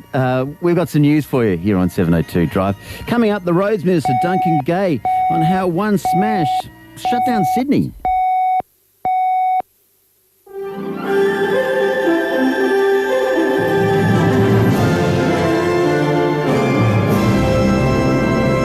It's 4 o'clock. Good afternoon. Helen Zaremus with ABC News. The federal opposition is accusing the government of playing word games about whether the Human Rights Commission president was asked to resign. The Foreign Minister, Julie Bishop, says the Secretary of the Attorney General's Department has told her Gillian Triggs was not asked to resign or offered an inducement to do so. The opposition leader, Bill Shorten, says evidence heard in Senate estimates contradicts that. Do not treat Australians in mugs and say no resignation was sought and that no alternative job was offered. We can play the word games. The Social Services Minister says he's worried neither the community or Parliament have an appetite for necessary changes to the welfare system. A review ordered by the government recommends just 5 types of welfare payments and suggests tightening the eligibility for disability support. Scott Morrison says the report's suggestions must be considered. Right now, there seems to be no appetite for the change that is necessary and that Patrick has referred to in his report. Whether that's in the community, the Parliament, the opposition. A parliamentary inquiry into a long-running police bugging scandal has recommended an independent review of the way surveillance warrants are issued. The inquiry examined the fallout from an internal police operation which saw Deputy Commissioner Nick Caldis and more than 100 other officers bugged over a decade ago. The committee conducting the inquiry says none of the evidence justified such intense covert surveillance of Mr Caldis, and there was a compelling case for the state government to apologise to him. Committee member and Greens MP David Shoebridge says the system is failing to protect people's civil liberties. What this report finds in the most compelling fashion is that the system under which covert surveillance warrants are issued in New South Wales is woefully inadequate. We've had effectively the rubber stamping of security agencies' applications by judges who couldn't have read the affidavit in support. The Premier says the gridlock caused by this morning's accident on the Harbour Bridge highlights Sydney's problem with congestion. He's promising to spend $300 million over the next 10 years to ease pinch points in the city's south. That's in addition to $300 million announced last week to speed up traffic on 32 of Sydney's main road corridors. Mike Baird says the city's in the grip of a congestion crisis. And we need to act. And I've been saying this for a long, long time. The people of this city have a choice where we can start to make a material difference to this congestion, or we can just let it get worse. And that seems to be what Labor loves to do. Big problem, too hard. Well, I don't buy that. The Defence Minister, Kevin Andrews, has announced the Defence Force will help with the Northern Territory's recovery effort in the aftermath of Cyclone Lam. The Defence Force says an RAAF Globemaster will fly supplies to Darwin for a 300-bed camp on Elcho Island. The supplies will come from the RAAF base at Richmond. They'll be used to provide emergency accommodation for residents on Elcho Island whose homes were destroyed by the cyclone. A man accused of murdering a former Navy SEAL whose autobiography was turned into the movie American Sniper has been jailed for life. Eddie Ray Routh was convicted of killing Chris Kyle and his friend Chad Littlefield at a gun range in Texas in February 2013. The jury deliberated for a little more than 2 hours before reaching the verdict.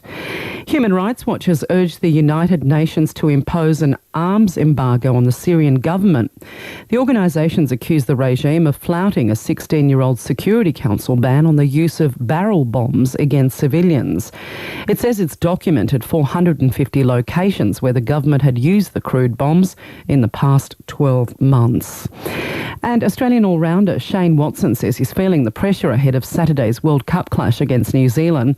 The 33-year-old produced a golden duck in the opener against England and has been struggling with a hamstring problem. Watson says he'll need a good score against the Black Caps to keep his place in the side. I just want to score runs and I want to perform. That's really what it is, and that's what I'm working extremely hard on, and I always have, to be able to continue to try and expand my game and give myself the best chance to be able to perform every single game. To the weather, the chance of showers from the slopes and plains through to the coast, possible storms on the north coast and ranges and northern and central inland. Sydney tomorrow, a medium chance of afternoon showers with a forecast top of 28.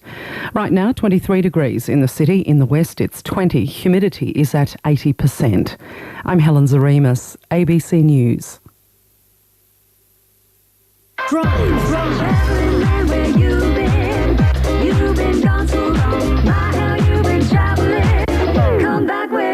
Drive with Richard Glover on 702 ABC Sydney. G'day, Richard Glover with you on 702 Drive. Today, a bridge too far, how one bad accident plus a lick of rain brought so many of Sydney roads to a standstill. We'll talk to Roads Minister Duncan Gay in this half hour. Also today, how people in the 1950s imagined the house of the future. In an ordinary house, we'd be talking about the refrigerator and freezer. But in this house of the future, we call them cold zones. One zone for regular refrigeration, one for frozen, and one for irradiated food. I love that, irradiated food. So what happened when the House of the Future went on display in the Sydney Town Hall in the late 1950s? That's Self-Improvement Wednesday. Our musical game is Year Candy today. So what event in what year is summoned up by this song? I'm a bluebird, I'm a bluebird, I'm a bluebird, I'm a bluebird, yeah. See if you can guess the year and the other events of that year in Year Candy. And Anne Holland's in for Midweek Conference. It's all ahead here on 702 Drive. We were talking courtesy of that Dutch honeymooner who became the first person to survive this fall off this particularly dangerous cliff in Sri Lanka. We were talking about those moments where you have the most lucky of escapes. You miss death by a centimetre or two. Note on the SMS, I've survived multiple tours to Iraq and Afghanistan with special forces, including bullet holes through my clothes, RPGs, landing very close and driving over an IED. Not a scratch on me, and my mental state is healthy too. Yeah, amazing. Other people here, I ran out of air while scuba diving on the Barrier Reef. Fortunately, we were only down 10 metres, so I very rapidly ascended to the surface. That's from Susan. First time in 24 hours was December 1990. The stunt plane that I was supposed to be going for a ride in got about 6 foot off the ground. The canopy cracked. Second time, the aircraft that I went back to after the aerobatic miss. Flying training had gone out. That never came back. It crashed into a dam. And the third time was when the search plane came out the next day but didn't come back. So 3 times in 24, you would stop flying, wouldn't you? You would at that point think, I'm going to take up the bicycle. I would anyway. What was it like to be in the trenches of the First World War at a place like Gallipoli? Hundreds of books have been written, of course, about Gallipoli, but very few novels, despite the ability of fiction to penetrate and reveal the day-to-day realities of war, to give you a feeling for what it would really be like to be there in those trenches. Christopher Lee, whose TV series about Gallipoli is currently being screened on the 9 network, has written a new novel about the conflict called Seasons of War. It is lyrical, evocative, and of course, as you'd expect, sombre, and probably the best Australian novel about war since David Malouf's Ransom, the best one I've read anyway. And Christopher Lee is here in the studio. Good afternoon. Hi, Richard. How are you? Good. You've really tried to imagine yourself into these young men's lives and their minds. Yeah, it was after delivering the script for the TV show. It was still crashing around in my head. I thought there's more themes and there's more ideas, there's more philosophies on being in war that yet to be said. And so I couldn't sleep, so I thought, yes, I might as well do it as a fictional novel and do my best to get into the mind of someone who might have been at Gallipoli, one of the young people who might have been in the trenches. You say very early on, I mean, I think they've been there 2 hours in your telling of it, and you say already they've been changed. Yeah, I think I didn't do any specific research in psychology. The whole idea was, how would I have felt if that had been me? And I think 2 or 3 hours of being shot at would pretty well change me forever. So I've put that into the whole thing, such that the change in these people, these young men who go into war, starts almost immediately. And then how does that progress as the weeks turn to months? How do they keep on changing? Well, I would think that after a while, warfare or living in a war environment would become the only way you ever know how to live. You even if you go to any kind of stressful situation, your life tends to change a bit. There's before that time and there's after that time. And what I presumed was that this was a liminal time in all their lives. And after a while, when they looked back, the past would seem very much like a weird place and the future would seem something that you wish for. I mean, what's interesting about Gallipoli is that the bad news is delivered almost immediately, isn't it? There's a tussle over the high ground which goes back and forth a little bit. Yeah. But it's soon resolved in the Turkish favour. And from then on, a lot of the Australians are saying, we should be getting out of here. Absolutely. Day one, the Allies got as far as they ever got. That was the furthest they got. After that, they were chased off by a couple of hundred yards only, but that was as far as they got on that first day. After that, it was just an arm wrestle. They got nowhere. You say you describe it beautifully in the book as an arm wrestle, but by two sort of tied up people who are slashing at each other. Yeah, that's right. It was described in some of the books as an arm wrestle, but I described it as more as a knife fight, the sort of knife fight you see in jails in the 1950s in America, where they'd lash the two opponents' wrists together, give them a razor each, and say, away you go. In the people would know this who've seen the TV series, because it's already been screened. I think it was in episode 2. But this extraordinary scene where the generals agree that both sides will have a day-long armistice to collect the dead. Did that really happen? Yeah, that really happened. That really happened almost exactly a month after they arrived. It was probably 3.5 weeks into it when the Turks put on a huge offensive. They thought, right, that's it. They've been here 3.5 weeks. Let's get rid of them. And it was really a slaughter. All the reports of that day have the Anzacs getting up on the parapets and just shooting. They called it a turkey shoot. Ha, get it? So there were thousands and thousands of dead bodies in no man's land all up and down the hills. So yeah, the generals really got together and they said, let's have a day off, and then they carted bodies to each other's sides and buried them. In both the book and the show, it's been one of the most affecting scenes in the show so far, I think. This scene where because they're moving the bodies of their fallen comrades from this common territory, they keep on meeting each other. The Australians meet the Turks. They share cigarettes. They show each other pictures of their girlfriends, stuff like that. Yeah, apparently that all happened. During that day, there was a lot of friendliness and a lot of handshaking, a lot of philosophy, the officers stood around speaking French to each other. And after that, all the horrible tales that the blokes in the trenches had heard about the terrible Turk, how they tortured people to death and raped women, they didn't sort of believe these tales anymore. And there was a common bond or a common respect from each side from then on. Because, one of the most amazing things of the story, and people would remember this from school, is the idea that when they left, and all the theatrics of them leaving with the guns and the tins and the water and all that we'll come to, but they in some cases they left notes in the trenches for the Turks to say, here's my leftover cigarettes, and by the way, you were an honourable foe. Yeah, they did that. When they left, there were a lot of friendly notes left. The whiskey, guys left whiskey, they left presents. But to give the Aussies, these are Aussies, they left quite a few booby traps as well. The thing that people remember from primary school is these intricate fake machines to shoot off the guns. I don't even know what you'd call them. But because of course the exit is a secretive one, isn't it? Yeah, the exit is a secret one, and there's the opinion seems to be split there as to whether the Anzacs actually got away without the Turks knowing, snuck away without any knowledge at all, or whether the Turks saw them go and let them go.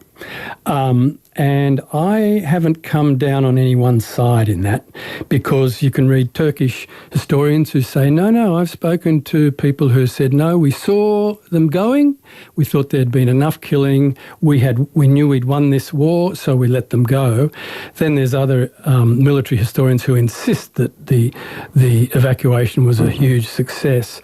Yeah, I don't think history will ever come down on one side on that one. Okay, but for those who don't know the story, they set up these guns, didn't they? Yeah, they set up these guns that the trigger would be pulled when a tin of water, which had more water dripping into it, got heavy enough to fall and pull a piece of string and pull the trigger. So even as the last of the Anzac, the last hundreds of Anzacs were getting down onto the beach, up in the hills there were still rifles being pot-shotted off towards the Turks, who were wondering what the hell was going on. Because, of course, that's really what the whole period had been. It's been these random shots from both sides. Yeah. It was the odd angry shot. It was like any other war. There were periods of intense bombardments and attacks, and killings, and then great long periods of boredom for the soldiers. Australian historians have tended to be very dismissive of General Hamilton, the POM who was running the whole thing, that he was a ridiculous buffoon and had come up with this ridiculous plan and then refused to give it up when it clearly hadn't worked. Is there any way it could have worked, though? I mean, is this just hindsight that they didn't win that? Because you're telling the story, they come close to winning the Heights on that first day, but they're pushed backwards and forwards. If they had have won the Heights that day, could it not have been, the whole thing have been a success? And what Hamilton wanted to happen, which was them to march on gloriously to Constantinople, change the course of the war, isn't it possible? Yeah, after all my years of research, we started this in 2012, I'm convinced they could have pulled it off. Hamilton apparently was one of the most charming, wonderful, intelligent men you'll ever meet. An absolute wonderful man. But he wasn't a soldier. He was a soldier. He was twice recommended for the Victoria Cross in earlier battles. But he was no general. And he was up against better generals, and he was also up against Mustafa Kemal, who ended up running Turkey and becoming one of the great men of the 20th century. So I'm of the opinion through all the research that I've done, that, I think that with a better general and some better timing and some better planning, they might just have pulled it off. Christopher Lee is here talking about Seasons of War, this novel he's written, having written the TV series Gallipoli. Some people say, Chris, that this story has been told too often. They point to the ratings of the otherwise excellent TV show, but it's not pulling quite the audience people thought it would do, given the quality of the thing and the effort that's been put into it. And some people say that's primarily because this is one story from our history, one of many, but it's one we keep on telling. We tell too many times. Yeah, it's a very strange thing, the way Gallipoli has wormed itself into the psyche, the national psyche. I think deep down Australians seem to be very fond of this story. When I was researching, people would say to me, I hear you were writing Gallipoli. And I'd say, yes, I am. And almost every time people would say, well, I've got a great uncle or a great-great-grandfather. There's always a personal story. There's a personal connection that we all seem to have, a family connection with this battle. Why it is the grand one and not Kokoda, say, as Paul Keating would have it. Or some of the battles on the Western Front, which we won. Which we did very well in, exactly. No one will ever know, but it has turned into myth, I think. It has turned into legend. And once a piece of reality, especially a piece of war reality, I think, goes from real history into that mythical area, there's no explaining of it. It's simply part of the culture. It becomes part of the culture rather than part of the military history, and it becomes grander than the sum of its parts, I think. It's interesting, though, isn't it, how many of Australia's historical figures, the ones we really care about, are losers in some way. So Gallipoli's the story here. O'Connor, the great man who brought the water to Kalgoorlie, but then suicided because he was given such a hard time over bringing the water to Kalgoorlie. Farlap, who's poisoned by the Yanks. Les Darcy, who's poisoned by the Yanks. Poisoned by the Yanks. We've all been poisoned by the well, everyone remembers primary school really was a litany of lessons in which every lesson would start, well, lads and lasses, you don't know how long this guy will last. But as soon as you heard he was an explorer, you'd think, I'll give him 3 weeks. He hasn't got long. It was Leichhardt and Burke and Wills and various people, running off to the desert and dying. We name our airport Kingsford Smith over a guy who crashed. We hung Ned Kelly. This is somehow central, isn't it? Somehow it is, and that's inexplicable, I think. Again, that's another one of those cultural questions. Why Australians tend to like the loser, and why we tend to embrace the concept of the loser, and why we've made that part of our national psyche. I don't have any answer to that. In the book, I've given it a bit of a shot in that it asks the question, who speaks for the soldier? And I think that if we can look at the little guy the classical cliche of the battler. This is the aspect of all these people, all these losers that the Australians are attracted to. The idea that he might not have won, but he gave it a bloody good shot. Would you read a paragraph or two? I want to give people a sense of the lyricism of this book. It is very similar, I think, in the way it's written to David Malouf's Ransom, which is of a different war, some a couple of thousand years before this one. But maybe just this little bit beginning there, where it's pretty early on, and they're trying this impossible task. They've landed on the beach, and there's this steep cliff in front of them. The Turks are above, of course, and they're doing their best. We climbed into bullets, but there was no way of knowing where they came from. The snipers were up ahead in the rise from the gullies and washaways, tucked in amongst the flowers, firing down on us, lost and wandering in unmapped country. When a sniper is overrun, lying in his hollow with his rifle, the blokes bayonet him or shoot him. And while the Turk infantry soldiers fire, then withdraw to higher country, the snipers, by staying put, know what is coming. But they lie in the soil and shoot the invaders one at a time before someone arrives to kill them. Christopher Lee, thank you very much. Pleasure. Yeah, thanks for coming in. The band played Christopher Lee's book is called Seasons of War. He's also the author of the Gallipoli miniseries, which is showing at the moment on the telly. Bury our slain. We buried ours, and the Turks buried theirs. Then we started all over again. And those that were left, well, we tried to survive in that mad world of blood, death and fire. And for 10 weary weeks I kept myself alive, though around me the corpses piled higher. Then a big Turkish shell knocked me arse overhead, and when I woke up in me hospital bed and saw what it had done, well, I wished I was dead. Never knew there was worse things than dying. For I'll go, no more waltzing Matilda, all around the green bush far and free, to hum tents and pegs, a man needs both legs. No more waltzing Matilda for me. It's such a fantastic song, isn't it? 1300 222 702 is our number here on Drive. In just a second, the New South Wales Roads Minister, Duncan Gay, will join us this morning. A lick of rain and one bad accident on the bridge was bad enough to close down, it seemed like, half the main roads of the town. It was cleared up pretty quickly, which was good to see, but why is there such a huge knock-on effect in Sydney from one accident, particularly in a spot like the bridge? Duncan Gay in just a second. 702 traffic.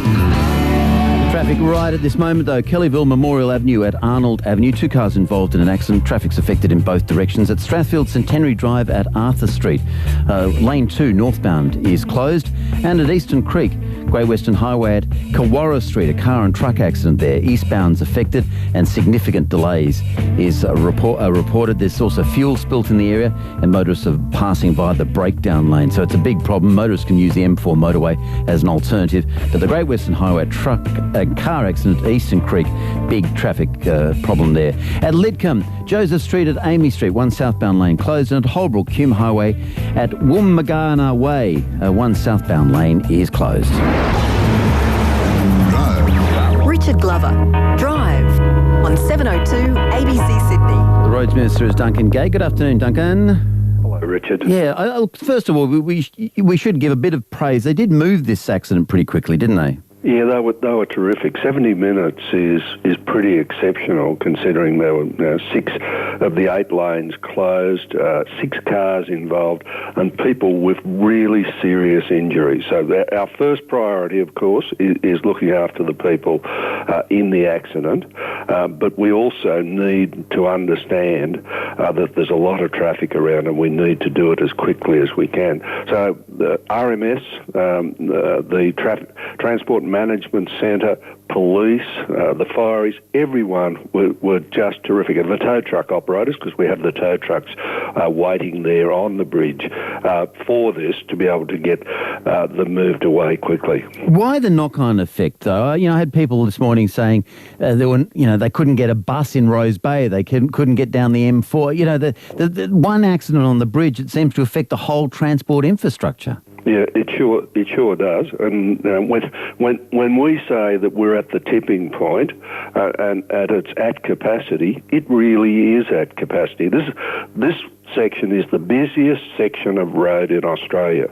There are 160,000 cars a day go across this. In peak hour, that means 700 to 800 a minute. You close it down for 10 minutes and do the maths. They start to build up and go back. And that's why it builds out the Gore Hill Freeway, up the Pack Highway, Lane Cove Tunnel, Epping Road, even out into Military Road and Spit Road, because they're all trying to come in, as well as the Western Distributor and Victoria Road, and even the east, because they have to come in as well. And I suppose the buses is because the bus that services, I don't know, Rose Bay at 8 o'clock was supposed to come in at 7 o'clock. Yeah. And that's part of the problem. The great thing is the guys, remember we had some problems in January, and I stood there and I said, well, this isn't good. We need to have learned a lesson, and one of the lessons that we learned out of it was very quickly acting on the buses and getting the buses to discharge their passengers into the railway stations, particularly at North Sydney and other areas. We put the VMS signs up, and in fact we had the Transport Management Centre staff at the railways helping passengers to be able to catch the trains. Okay, now I'll lead into this next topic before you get the chance to, because we've got an election coming up, and I know part of your plan is to sell off the powers and the wires and the poles and invest a lot of that money in roads. There's an interesting article, though, in the Sydney Morning Herald today which links both issues, and it says what happened with the electricity system is that we allowed the operators to gold plate the system just at the point that electricity usage was actually declining, because people were becoming more price sensitive, more environment sensitive. They were using less power, and the gold plating of the system happened at just the wrong time, and that's what's driven up the prices so intently. It says, this article says, we're about to do the same thing with the road system at just the point that everyone knows a young person that can't be bothered getting a licence, that actually quite likes sitting on public transport with their mobile phone in a way that we who left home in the 70s couldn't wait to buy a car. They're not like that anymore, and yet we're spending all this money on basically yesterday's technology. What do you say to that? Look, he's right in part. The fact is that the energy sector was gold-plated, and there was too much cost built into it, and we're gradually starting to move it out, and part of what we're doing is making it more efficient. On the other side, people try to make it A or B. I've never pretended, and the government has never pretended, that the ultimate answer is cars and roads. That's why we're building rail and bus as well as fixing the cars. But if you look at today, we are really at the edge. We need some extra capacity to stop that. Now, not everything can go by bus or by rail. The goods and services that we use in our daily life, and part of our trips for family reasons, we do need roads. All right, that's probably an argument to have more intensely closer to the election and get the other side on too. But thank you very much. Happy. Thank you very much for joining me today. Thanks, Richard. There's Duncan Gay, the New South Wales Roads Minister. It is 29 past 4 here on 702 Drive, with a fantastic competition happening here on the ABC. Fancy a day out at the Opera House, hearing amazing speakers and then enjoying a wonderful lunch by the harbour? You and a friend could be at All About Women. A great day of ideas, experiences and lively conversations with some extraordinary women. To win tickets to these sold-out talks and an exclusive lunch, go to the 702 ABC Sydney Facebook page and tell us what advice you'd give your younger self. Entries close next Wednesday. It's not bad, too, even if you don't intend to enter the competition. It's really good fun to go to the Facebook page and just look at some of the responses from people as they're asked what advice they would give to their younger selves. There is some great wit and humour and insight in the entries that are there already. So have a look at what other people are saying. They would advise... give as advice to their younger selves and see if that inspires you to also add your advice to the list and enter the competition. Traffic. Yeah, Vic Russo's here from the Australian Traffic Network. Good afternoon. Good afternoon. Yeah, an accident at Eastern Creek. Okay, this accident occurred westbound. It's on the Great Western Highway. If you're travelling towards the M4, it's causing delays in both directions at the moment. So I'm looking at eastbound traffic lanes and they could be closed shortly. So big problems into Eastern Creek on the Great Western Highway. Punchbowl Road, Victoria Road, a 3-car accident. Kellyville, Memorial Avenue, Arnold Avenue, a 2-car smash. And Centenary Drive, South Stratfield, a broken down truck at Arthur Street. From the Australian Traffic Network, I'm Vic LaRusse. Thank you, Vic. Thanks, Richard. Richard Glover. Drive on 702 ABC Sydney. Yeah, Candy. I'm a bluebird, I'm a bluebird, I'm a bluebird, I'm a bluebird. What year are we talking about today? We'll see if you can work it out when you hear all 3 songs and figure out what 3 events, all of them occurring in the same year, they might refer to. That's coming up. We'll also head down to Canberra and check out the weather, of course, with Graham Creed. But to kick off this half hour, Helen Zaremis is here. Good afternoon. Good afternoon, Richard. The Premier, Mike Bairds, rejected the opposition's call to choose a successor for the Police Commissioner. There have been long-running tensions between 2 potential rivals for the job, Deputy Commissioners Catherine Byrne and Nick Caldis, because of a police bugging scandal more than a decade ago. 2 women have been taken to hospital after their car was hit by a falling tree branch in Sydney CBD. It fell on the car at College Street near Hyde Park just after 10 o'clock this morning. The mother of Tamworth medicinal cannabis campaigner Dan Haslam says he's helped thousands of people struggling through cancer treatment and terminal illness. Dan Haslam died at home in Tamworth yesterday, surrounded by his family. And Socceroo veteran Mark Bresciano has announced his retirement from international football. Bresciano scored 13 goals from 84 appearances for Australia and played at 3 World Cups. More news at 5.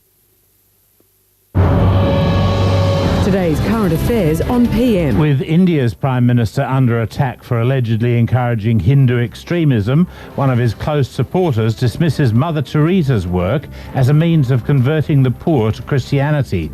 And people with intellectual disabilities lose their voice in Canberra as the funding runs out for their peak body. Well, at a time when the NDIS is in its infancy and we're all trying to get this right for the various needs of people with disabilities, don't you think that'd be a good time to actually hear from the peak organisation about what those needs are? Mark Colvin, PM. More than the headlines. PM tonight after the news at 6.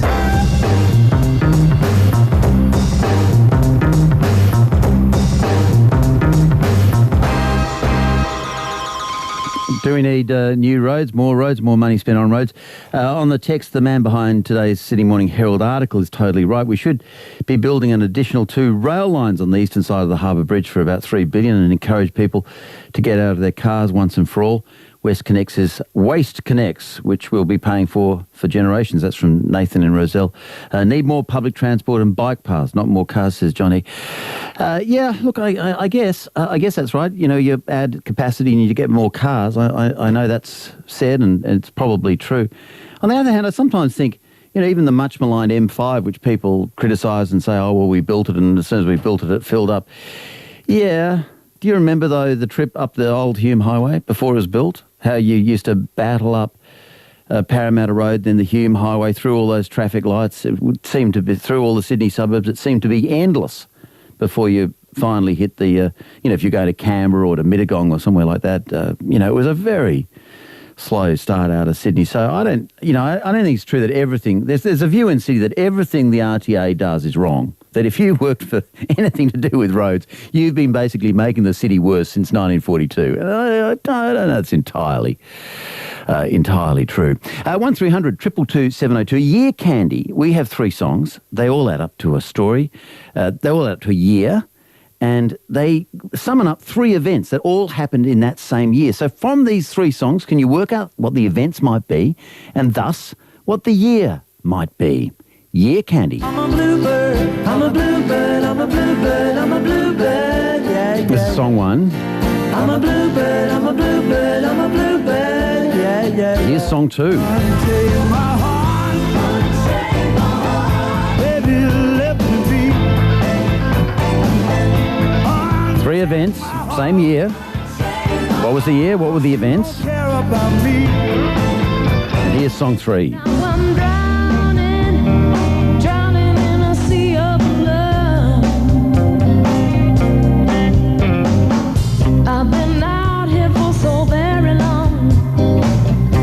Anyone want to take a stab at the year, even the decade? Get us going. Baby, when you came my way, And then what events might have happened in that particular year? 3 events, 3 songs. Bluebird, Unchain My Heart. And this one, Drowning in the Sea of Love. Can you work it out? 1300 222 702. Graham Creed is here. Good afternoon. Afternoon. We might have made this too hard. Yeah, I reckon I could give you which century it was in, but that'll be about it. Well, you got to work out the events, you see, so you might not even be able to get the century. You know, there's been a lot of drownings over the centuries. Now, what's happening with the weather? All right, well, we've had some really quite good showers across much of Sydney today. Most suburbs have now recorded some rainfall, and there's another line of thunderstorms sitting out around the Blue Mountains. They are heading in an east-northeasterly direction, so we may see a little bit more overnight tonight. But at this stage for tomorrow, again, a fairly cloudy day. There's still the potential of an afternoon shower or thunderstorm, and we're looking at temperatures around about 25 to 30 degrees, so a little bit warmer than today. Now, Friday, 26 to 29, just partly cloudy. The potential of any showers, 1 or 2 perhaps near the coastal fringe in the morning, but for the most part it'll be dry. Saturday, 28 to 32, just partly cloudy. No chance of showers at this stage, but on Sunday, a very gusty southerly wind change is due in early afternoon. We'll see cloud on the increase, and then late afternoon or evening showers and thunderstorms developing. Hot ahead of that change though, 30 to 36 degrees. Very good. See you at 5:30. See you then. There's Graham. I'm a bluebird, I'm a bluebird, I'm a bluebird, I'm a bluebird. Song 1, song 2. And song 3.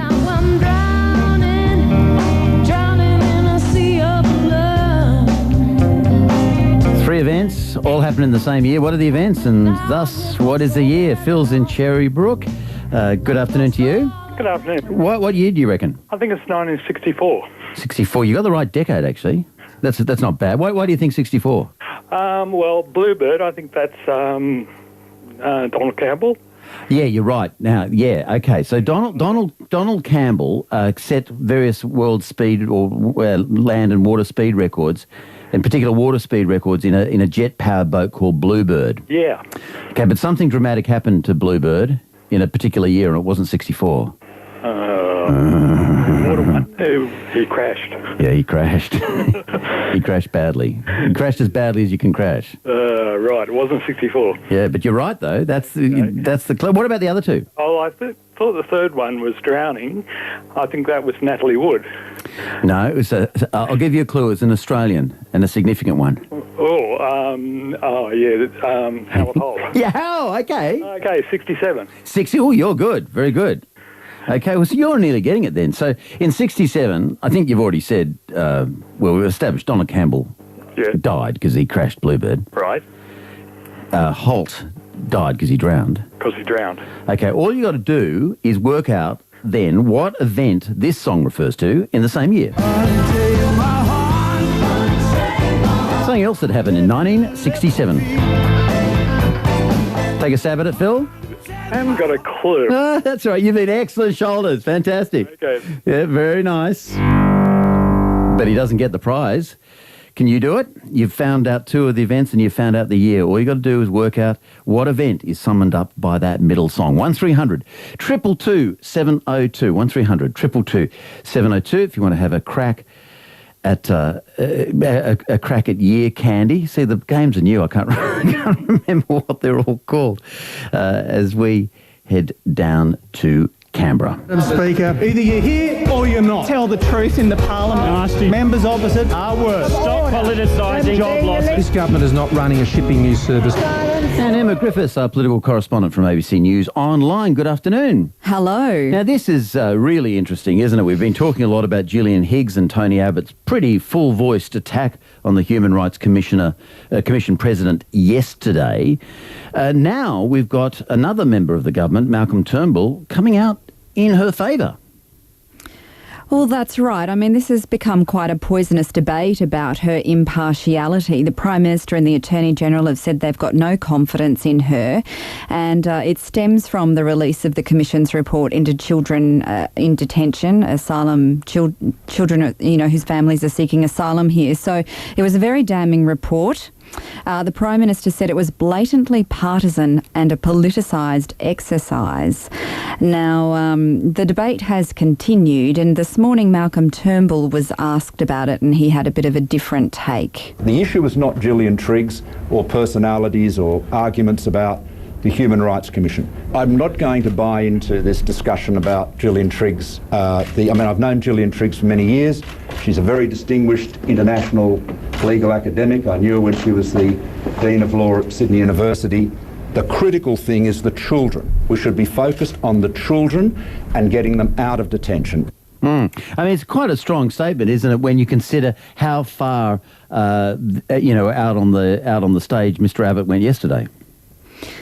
Well, he did yesterday and he has again today. It's been what Question Time was basically all about, was revelations yesterday as well that just days before the report came out, the chief bureaucrat in the Attorney-General's department met with Gillian Triggs and said to her that she had lost the confidence of the Attorney-General, Senator George Brandis, and there was some talk about, her perhaps going into a different role. So the issue's rolling on here, and yes, Malcolm Turnbull's taken a stance that is in marked contrast to the Prime Minister's and to the Attorney-General's on this. So read into that what you will. I know he is taking, the advice of some of the backbenchers over this issue that really do want the issue to be about the children and about the fact that the Coalition has stopped asylum seeker boats reaching Australia and is getting children out of detention. You mentioned the idea that she was offered a different job, which if she were willing to relinquish this one.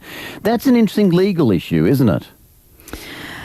Well, the opposition definitely thinks so. I mean, it has come down to, as what Bill Shorten described today as word games, because the Senate Estimates Committee, which Gillian Triggs and the Secretary of the Attorney-General's Department both appeared at yesterday, there were slightly different versions about how the conversation went and, questions about whether it amounted to a bribe or not. So the opposition's referred it to the federal police, and they've, as they would normally do, they have agreed that they're going to look into it. Because you can't induce a public official to give up their right. I mean, if I want to get rid of if I'm the Prime Minister and I want to get rid of the boss of the ABC or something, I can't go up to him and say, mate, would you like to be ambassador to New York? It's a fantastic role. That would be an inducement to leave his office.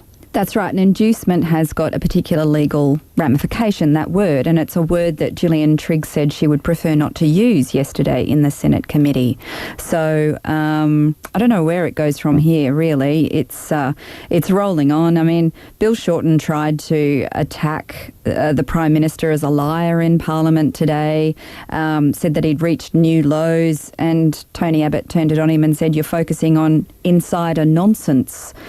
This is not something that, is bothering most Australians. Although it was Mr. Abbott yesterday who said Gillian Triggs has lost my confidence. Indeed, she's lost the confidence of most Australians. And I did think that was a bit of a reach. I don't know that most Australians have formed a negative view about Gillian Triggs. I don't even know if most Australians are particularly focused on this issue. I'd have to ask the same sorts of questions, Richard, honestly. I mean, we've got other issues that are held up in this Parliament. A major welfare report coming out today that does affect millions of Australians directly. I know the Forgotten Children report on children in detention, it obviously, people were just so distressed at the details that the Commission uncovered in that. And, I guess the people that are buying into this issue are very greatly affected by it. But yes, I mean, I believe people are distressed. I don't know that the majority of people have formed a negative view of Gillian Triggs, which was the comment made by the Prime Minister yesterday. Now, Scott Morrison has flagged an incremental introduction of necessary welfare changes. He has. There was a major report that he released today that has found that the current system is very complex and unwieldy. There are 20 payments and 55 add-on payments, and this report recommends drawing that down to 5 for young people, for families, for people with disabilities, for people who are unemployed and carers. And there's, it recommends tighter eligibility for the disability support pension, for instance. Now, Scott Morrison has made the point that this is a review conducted for the government, not by the government. He said it, generally he's reacted to it very positively, saying great ideas, all necessary change. But I think one of the telling things that he said in his speech at the National Press Club today was that he doesn't think there's an appetite for much change in this area, and that things can be done very gradually and incrementally. So I think what we're actually going to see is a softly approach on this, steady as she goes. We might see 1 or 2 measures in the next budget in May, but Scott Morrison's really talking about gradually tweaking the system, and even sort of spoke about a decade of this ahead of us. Okay. Just finally, Emma, the foreign real estate buyers to pay a fee of at least $5,000 under a new system. That's right. The Prime Minister and the Treasurer flew to inner city Sydney this morning to make this announcement, and they said that was like the epicentre of this problem. It's the government's reaction to complaints that first home buyers, Australians, are being pushed out of the market by foreign investors. So it's yet to make a final decision on this, but it has flagged fees of at least $5,000 for foreign buyers, up to $10,000, and it says it's going to be enforcing the rules around foreign investment, being much more tough around that sort of area. I mean, whether that makes a difference if you're buying a $500,000 apartment in Sydney, I don't know, 1% extra. Yes, I know. $500,000, $5,000, yeah. Well, there was, it's much more than what a committee looking into this recommended, which was an administrative charge of $1,500. So, I mean, Joe Hockey says it may raise more than $200 million a year for the federal coffers. So I guess, he's quite happy to take that. That side of it, I guess, is right. Whether if you're using it to raise money, then fair enough. If you're using it because it's suddenly going to radically change the ability of Sydneysiders to buy real estate, I don't know about that. Questionable. Good on you, Emma. Thank you. Thanks, Richard. Emma Griffiths, our political correspondent from ABC News Online. I'm a bluebird. Yeah, Candy, we know the year is 1967, the year when Donald Campbell died January 4 while trying to break the world water speed record in his jet-powered boat Bluebird. We also know that in that same year, December 22, Prime Minister Harold Holt drowned in the surf.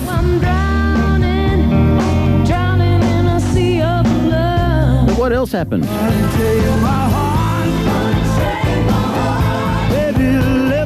Taramara Winton, good afternoon.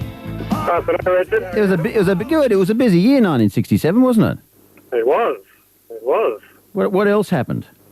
Dr. Christian Barnard did the first heart transplant. He exactly did. He unchained one heart and put it in someone else.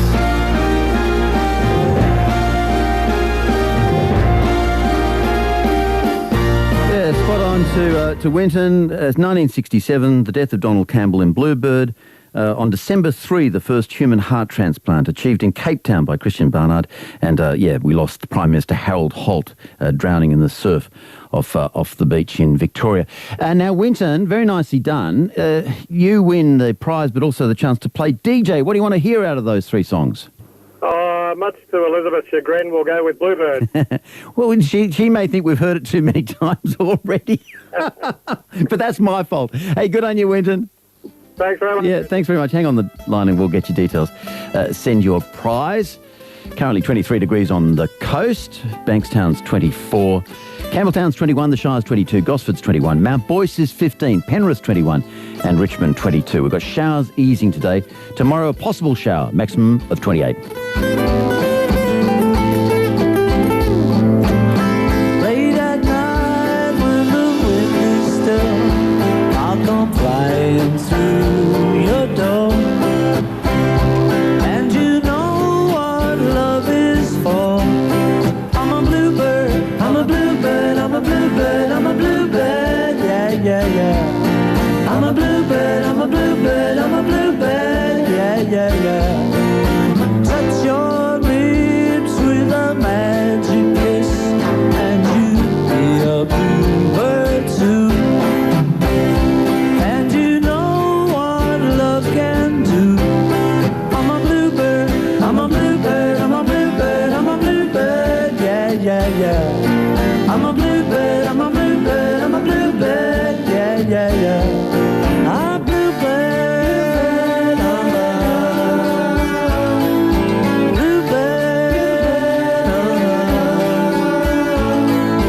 bluebird.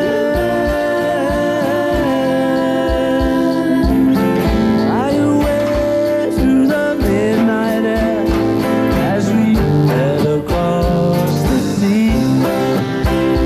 And at last we will be free.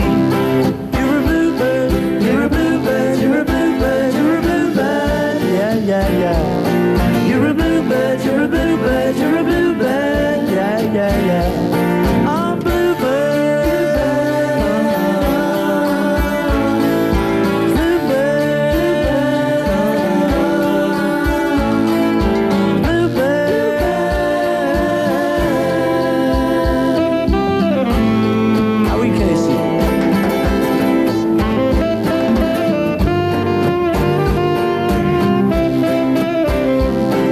At last we will be free. Bluebirds, you and me. At last we will be free. I'm a bluebird,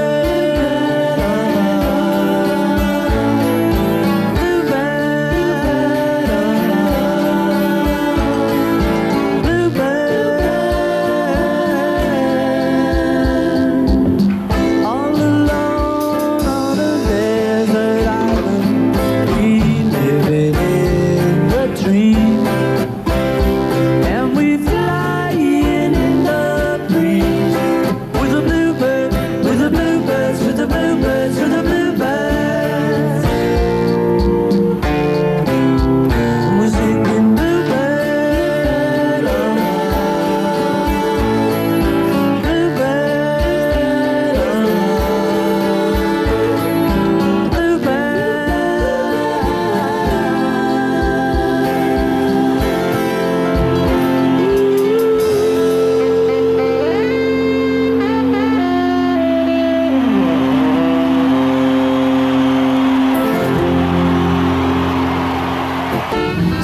traffic. Thanks to Winton and Tarramara, our Year Candy winner. Another game tomorrow. At Punch Bowl Road at Victoria Road, 3 vehicles involved in an accident eastbound. Buses delayed in Punch Bowl up to 15 minutes due to a multi-vehicle accident on Punch Bowl Road. It's Punch Bowl Road at Victoria Road, 3 vehicles again, and eastbound pretty seriously affected. At Strathfield Centenary Drive at Arthur Street, a truck breakdown northbound in Lane 1. And at Eastern Creek, Great Western Highway at Kawara Street, eastbound traffic is affected by significant delays. There's also fuel spill in the area. All eastbound lanes are closed, however motorists are passing through, creeping by on the eastbound breakdown lane. You can use the M4 motorway as an alternative, but a real mess. Eastern Creek, Great Western Highway at Kawara Street. At Lidcombe, Joseph Street at Amy Street, a car breakdown there. Southbound in lane 3. And finally, Holbrook, Hume Highway at Woomagama Way, a car accident there. One southbound lane is closed. Don't miss nightlife with Tony Delroy.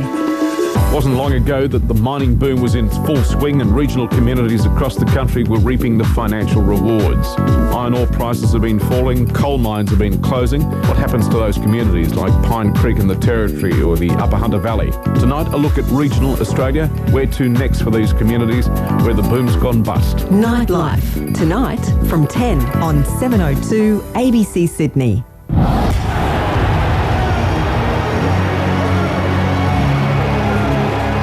And it's Chris Classic. Good afternoon. A very good afternoon, Richard. Yeah, now rumours of another NRL club being implicated in the cocaine scandal. Yeah, it's going from bad to worse for the NRL. They are only rumours at this stage, but Fairfax Media is reporting that the Brisbane Broncos may be implicated in this saga. Of course, 5 Gold Coast Titans players will face court over these charges, and Carmichael Hunt is at the moment suspended for the Queensland Reds. We don't have any names as such or exactly what the implications are, but we do know, and it's a fairly decent sign, that something is brewing because bookmakers have suspended betting on the NRL Round 1 clash between Brisbane and South Sydney. Speculation grows that the Broncos will be drawn into the scandal that's engulfing southeast Queensland sports. So all major betting agencies have moved to shut down the markets because of this uncertainty, and once again the NRL will kick off under a cloud of uncertainty. Mm-hmm. Now, meanwhile, the Socceroo Mark Bresciano has retired from international football. Yeah, a real sad day. It was inevitable that this was going to come sooner or later, with Bresciano being 35 years of age, Richard, but he is a true legend of the Socceroos. I don't like the word legend being used too much, but it really does suit Mark Bresciano, because he, for time and time again, he came to save the Socceroos and instigate an attack when maybe we were being outplayed. He shut down defence, but he was a truly visionary player, an artist of world football. Many commentators believe that at his best he could have played at any team in the world. He's technically gifted. He scored that wonderful goal against Uruguay back in 2005, which put the Socceroos into that penalty shootout. He provided the cross for a couple of World Cups to Josh Kennedy's head to get us qualified. 3 World Cup campaigns, 84 appearances for Australia. He also led the way with the way he approached the game. He was a humble man. He was a calm man. Not that he's passed away. We're speaking as though he's gone, but we will miss him, because for so long Bresciano has carried the midfield of the Socceroos, and he's left it in a better position than it was about 12 months ago. And he had the perfect name to shout at the television set when he ever did anything brilliant, because you could say, Bresciano! Bresciano! And we did, and often. And you always, when you saw Bresciano's name on the team sheet, you always felt a sense of, okay, well, we can win this because we've got Bresh there. So I have to apologise to him. I called him Marco for most of his Socceroo career, and his name is Mark, but he cleared that up after a couple of years. But I just love the name Marco Bresciano. But yeah, apart from his, the only thing that was faltering was his hairline. He was bald as a badger for the last 3 years of his career. But what a wonderful player! Played in the Serie A. So that's just better for the headers, Chris. What are you talking about? Much better. Those sliding headers, exactly.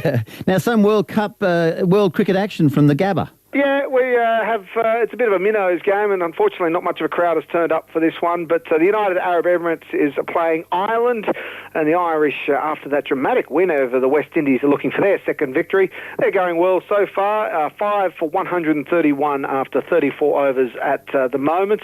We have Rowan Mustafa and Sharman Anwar at the crease. Anwar's on 28 not out, and Mustafa only 2 not out. And George Dockrell, he's bowled quite well for his 1 for 12 off 4 overs. So the Irish, they're looking pretty good, you would say. Now taken another wicket, 6 for. So 6 for 131. A wicket has just fallen, and it is Mustafa out. So there we go, live sport for you. The Ireland looking pretty good, 6 for 131. Good on you. Thanks, Chris. Thanks, Richard. Chris Classic from ABC News Radio Sport. We're rolling up to news time here on 702 Drive. Richard Glover with you. CJ on the text, look, he said he believes I said during our political report that Australians don't care about the children in detention issue, and I would hate you to go away thinking that's what I said, CJ, or anybody else. Maybe I was not articulating my views very carefully. or very using a lot of skill in articulating my view. What I was trying to say was pretty simple, though. The Prime Minister yesterday said that Gillian Triggs had lost his confidence and he believed she had lost the confidence of the people of Australia. What I think is that the people of Australia have not formed a joint negative view about Gillian Triggs. I think there's probably a small number of people who are positive about her, a small number of people who are negative about her, and a whole lot of people who haven't got a view about it. That doesn't mean they don't care about children in detention. I just thought it might have been a bit of a stretch for the Prime Minister to say that the majority of Australians had formed a joint and negative view of the Human Rights Commission. I don't think that's the case. I don't think there's been any surveying to back that claim up. It just seemed to me an unlikely claim for him to make. You know, that's all I was trying to say. It's 5 o'clock.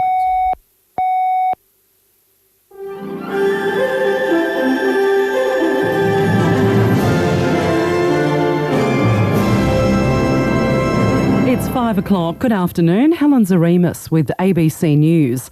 Labor has derailed question time in an attempt to censure the government over its treatment of the President of the Human Rights Commission, Gillian Triggs. Anna Henderson reports from Parliament House. Labor has jumped on revelations the Secretary of the Attorney General's Department told Gillian Triggs the government had lost confidence in her and offered her another job. Opposition leader Bill Shorten says it's a character assassination. A new low by the most powerful man in Australia against an upright, proper and decent woman. The Prime Minister has dismissed the issue as Canberra insider politics. His manager of government business, Christopher Pine, says Labor isn't focused on the big picture. Creating jobs so that they can feed their families. That's not what Labor's interested in. The government used its numbers to quash the censure motion. Anna Henderson, ABC News, Canberra. Newly released data has again underlined the economy's struggle to compensate for the end of the mining boom. More from finance reporter Simon Fraser. The data from the Bureau of Statistics shows the value of construction work fell by nearly 5% in the 3 months to December, with strong growth in house building not enough to offset weakness in mining and commercial construction. Just 6 weeks into the job, new Treasury Secretary John Fraser says it's taken a remarkably long time for economic growth to recover from the global financial crisis. The outlook for the global economy remains weak. Separate figures released today also show wage growth remains stagnant, with the wage price index growing by just 0.6% in the quarter. The Premier, Mike Bairds, rejected the opposition's call to choose a successor for the Police Commissioner in order to unite the force. There have been long-running tensions between two potential rivals for the job, Deputy Commissioners Catherine Byrne and Nick Caldis, because of a police bugging scandal more than a decade ago. A parliamentary inquiry's recommended the government demonstrate that the pair can still work together. The opposition leader Luke Foley says the dysfunction would end if a successor was chosen for Commissioner Scipione, but the Premier says it'll happen in good time. It sounds to me he's trying to throw him out the door, and if he's trying to throw him out the door, I'm not trying to do that. Yes, we will need to transition, but we'll do it in an orderly way, and I certainly won't be doing it in any way that signals out the Commissioner, because the Commissioner, in my view, has done an outstanding job, full stop. A former mayor of Ryde Council in Sydney's northwest has been charged with assaulting the current mayor. The details from Catherine McGann. Last weekend, the Liberal Mayor of Ryde, Bill Pickering, was at a school in Putney, helping out at a campaign booth for a council by-election. Witnesses say Mr Pickering was handing out ham sandwiches when he was allegedly punched in the head by an independent candidate, Vic Tagg. Mr Pickering reportedly fell to the ground, suffering a seizure, before he was taken to hospital. Police were called, but Mr Tagg left the school before officers arrived. Mr Pickering spoke to the media a few days later, saying apart from some bruising, he was fine. Police say a 63-year-old man attended Ryde Station on Monday and was today charged with assault occasioning actual bodily harm. He's due to face court in April. A car's plunged 8 metres onto a rail track in the state's far north. The accident happened just after 2 on the Summerland Way at Kyogle. Police say the driver in her 70s managed to get out of the car and suffered only minor neck and back injuries. No trains are expected on the rail line until later tonight. Australia's chief scientist, Professor Ian Chubb, has had his appointment extended to the end of the year. Professor Chubb started the job in 2011. The Prime Minister, Tony Abbott, says he's pleased Mr Chubb has agreed to continue his work, providing independent advice to the government. The dollar has risen to its highest level in almost a month. after the release of positive Chinese manufacturing data. The currency's up more than half a cent to 78.9 US cents. The share market followed Wall Street higher with the All Ordinaries index adding 19 points to 5,909. The ASX 200's gained 18 points to 5,945. To the weather, the chance of showers in the state's northeast and southern and central coast tomorrow, possible storms in the east and the northern inland, fine in the west. Sydney tomorrow, the chance of showers and a storm with a top of 27. Friday, the slight chance of a shower and 27 again. Right now, 23 degrees in the city, in the west 21, humidity 68%. I'm Helen Zaremus, ABC News. We're going for a ride. With Richard Glover. Buckle up. Sounds dangerous. So you're heading down to reservations. Now's the time to say so. On 702. Oh, they'll enjoy it. ABC Sydney. And g'day, Richard Glover with you on 702 Drive. Today, a bridge too far, how one bad accident plus a lick of rain brought so much of Sydney to a standstill this morning. Also today, how people in the 1950s imagined the house of the future. In an ordinary house, we'd be talking about the refrigerator and freezer. But in this house of the future, we call them cold zones. One zone for regular refrigeration, one for frozen, and one for irradiated food. I love that, irradiated food. So what happened when the House of the Future went on display in Sydney Town Hall in the late 1950s? That's Self-Improvement Wednesday. And the teacher from Knox who admitted to showing students pornography in the late 1980s but wasn't fired or reported to police. Today's evidence to the Royal Commission regarding Knox Grammar. It's all ahead here on 702 Drive. I'm a bluebird, I'm a bluebird, I'm a bluebird, I'm a bluebird.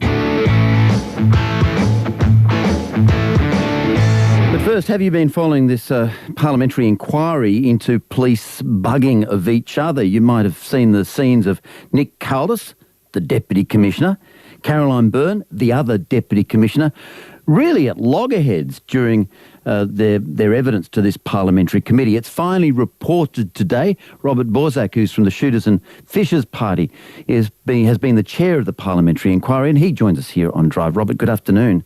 Good afternoon, Richard. The most dramatic thing, of course, has been Nick Caldis and Caroline Byrne basically staring each other down. Do you believe... Catherine Byrne, do you believe that they can work together?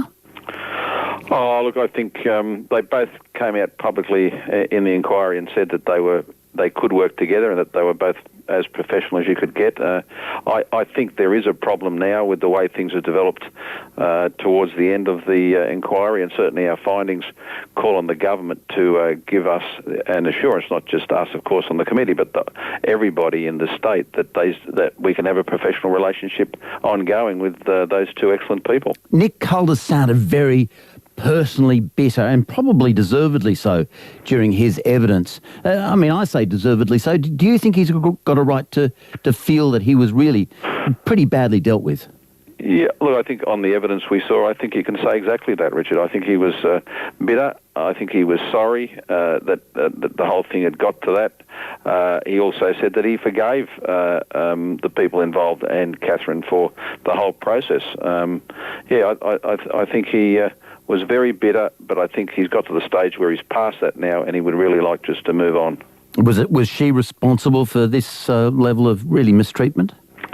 I don't think she was initially responsible for it. I think there are other people responsible for that whole process. I think she got herself caught up in it, in the way that it operated. And towards the end, in her evidence, she acknowledged quite clearly and properly that Mr. Caldis didn't have a case to answer. Okay, this is not just simple unfairness, though. Everyone knows about workplace unfairness. This is something that goes to the Supreme Court being given warrants in which they were really falsified evidence. Well, in some cases, there was no evidence at all. I think it was 41 or 42 of the names listed on the warrant that we examined in detail had no supporting evidence for them being listed in the affidavits that were put forward to support the warrants being granted. That's a pretty serious offence. Whoever's the author of that it's serious, isn't it? Very, very serious. And one of the problems that we just didn't manage to sort out was who was actually responsible for preparing the affidavits and actually signing off and organising for the warrants to be issued. Everybody seems to be saying, "Oh, it wasn't me, Your Honour, it wasn't me, Your Honour, it wasn't me, Your Honour." Nobody seems to have taken any responsibility whatsoever for that whole process of, first of all, nominating who was going to be on those affidavits, then whose names would be listed on the warrants. At one stage it was being pointed towards the subordinate officer who actually signed off the piece of paper. We still haven't got to the bottom of that. At one point in his evidence, Nick Caldas basically said, "Look, I am willing to forgive Catherine Byrne, but I do believe she owes me an apology if she would just give me one." Words to that effect. Do you believe she owes him one? Yeah, I do. I'm a firm believer that even if you don't believe necessarily that you were 100% wrong, if it makes it easier, especially in the workplace and in an interrelationship point of view, this is a long-going, festering problem that's been going on for years and years and years. It's now out in the open. Why not just apologise, shake hands and carry on? Okay, the other wider issue, apart from this sort of personality issue between these two deputy commissioners, is the structure of police internal investigation. The commissioner himself said before your inquiry, Andrew Scipione, he put it quite vividly. He says, "It's very difficult when you have got three agencies with all the goodwill in the world, with one starting the bus, one using the brake and one using the accelerator. That does not work." He's got a point, doesn't he? Oh, he's exactly right. And he also, another part of his evidence, said that he believed that we should be looking at a UK-style single organisation to oversee the police, a civilian-based organisation. And that was actually fundamentally one of our recommendations that we put into I think it was recommendation 6, that the government establish a single, well-resourced police oversight body. Can you believe that this has taken this long to resolve? And Commissioner Scipione, who I think a lot of people have got a lot of time for, he should have done something about this earlier, shouldn't he? Well, look, I'm a layman, like you, when it comes to things like this. If you'd have asked me about emblems 6 months ago, I would have said, "What are you talking about?" I believe it has dragged on too long. This whole process has got out of hand. I think Mr. Scipione and probably the commissioner before him, in fact, I do believe the commissioner before him, were in an ideal position to try and help sort this out. And he should have been more proactive, I think, in trying to get it done. Okay, so of course the commissioner's role is up for grabs soon. I have heard some people comment the only way to really, truly bring fairness to this long saga and end the long saga is to make Nick Caldas commissioner. Well, I came out today and said I thought he should be commissioner, but equally I think what the government does need to do is go through a proper selection process. Commissioner Scipione has indicated he's going to stand down at the end of his contract in September, and I think what the government should do is get on with the job now and actually open it up and start the process of looking for the right person. It's going to be very, very difficult to find a commissioner to replace Mr. Scipione. He's created a very, very high standard, and it's going to be difficult to find someone to run the largest police force in Australia. Now, we have two excellent candidates in Mr. Caldas and Ms. Byrne. I think they need to go through the whole process and have a quiet and calm look at their qualifications and work out who they think should take their place. Well, I just don't want to be in the waiting room while they're waiting to go in. No. And look, I might have a preference for Mr. Caldas because I think of his operational background, but I won't get a say in it. I think what has to happen is it has to be done properly and it has to be looked at carefully. And I also think that, again, as a layman in this thing, that had really nothing to do with our inquiry, I think we need someone in the chair there who has a long experience and in the handling of extremely difficult situations. Mr. Caldas is the only police commissioner that I'm aware of, or deputy commissioner that I'm aware of, who's got the deep experience when it comes to handling terrorism. Yep. And those international experiences. Well, if he can cope with doing investigations in Lebanon, he can probably handle Sydney. That's right. All right, Robert Borzak, thank you very much for your time. Thank you, Rick. There's Robert Borzak, who was the chair of the Parliamentary Inquiry, who issued their report today. 7:02 traffic. Knox Grammar and some more evidence today. Self-Improvement Wednesday should be a beauty. The modern home and how it was seen in 1950s Sydney. Dural New Line Road at Jenner Road, westbound traffic's affected by an accident there. At Bexley Forest Road at Harold Road, 2 cars involved in an accident. Significant delay and traffic affected in all directions. At Holbrook, the Hume Highway at Woomagama Way, 1 southbound lane is closed, and at Eastern Creek, the Great Western Highway at Kawara Street, a truck and car accident is affecting eastbound traffic, again with significant delays. They advise you use the M4 motorway. The final couple, Royal National Park, Audley Road, the Audley Weir is closed due to flooding, and at Punchbowl Road at Victoria Road, 3 vehicles involved in an eastbound accident. The Punchbowl buses are also delayed, and that's the latest. Richard Glover, Drive, on 702 ABC Sydney. Well, imagine this. You're in a boarding school and one of your teachers shows you pornographic videos and he gets caught. What would happen in the school that you went to if that played out?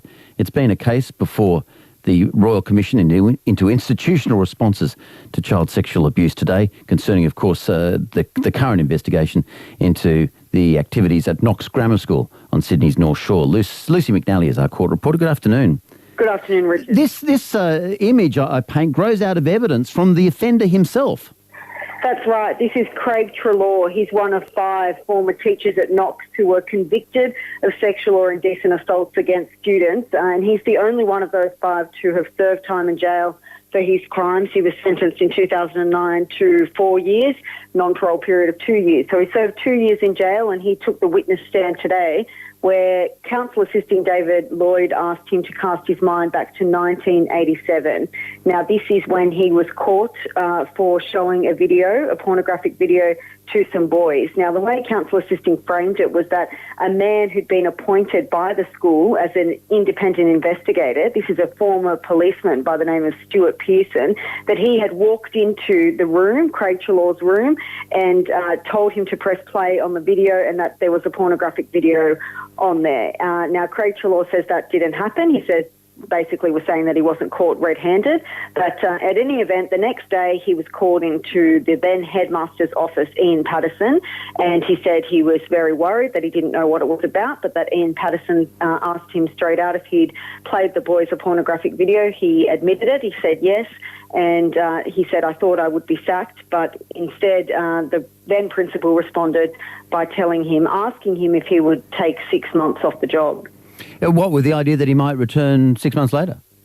Yes, and he said that he accepted that and that he knew that he wouldn't be paid for that 6 months and, then he would come back. Now, of course, later he committed these offences against at least 3 victims, and they were the offences that he pleaded guilty to and was jailed for. Now, Counsel Assisting David Lloyd pulled him into line today and really reprimanded him for the language that this convicted pedophile former teacher at Knox was using when describing his crimes. Let's have a listen now to the exchange between them in the witness stand today. Do you have any self-awareness of how offensive it is to say that the boys wanted to touch you and you let them? That's what it implies. I mean, you forced them to touch you. That's the truth, isn't it? No, I did not force them to touch me. In a psychological sense, at least, and after lots of grooming, you forced them to touch you. No. All right, you deny it. That I forced them, yes. Do you have any remorse? Of course I have remorse. What's the nature of it? From the moment that the videos were exposed in 87, I've had to live with that, and I don't say poor me, but I've had to live with that, and I've constantly thought over the years about how my actions might have affected those who were my victims. Yeah, but Liz, he's still not saying that he forced the children. He's suggesting that they were the initiators. That's right, Richard, and that was what was so shocking and awful about it, and I guess, give some insight into pedophilia and how after his time in jail, he still doesn't seem to take all the responsibility. I mean, he did kind of backtrack there a bit by saying that he did have some remorse, but yes, the fact is that he is saying, you know, that the boys, he's more or less putting it back on them, and it must be just heartbreaking for the parents of these victims. You know, we have heard from mothers this week, and it's just shocking what these... Well, you know, if the story was not so awful, the bit in today's paper would be blackly hilarious. This is from today's Herald. The Commission heard that when art teacher Bruce Barrett died in the mid-1980s, Knox commemorated him with an inscription on a school gate. He touched us all, it said. The plaque has since been removed. Yeah, I mean, it's just what the Royal Commission is looking at, which it has been with, you know, all of these institutions, is why they covered it up. You know, well, why do you employ and pay a former policeman to investigate incidents, and then you don't refer anything on to police, which is what's happened at Knox. Okay, but I mean, it is fair to say that Ian Patterson, the headmaster at the time, of which, you know, a lot of discussions have revolved, he hasn't had a chance to give his side of the story yet. That's right. I think we're expecting him on Monday, so that will be a very significant witness. Yeah, he'll be someone that we're waiting for. And, you know, it was an interesting day today to have Craig Treloar there, and we have had other former teachers who've been convicted as well. And so, that everyone's been called. There's no evidence. There's no stone that will be unturned here. So it's interesting. Good on you, Lucy. Thank you. Thank you. Lucy McNally, our ABC court reporter. It's 5:20.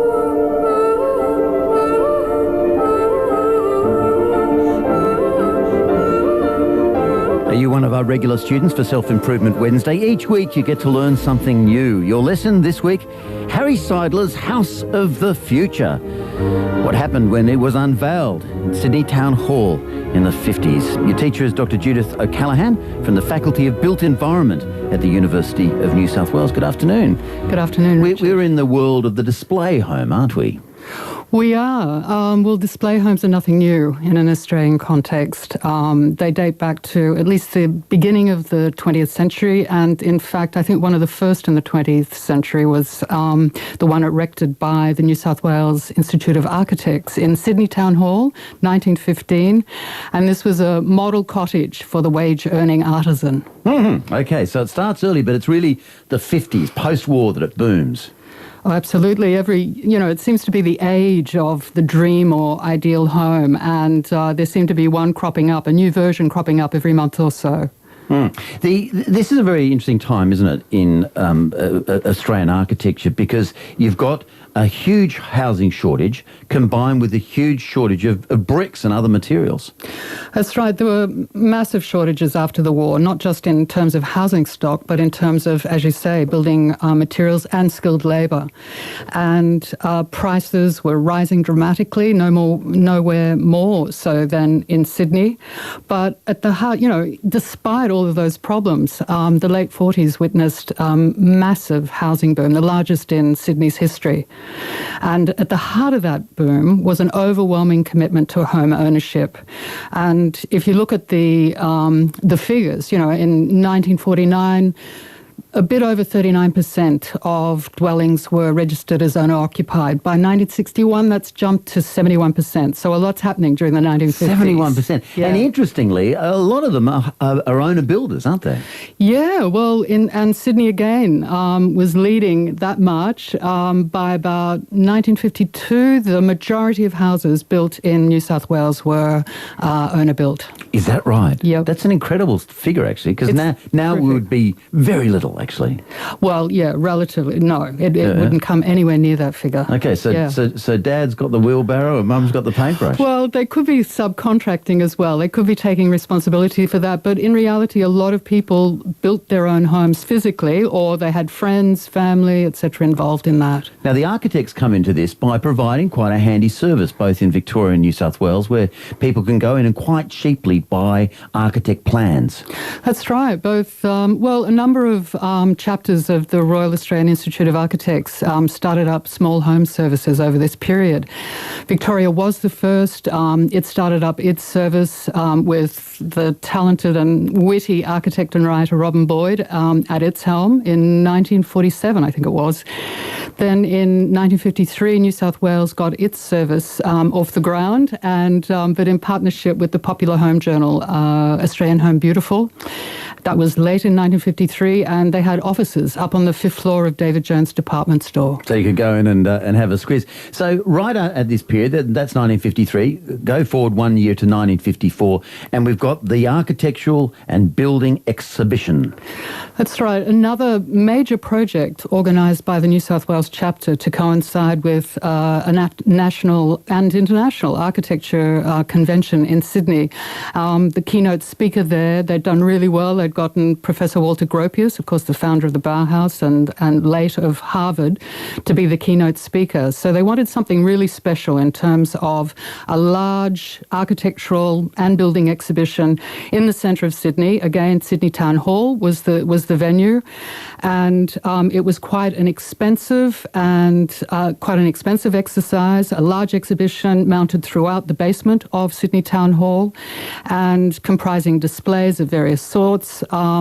But the main attraction was a full-size model house, the House of the Future, designed by the executive architect of the exhibition, Harry Seidler. Now, he hadn't arrived in Sydney much before this. How did he get that gig? Well, he was only about 30, 31 at this stage. He'd arrived in 1948, but in those intervening years, he'd really assembled an impressive body of built work, including the house that he designed for his parents in Wahroonga, the famously known as Rose Seidler House, which won the Sulman Medal in 1951. So he was doing quite well, and the Architectural and Building Exhibition was another very high-profile project. Okay, this was a big news in the Sydney of this time. There were big queues to see this house. What did they find when they got inside? Well, it was promoted as being, highly controversial, highly provocative, but once you got there, visitors would see a small rectangular one-bedroom house with a footprint measuring a bit less than 70 square metres. But it was impressively modern, impressively elegant, and modernist, purely modernist in its severe geometry, in its flat roof, and also a full glass window wall running down the length of one side of the house. Okay, now this is really groovy, the shower and stuff like that, all built in with self-contained walls.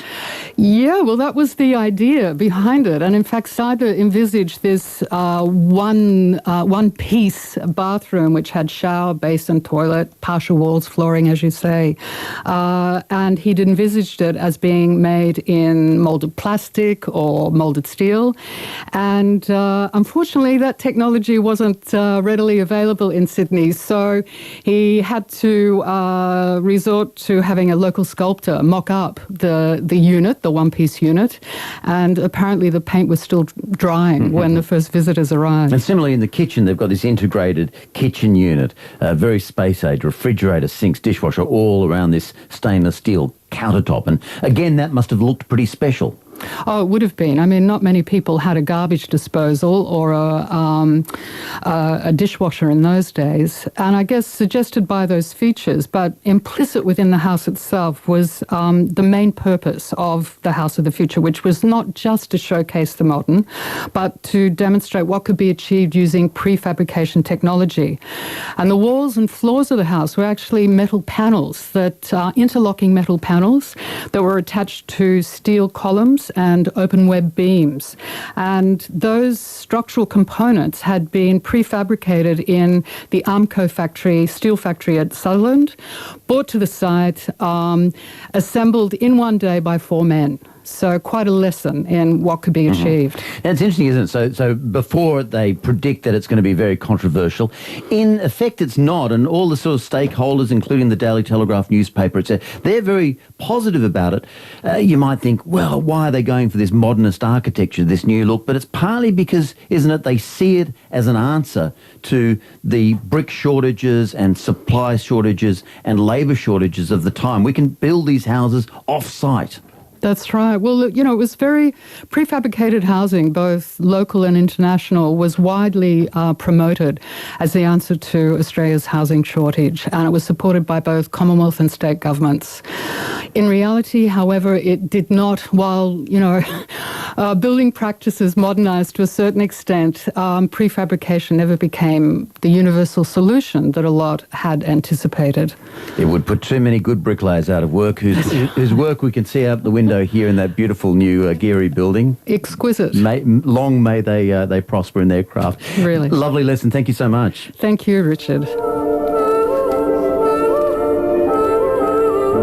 There you go. Harry Seidler and the House of the Future, what it looked like in the Sydney of the late 1950s.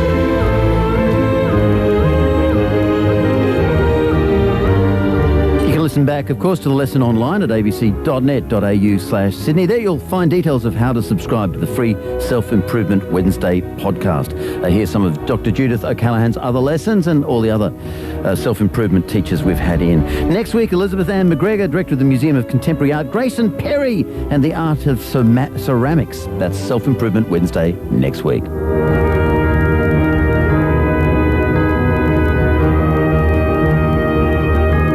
What's Linda up to tomorrow? Hello, Linda Mottram here. Are we living up to all the good words and intentions about mental health, especially when it comes to our teenagers? Charlotte's been admitted to the psychiatric unit at Westmead Children's Hospital, the third admission. I did not realise how little was available for our children. Hope you'll join me tomorrow for a powerful story of one mother's struggle to save a depressed daughter from herself, a struggle that has left them both in limbo. Mornings with Linda Mottram on 702 ABC Sydney. 702 traffic. Up to the chopper and Vic LaRusso. Good afternoon. Good afternoon, Richard. Yeah, what can you see? Hey, we've got traffic delays heading to the M5 east from the River Road City now. We've had problems at Eastern Creek after a collision. The Great Western Highway, Darrowwood Street, and delays into Punchbowl Road, Victoria Road after a three-car crash. All clear for the M1 at this stage, travelling northbound. No major traffic delays to report leaving out of Sydney toward the Central Coast. From the Australian Traffic Network, I'm Vic LaRusso. Thank you, Vic.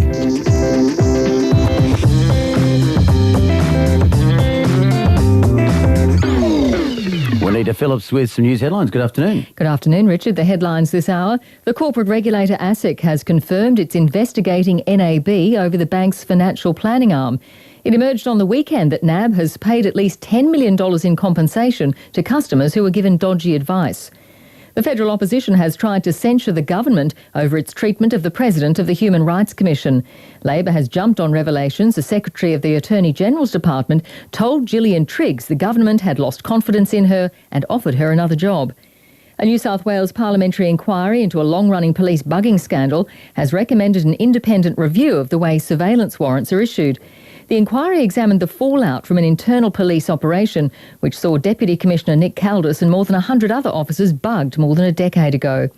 And the competition watchdog has lost a court battle against multinational drug maker Pfizer. The ACCC had accused Pfizer of misusing its market power to encourage pharmacies to supply some of its cholesterol medications. I'll be back with all the day's news at 7, Richard. Well, Juanita, I love the idea of this 100-year-old choreographer who's putting on a dance in Sydney. Yeah, that's right. Choreographer and dancer Eileen Kramer, 100 years old. She didn't start learning dance until she was 24, apparently, so there's still time for all of us. It's a really lovely story. Not for all of us, if 24 is the cut-off. Oh, come on. Yeah, it's interesting, not just that she can still dance at the age of 100, but her secret for a long and healthy life is that she says we should try to do some creative work every day. Well, you plie off to do the news. I shall. I'll do my arabesque. Very elegant. Graham Creek, good afternoon. Afternoon, Richard. We've got a fair bit of cloud across Sydney at the moment. It seems to be thickening a little, and this is due to thunderstorms sitting along the central tablelands. They're very active. We could see them move into Sydney later on this evening, but they may die out as they move in off the ranges, but it will be worthwhile watching over the coming hours. Now, tomorrow we'll see a similar sort of day, although any showers or thunderstorms are more likely as we move into the afternoon period. We're looking at temperatures around about 25 to 30 degrees. Now, Friday and Saturday, we'll see a little bit of cloud about, but both days should be dry. 26 to 29 Friday, 28 to 32 on Saturday, and then on Sunday, a gusty southerly change kicking in. Now, that'll be during the afternoon. That'll also bring the potential of some afternoon or evening showers and thunderstorms. Temperatures 30 to 36 ahead of that change, though. Very good. See you on the news. See you then. There's Graham Creed. It is 27 to 6 here on 702 Drive. Let's see what's on tonight's evening show. Every week we ask you to help us put together a playlist on a theme for a segment called Champies Challenge. This week we're heading to the movies. We want to know the songs you love from the movies you love. Maybe something like this. Or a bit of this. Maybe even this. Who you gonna call? Champions Challenge goes to the movies tonight at 9:30 on 702 ABC Sydney. It is 26 to 6 here on 702 Drive. I wonder if you saw Q&A on Monday night focused on the topic of domestic violence. There were some startling figures about its extent and impact, and a call for good men to do more, to step up and make it clear that it is unacceptable. So in the wake of the program, some questions start to crowd in. If you're a man, have you ever tried to step up and say something? Did you do it in the end, or did you falter, uncertain of how to do it, whether it might make the situation worse? I don't know. If you did stand up, did it make a difference? Did it help resolve things in some way? What if it's your daughter or sister who is experiencing violence? How do you step in that case? Are there right and wrong ways to handle it? And what if you've experienced domestic violence yourself? How do you reflect on the way you handled it? Is it ever worth staying past that first slap or punch? Are there ever occasions when things get better rather than worse? Can a violent man ever cure himself? You might have some wisdom on that topic. 1300 222 702. The realities of domestic violence, from those who are watching on the sidelines, from those who are related to those who are experiencing it, to those who are the perpetrators. You might have done it yourself and want to talk about the emotions around that, how you tried to come to terms with what you'd done, and you certainly might have experienced it. Is it ever worth sticking around? Is there anybody who can say, look, yes, there was an act of domestic violence, I stuck around and somehow things did get better? I wonder how that was achieved, if it ever is achieved. 1300 222 702 again is our number. 1300 222 702. We need your wisdom, we need your insight, and we need your experiences on what is a tough topic, but a pretty important one. 1300 222 702. With us is Anne Hollins, a psychologist. Good afternoon. Hello, Richard. You were there, of course, on Monday night. How did you read what happened? Oh, it was a pretty intense experience, I have to say. A whole hour of discussing some, pretty grim statistics, as you point out, and some very personal experiences. Some of the people in the audience, shared their own experiences quite bravely. I thought. Well, I thought it was very moving too when people explained, because I think for people who haven't experienced it, the instant thing is, well, why don't you leave straight away? But there were some very eloquent people explaining, well, why you don't leave straight away. You're leaving everything. You're leaving everything behind. Absolutely. I thought that was one of the things that was done really well on Q&A, to actually explain that part of it, which, as you say, is often a mystery. There are many reasons why women don't leave. It's not just one reason, depending on the person. And, sometimes it's because they're so emotionally wrung out and lack confidence that that's really a hard thing to do. But the reality is that many people are fearful, because we know that women are more likely to be hurt once they do leave. And we absolutely have to remember that. So sometimes women are staying because of the kids. Sometimes they leave because of the kids. Sometimes they stay because of the kids and fear that they themselves will be hurt because of enraging their partner even more. Now, of course, I use physical violence in my introduction, but it's not the only form of this, is it? No, and that's a very, very important thing to remember, that these horrific statistics about deaths, and there have been 14 in the first 7 weeks of this year, which is, 2 women a week murdered by their partner. That's pretty scary, but that's just the tip of the iceberg. What we're really also worried about, of course, is the much larger problem of daily intimidation and lower levels of violence and that sort of prolonged kind of terrorism, intimate terrorism as it's often called, that really does rob women of their ability to kind of take control of their lives and to be able to look after themselves. I'm betting there are a lot of people listening to this who are thinking that's exactly the situation my daughter's in or my sister's in or whatever, and wondering, what can they do that's not going to make things worse, that it's difficult, that they don't want to go and put themselves into the marriage, and yet they can't stand back and watch this. It's a very, very difficult thing because, even in a sort of a much lighter vein, if you don't like your friend's partner or your daughter's partner or whatever, you don't want to say because they're likely to push you away. But if you see that they're actually being treated very badly, and you may even suspect that there might be violence, but even if it's just emotional put downs, like it's sort of, you can see the verbal intimidation or the emotional violence. You're so stupid. Yeah, you're so stupid, or your cooking is bad, or you're hopeless, or you don't earn enough money, or there are lots and lots of things that build up to this whole sort of thing that we're talking about.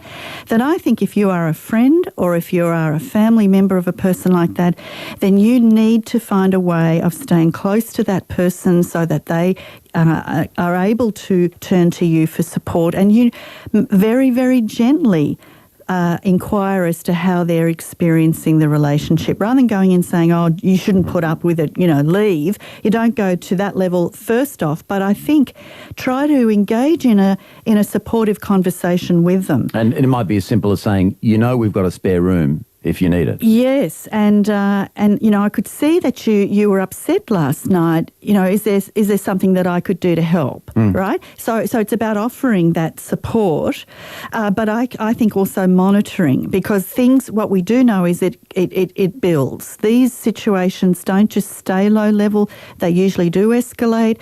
And I think there may be a time where a family member needs to step in a firmer way. All right. Will you give us your wisdom and your experiences?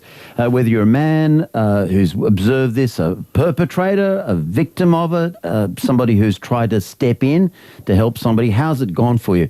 1300 222 702. David is on the line. Good afternoon. Hello. Yeah, your experiences, David. Look, I'm a lawyer and I do a fair bit of family law, so I've had some instances where in my neighbourhood I've heard violence, I've heard trashing of houses, I've heard various things that made me feel that there was no option but for me to knock on the door and make my presence known. Okay, these are people you don't know. Some of them were people that I knew, some were people that did not know me, but by virtue of the ones that did know me and knew that I was a lawyer, it seemed to settle it down. The last thing they wanted was a problem. Mm-hmm. And what did you say? You knock on the door and you say, gee, it sounds a bit loud in here. Well, usually I'd knock on the door and say, can I help? The ones four that I can just think of one was a woman was strangling her husband's father on a balcony. Mm-hmm. The husband was there, he was doing nothing. One was a woman trashing the house. She was throwing crockery around the house. Husband was crying. I thought he was beating her up, but it was actually more the other way. Mm-hmm. But it is important to say that these things can go, they're mainly men on women, but they can go the other way. Yeah. One was a man violent to his parents, was just basically going berserk. And one was a woman fleeing her husband's violence. Mm-hmm. And so by me knocking on the door and making my presence known, it resulted in a diversion of the emotion such that it settled the situation down in all of the cases. Okay, I mean, you sound from your voice, your manner almost, you bring a little bit of authority to the doorstep probably. You do. In those instances when the door's open, I'm not a big guy. I must say that I do step back in case somebody tries to punch me. And look, to step back when someone opens the door is even, whatever you're doing, that is a way to be non-threatening. If the first thing they see of you is you moving slowly backwards rather than forwards, that's saying, I'm not here to threaten you. Yeah, and I make it clear that I do not want to interfere, but I am concerned for them, and it just seems to break the emotion. So you can do something. Hey, that's right. You feel responsible. Yeah, I mean, what David's describing there is the neighbourly thing to do, essentially. I mean, you can do that. You can offer help, and rather than to just sort of assume that it's a private matter. Yeah, I think that we need to, as a society, I think, take this very seriously, and we need to, give each other the message that it's not acceptable. Things are not going to change unless we're prepared to do this. Jenny, good afternoon. Hi. Yeah, your experiences, Jenny. Look, I rang because I wanted to make a couple of points. One is that, domestic violence just isn't about physical abuse, it's emotional as well. And I come from an experience of being married to someone whose father shot and killed his mother and two siblings. And then in his relationship with me was verbally and very controlling and emotionally abusive, but never acknowledged that was what his behaviour was, because he hadn't gone to the extent of being physically abusive. But it was extremely difficult to live with, and I guess the way his brother-in-law described it was his behaviour was very tormenting towards me. Yeah. Sort of multiple messages left on the phone and sort of stalking and very controlling behaviours. And the second thing is that it doesn't stop after you leave. You can still get, that behaviour can still continue once someone leaves a relationship. And how long does that, obviously goes on forever in some senses, but how long does it feel really intense and threatening? I think there were more and less sort of intense times. There was certainly a time when I was fearful that he would do something to me, because he locked me in the house and took away my keys and my phone, and I felt very unsafe and had to be taken from that situation by my family. So I was frightened. Even though he'd never hit me, I felt that, he's got this history, and he doesn't understand that he's abusive, and I did feel that unsafe. Are you free of him now? No, because I've got two children, and he still torments me, but less so. I feel they've grown up. I mean, even then. I suppose we're trying to find advice in all of this and wisdom in all of this. Is there anything you would do differently if you had it all again, or if you had a sister or a friend that you were advising through this? I would have. I never picked up the signs, and I worked in domestic violence for years afterwards, and I can pick it up now. But, sure you can. I think it's so hard, and I don't think women who get into these situations do it with their eyes open. Sometimes they really don't want. Nobody ever wants this. And nobody wants to talk about it, because you feel shame. You feel shame and fear, and to even kind of let on even to your closest friend is often a hugely difficult thing to do. Particularly with emotional abuse, where it's not validated, and it's usually physical. You can't show someone the bruise, No, absolutely. but the bruises run deep. Jenny, thank you. Thank you. Thanks for the wisdom and experience. Stan's in Port Kembla. Stan, good afternoon. No, it's Dan. Oh, Dan, I'm sorry. The position of the man who tries to step in, what happens?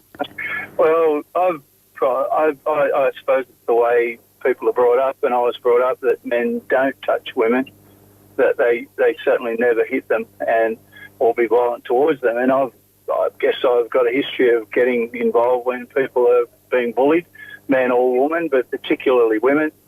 But I would strongly suggest to anybody, and I'm a big man and I can handle myself. I'm not violent, but anyway, I saw a fellow who was really giving it to a girl on the ground. I mean, he was hurting her. This is in in public? In public. And I immediately put down my bag. I was coming home from work. I'd been commuting from Sydney. I pushed him off her, but I greatly underestimated the violence that was in that person. I didn't realise at the time he had a long police record, there was guns involved, all kinds of stuff. And as I bent down to pick her up, that's the last I remember. He kicked me in the face, broken my nose, knocked me out cold. And when I came to, I was just this guy who was trying to brutalise me.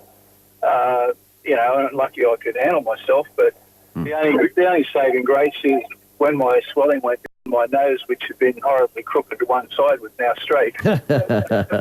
a reward for stepping in, but as you say, your best weapon might be the mobile phone and 000. I believe so. I think people that get involved in, try and interject in other people's violent situations, somebody's lost it to the point where they're really hurting somebody.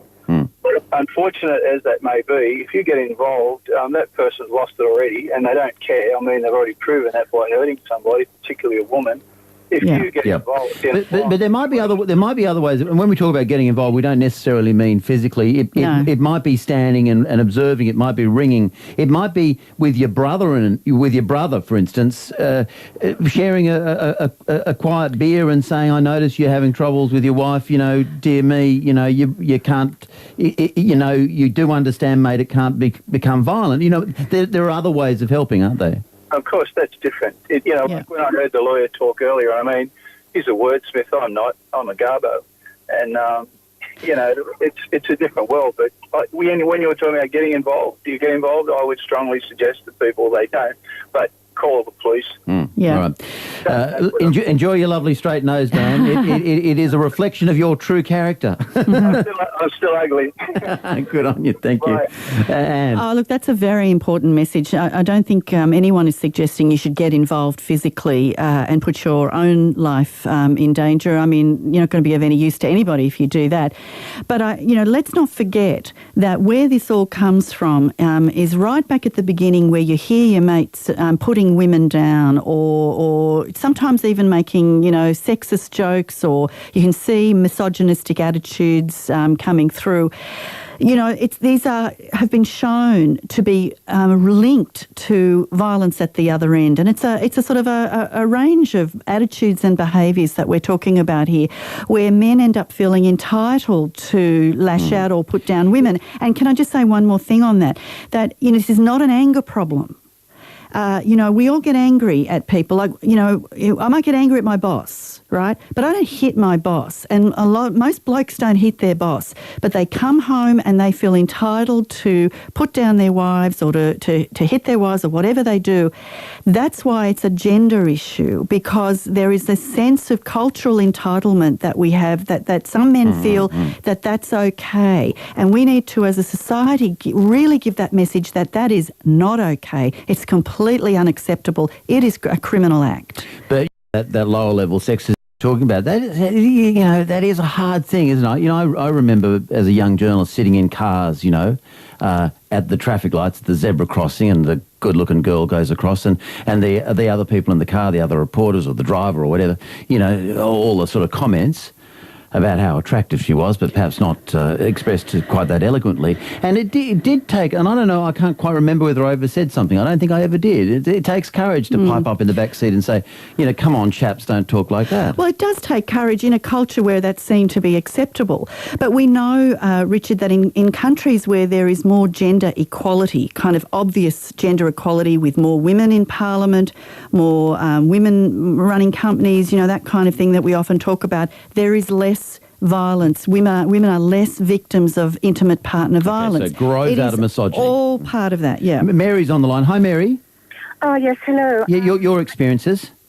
Okay, my experiences. I had a son who was involved in drugs, and I started a parenting program to try and cope with that, and learned a lot of strategies and skills. And then I was scared of him, and then I started realising that I was actually getting abuse from my husband, sort of emotionally, verbally, financially, and so on. And I took a stand against that, and we decided to separate. And then there was one violent incident. I locked myself in the bedroom because we were sharing the house till we sold it. I locked myself in the bedroom, called the police. They came. I had some sort of redness around my neck and my arm and so on, and they charged him and took out an AVO. The AVO was upheld in court. But to this day, he does not accept that he was abusive. He doesn't get it. And we've been separated now for about 11 years, and because we have a child, my son actually died, we have a child now. He is still occasionally trying to be very controlling, threatening me and so on. So I don't think it does end. We have contact because of the child. So I guess I'm echoing the fact that it does continue. But I guess the one thing that I might be helpful is that I got into a support group that taught me skills. And although it wasn't initially to cope with an abusive husband, I found that it empowered me and gave me skills that enabled me to leave, to walk away and to recognise that this wasn't acceptable. Do you wish, I wonder if people wish they'd walked away earlier, that after the first punch there can be no going back? Well, after I only had one physical incident and that was it. We'd already decided to separate, but there was no way. I guess I'd had a friend years ago too who kept going back and back to a physically abusive relationship. But I guess I think people need to. I can imagine it being very, very difficult for women to walk away. I mean, my children were youngish then too. I guess I would suggest getting support, a support group, talking to people, getting some skills on board so that you do get the courage to leave. I think women, my guess is that women know this isn't right. On some level, they know this isn't okay, but it's a very difficult thing then to walk away from what is your life, your family. That's right. As someone said on Q&A, the thing that you've maybe taken years to build up. Hey, Mary, thank you so much. Okay. 1300 222 702 is the number if you want to call us. John is on the line. Hi, John. Hi there, how are you? Yeah, good. The role of men in this, we're not saying that all violence is from men to women, but when you see that, what's the role of men?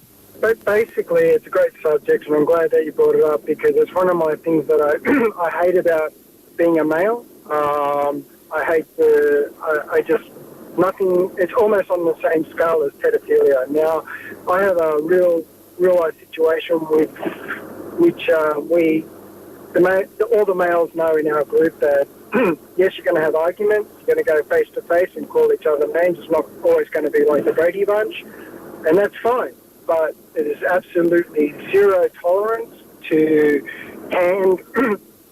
manhandling, and that's from male to female, female to male. There's a zero tolerance, and all the males do know this in the group. Now, this person did try to hide it, and it was blatantly obvious what had happened. Now, we took him aside, and we didn't really have a care factor of why. We told the police, they did nothing, so then we took matters into our own hand with him. And in what way? By talking to him, not by doing anything? Well, we discussed first, but like I said, all the males do know that there is a zero tolerance for this. And some of us come through a past where we have witnessed this in growing up, and that's why it's such an angst for us, and we have a zero tolerance towards it. Now, like I said, we took matters into our own hands. But what did you do, and did that make things better or worse? Well, basically, they'll never touch a woman again. I know this, or a child, or any other adult. I mean, if you're being physically harmed, yes, you have a... Sure, but you can't, act violence on somebody without proper evidence. We have a process for those things, don't we? And that's what we were, like I said, everyone's going to have an argument, and on what scale is irrelevant. You do not have the right to put your hands on a child or your so-called... But John, I mean, I'm sure you had a good heart in this, but the reason why we have police and the reason why we have courts and the reason why we have evidence and all that sort of stuff is that we don't just go and take action on our own hands. That's just violence breeding violence. Yeah, but Richard, how many women, and please put it out there, how many women have ABOs and they do nothing? They're not worth the paper that they're written on because these so-called men, and I use that word... I agree with those men, but you can't take action. They still say you can't take action yourself. The proper action... We had to remove the children and the woman from him because, like I said, we gave him a warning, and he came back not with...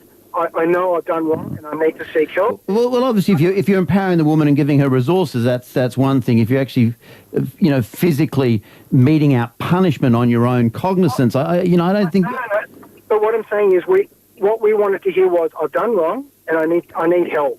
but that's not what we got back. We got, it's none of your business, keep out. Yeah, all right. But, I think that's the point that you ring the cops. John, thank you, though, for talking about the dilemma for you and your friends. Thank you. Yeah, thanks very much.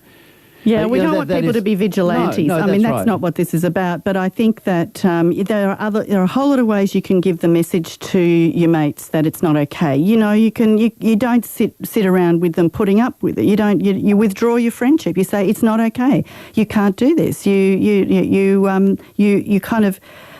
So many small ways you can do it. You don't have to actually, as you said, Richard, kind of enact violence yourself. I mean, nobody should be doing that or playing, judge and jury. Okay, but you can obviously empower the other side. And, Absolutely. And some people are saying, why you keep on saying men and, men on women? It's just that we're saying that because it's the more statistically likely as we start off. 3 times more. 14 women have been killed in the space of, the first...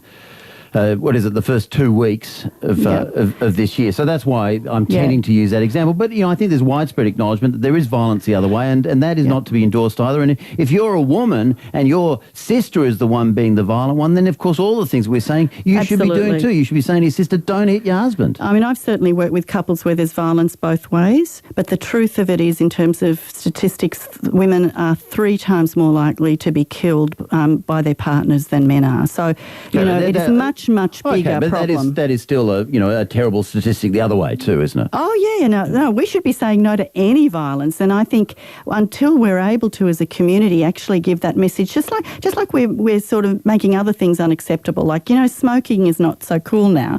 We've really moved a long way with changing people's attitudes and behaviour towards smoking. We've got a long way to go. Yeah, and look at pedophilia. Look at the way we're talking about how the attitudes have changed in the space of a decade or two, and the stuff we're hearing at Royal Commissions. I think 99% of us say that is so outrageous, and yet it was happening. Absolutely. So I think it can be done, but it does mean all of us need to actually draw a line in the sand with the people around us and say it's not okay. Okay. Men's Line Australia, by the way, is a good place if you're a bloke and you need some help. If you haven't got these friends around you to talk to, 1300 789 978, Men's Line Australia. And 1-800-RESPECT is the general number for domestic violence. Anne Holland, thank you very much. Thank you to everyone who rang and shared their stories, difficult stories. It's time for the news and then PM.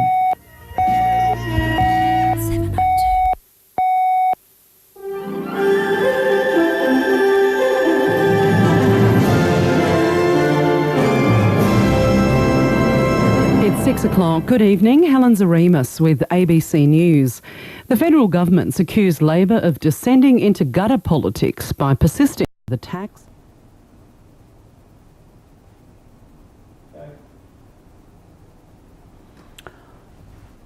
Well, greetings folks, and welcome once again as we continue to explore our live streaming at Gigabit City here in Gosford, and it's a pleasure to be with you and testing out a bit of a Q&A tonight with hashtag Ask Father Rod.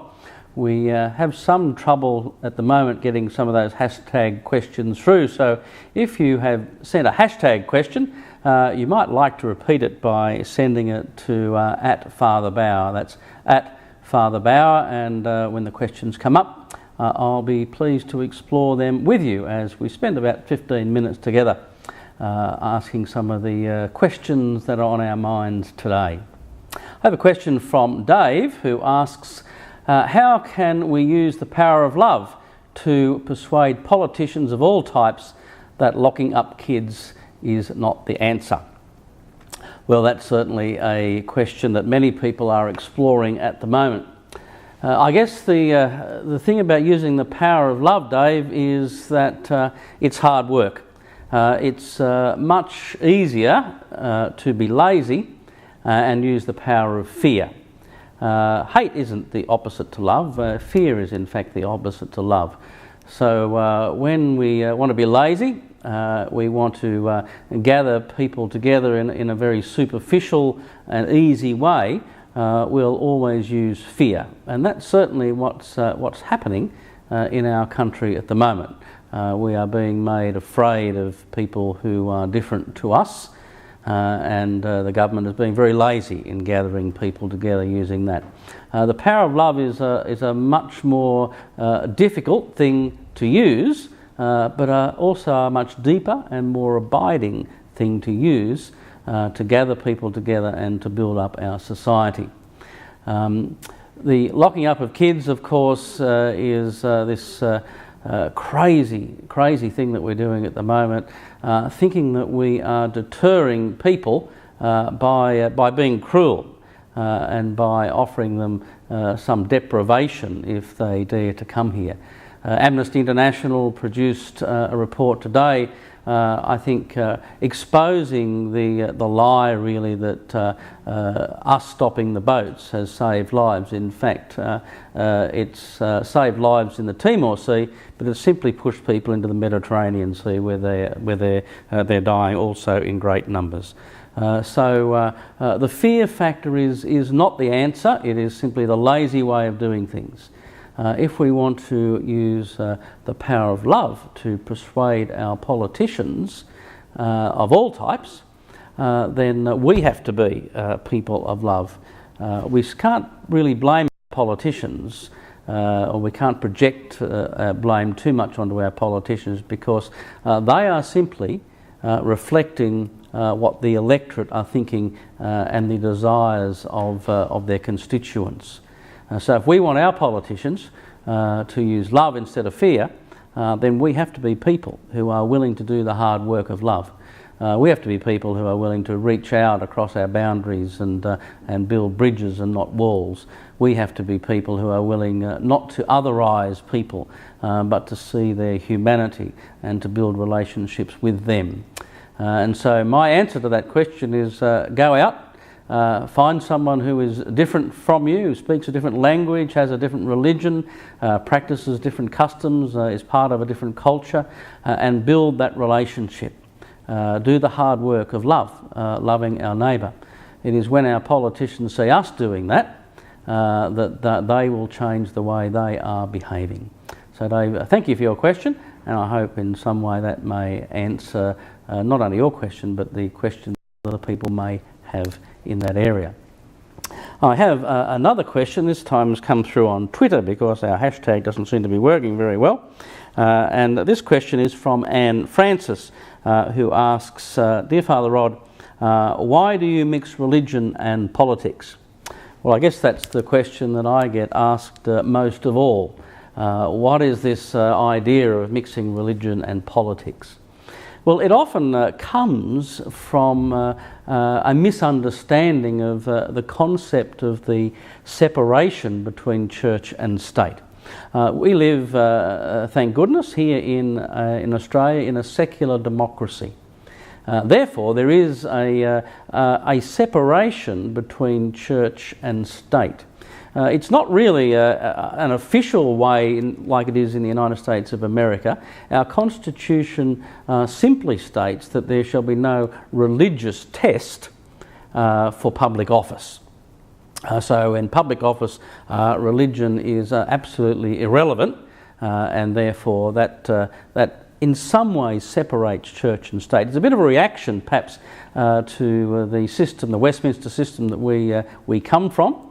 And in the United Kingdom, of course, there's an established church. The Anglican Church in the United Kingdom is the established church, and therefore there are 26 bishops, Anglican bishops, that sit in the House of Lords. That is the equivalent to our Senate. So if there was no separation between church and state in that sense in our country, perhaps our bishops or our archbishops would be sitting in the Senate. Well, that's, thank goodness, it doesn't happen in this country. So there is a separation between church and state, but the issue of separation between politics and religion is a totally different matter altogether.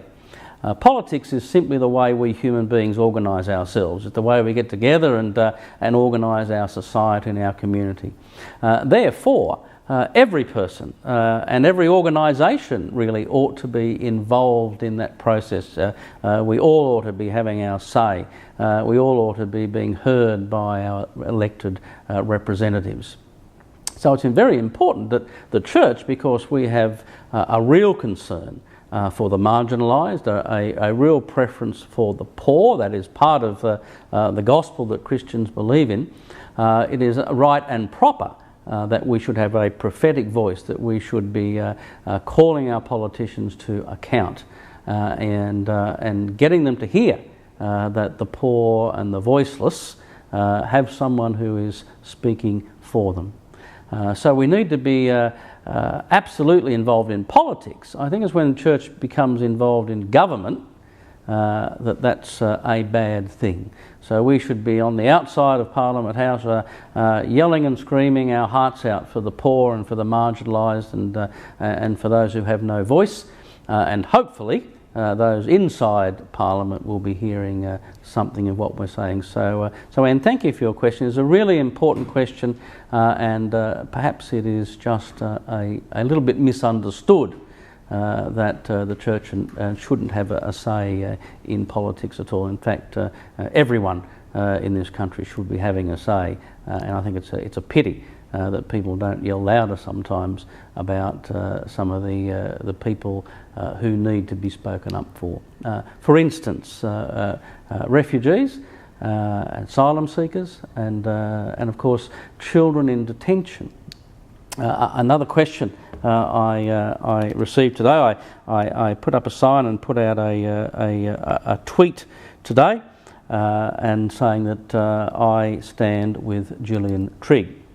And the question is, Father Rod, why do you stand with Gillian Trigg? Well, first of all, I stand with Gillian Trigg because she is a well-renowned lawyer, a person who is very skilled in her area.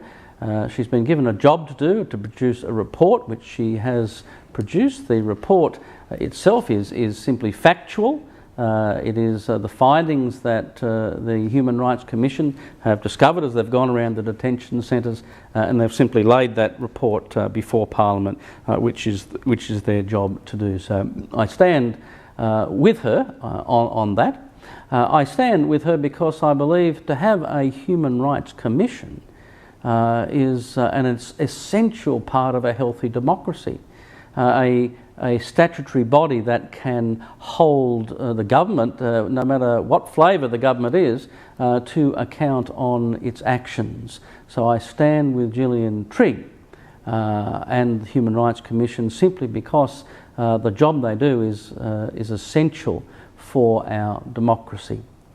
I also stand with her because people ought to be free to do their job without fear or favour.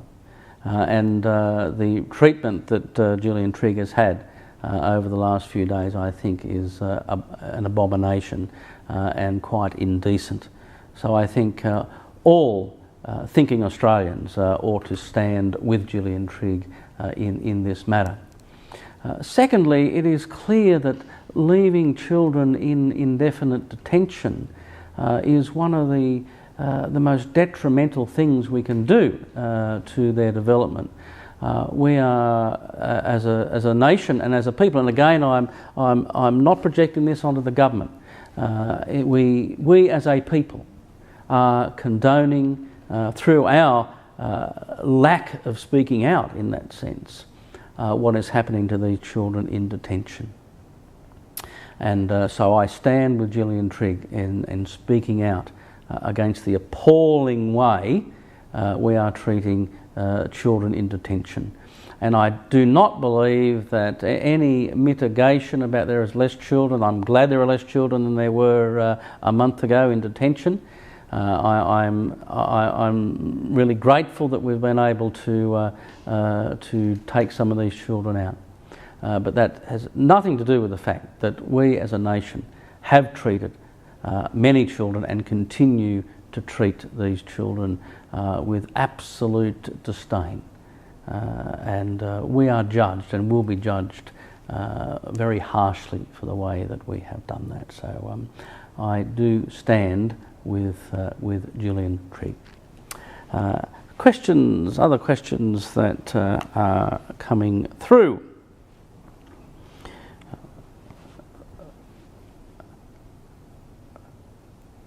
once again, Father Rod, you have been to the Adelaide Festival. What is your opinion on the combination of art and faith, or art and religion? Yes, I've just come back from the Adelaide Festival, where I was involved in an event called Surrender, which was a satirical micronation that had been created beyond what they called the Abbott-proof fence. It was a nation that was based on open hospitality and on care for its citizens, and for citizens who from other places who knocked on the door of Surrender. I think satire and art are one of the great ways of communicating and perhaps challenging our politicians, challenging our governments, challenging each other, challenging our thought processes. There was an article posted the other day in Adelaide regarding our church sign, and I think they referred to what we are doing as installation art. I've never thought of myself as an installation artist before, but perhaps that's what I am. And it looked at how art, and even very simple installation art, like we do here in Gosford, can have a prophetic voice, can prick the social conscience of a community.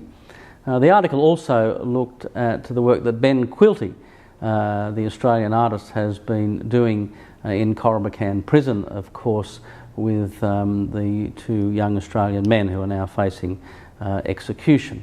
And not only the work that art has, in the way it's contributed to their rehabilitation, to their lives, to the lives of those who are in prison with them, but how art has also been used prophetically to get that message out against the death penalty, not only in Indonesia but around the world.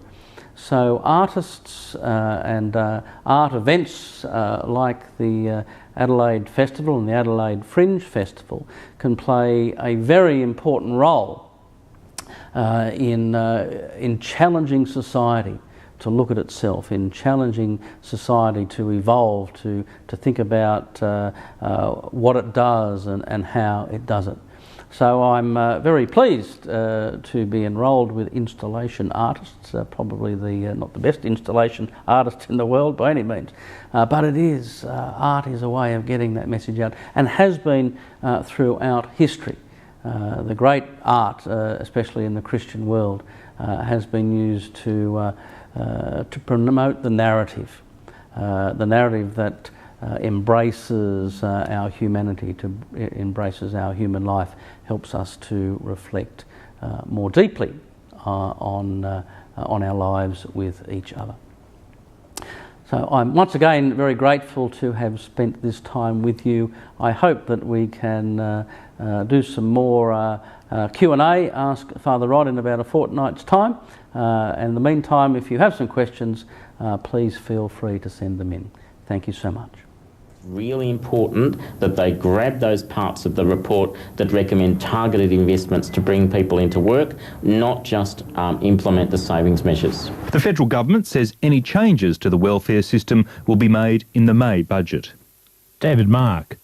Real estate and property groups fear an Abbott government plan to slug foreign home buyers with new fees will backfire.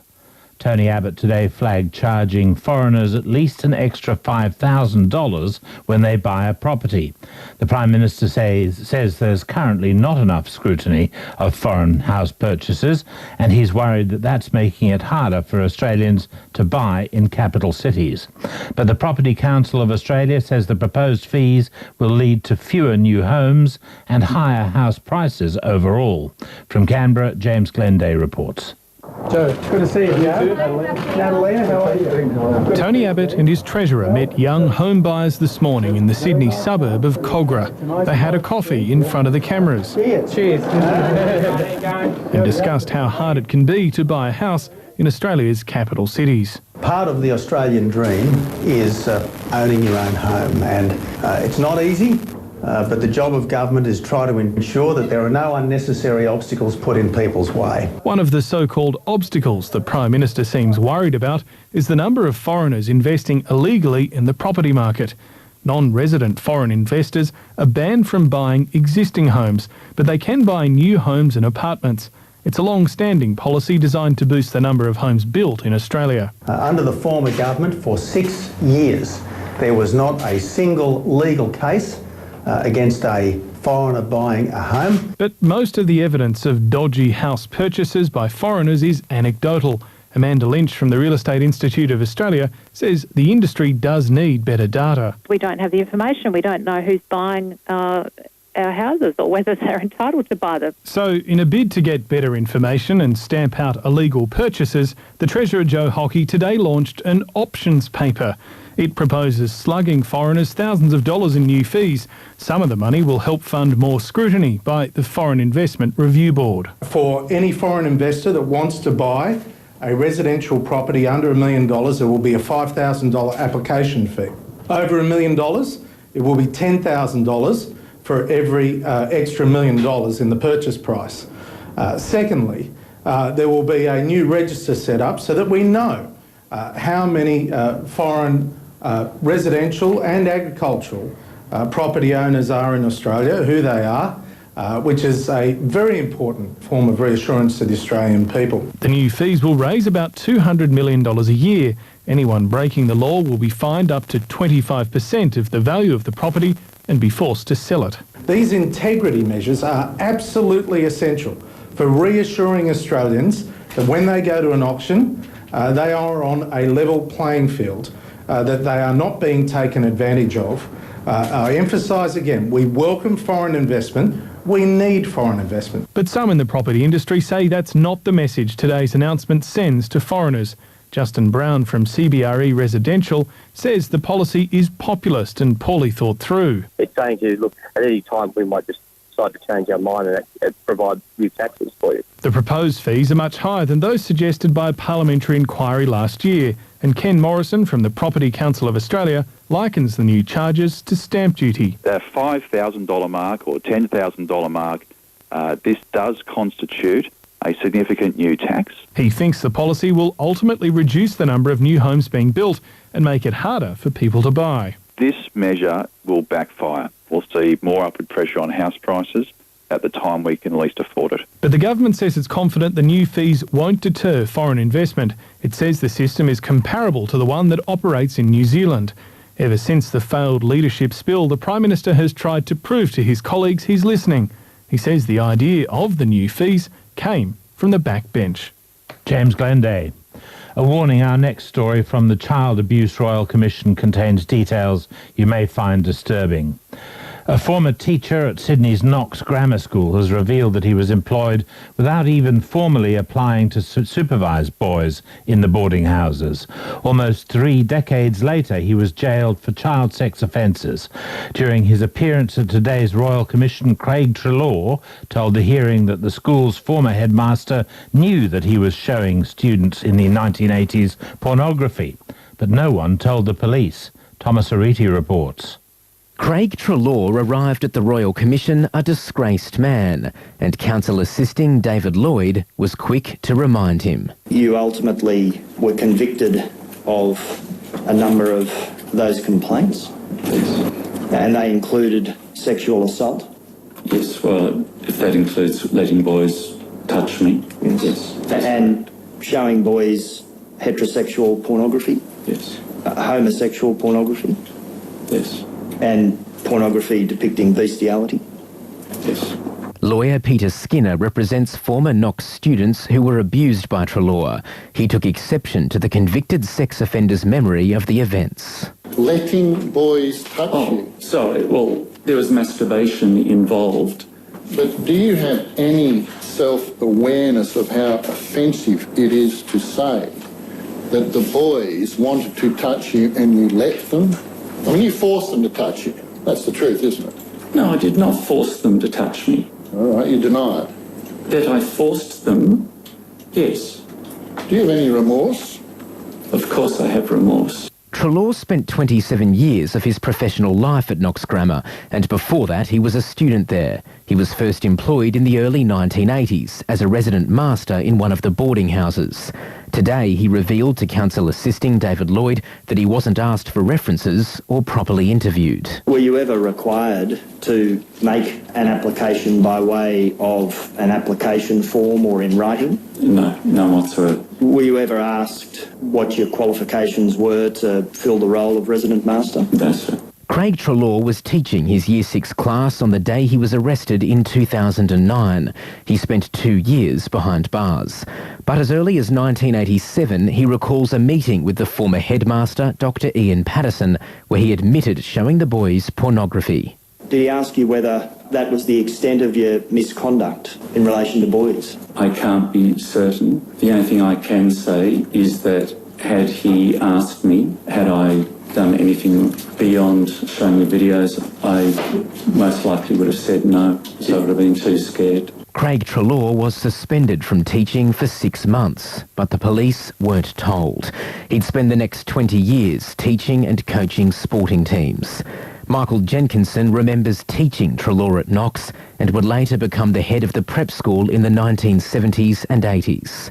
He wishes he'd done more. The awful revelations of sexual abuse by two well-known, trusted and long-serving members of my staff have largely destroyed any sense of achievement that I once held. In its place is shame and the ongoing realisation that the lives of these boys, now men, have been massively damaged. For this I sincerely apologise to them and their families, knowing full well how inadequate these words are.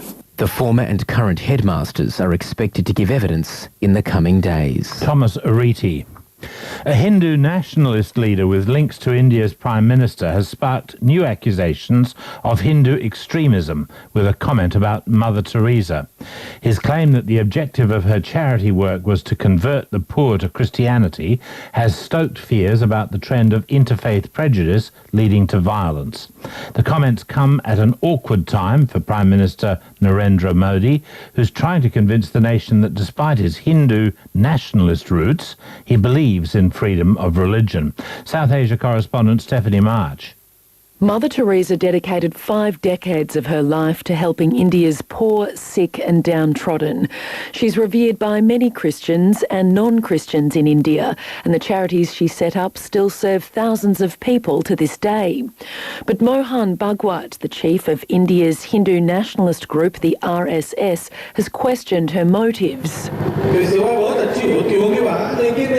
She must have done a lot of good service to the people, but there's always a motive behind her actions, he says. It was to convert those she served to Christianity, he says.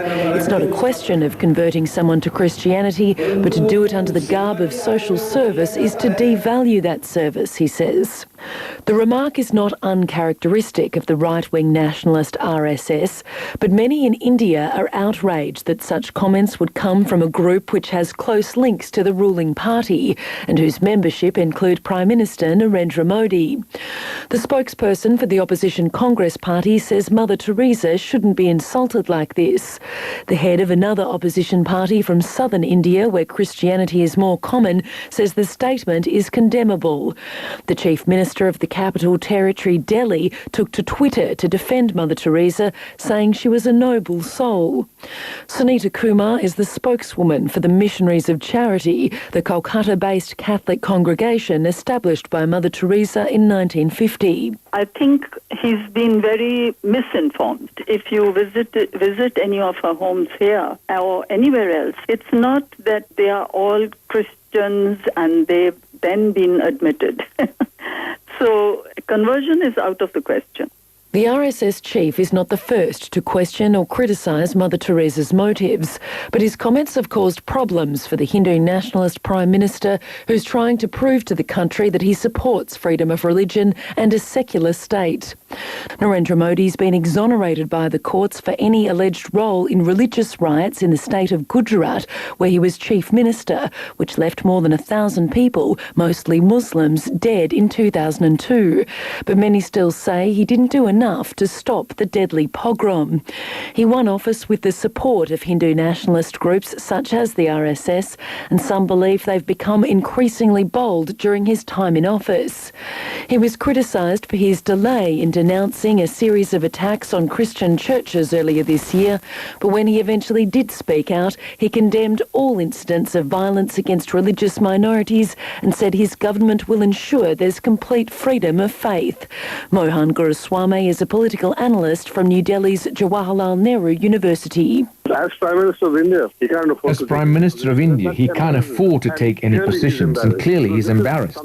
Something that is uncalled for, unwanted at this time, when he's got pressing problems with the economy, getting the economy going. But while the comments may be a problem for the Prime Minister, Sunita Kumar, the spokeswoman for Missionaries of Charity, says they won't be for Mother Teresa, nor those who continue to do her work. This will not sort of bother the sisters or anybody. You know, for the politicians, I don't know what they have in mind or whatever, but otherwise, I don't think Mother is going to be dragged into politics.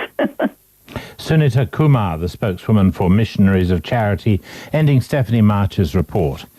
With federal funding for 7 top disability advocacy bodies running out next week, there are fears that people with profound intellectual disabilities could end up ignored by the National Disability Insurance Scheme. The peak bodies include one umbrella group for disability and 6 more covering people who are blind, deaf, have autism, Down syndrome, acquired brain injuries, and people with intellectual disabilities. Jennifer Macy reports. Hello. Vicky Landy's 25-year-old daughter Shannon has just come home from the pool and goes straight to the lounge room to watch music videos. Music? Shannon has a genetic disorder called cerebral ocular muscular syndrome. It's affected her brain, her sight, and she relies on a wheelchair. Shannon's been out for the day with her carer Amy, who's now funded under the National Disability Insurance Scheme. How was her day? Her day was lovely. Swimming, she did really, really well. Vicky and Shannon Landy live in Newcastle, which is one of the 7 NDIS trial sites. In their NDIS funding package, they got a new wheelchair-friendly bathroom, and Shannon now divides her weekly activities between 2 different service providers. I think that's the best benefit, that these guys actually get to choose. They don't just go to one and have to do what's there. They have that choice, which wasn't available before. Vicky Landy says she also now has more control about who works with her daughter. I've had workers with Shannon and I've just gone in and said, no, this person isn't appropriate. And Shannon will let you know whether she likes somebody or not. I want people who talk to her and sort of teach her things on the way. But not everyone has such strong family support, and that worries Professor Christine Bigby.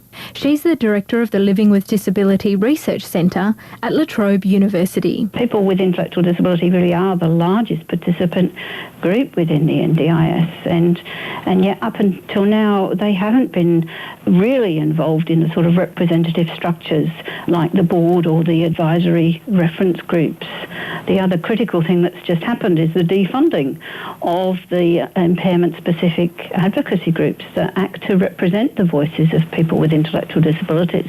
So these are really the most marginalised, most vulnerable people that we're talking about? They're the people who often don't have strong advocates, who find it really hard to act for themselves, who struggle to understand abstract concepts, and who one extreme make up people who require 24-hour support to be engaged, and at the other extreme represent the people that are most likely to be in prison, homeless, and on the sort of fringes of our society. The federal government has just released a new consultation paper to protect people against abuse and exploitation. But at the same time, the peak group, which talks to the government on behalf of people with intellectual disabilities, has just lost its funding.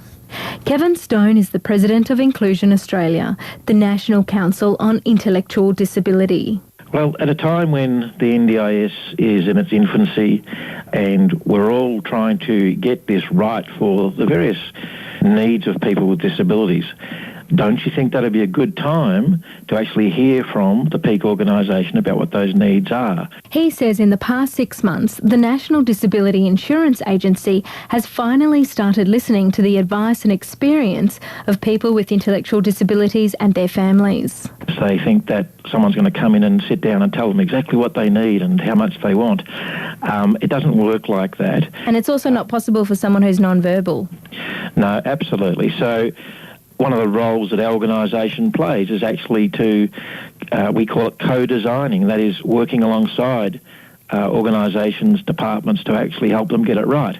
And at the very time it's starting to happen, the federal government cuts us out and refuses to recognise that we have a legitimate role to play in the future. The Assistant Minister for Social Services, Mitch Fifield, says people with intellectual disabilities will still be represented by other peak bodies. Whether a body is funded by the government or not funded by the government, their input is important in the development of policy and the development of legislation. The new peak body arrangements are designed to enable the Cross-Disability Alliance to liaise and work with representatives of all disability types. Meanwhile, in Newcastle, Vicky Landy doesn't want to think about a future where she can't be around to protect her daughter Shannon. They go before you do. Because your biggest nightmare is what the hell's going to happen when you're not there. Vicky Landy, the mother of 25-year-old intellectually disabled Shannon Landy, ending Jennifer Macy's report. Around Australia on ABC Radio, internationally on Radio Australia and streaming live online from our website. This is PM. Coming up on Business PM, another day, another deadline for Greece.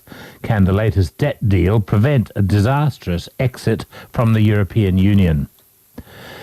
A month out from a state election, MPs in New South Wales have been exchanging barbs, pouring ridicule and fuel on a row at the highest levels of the country's biggest police force.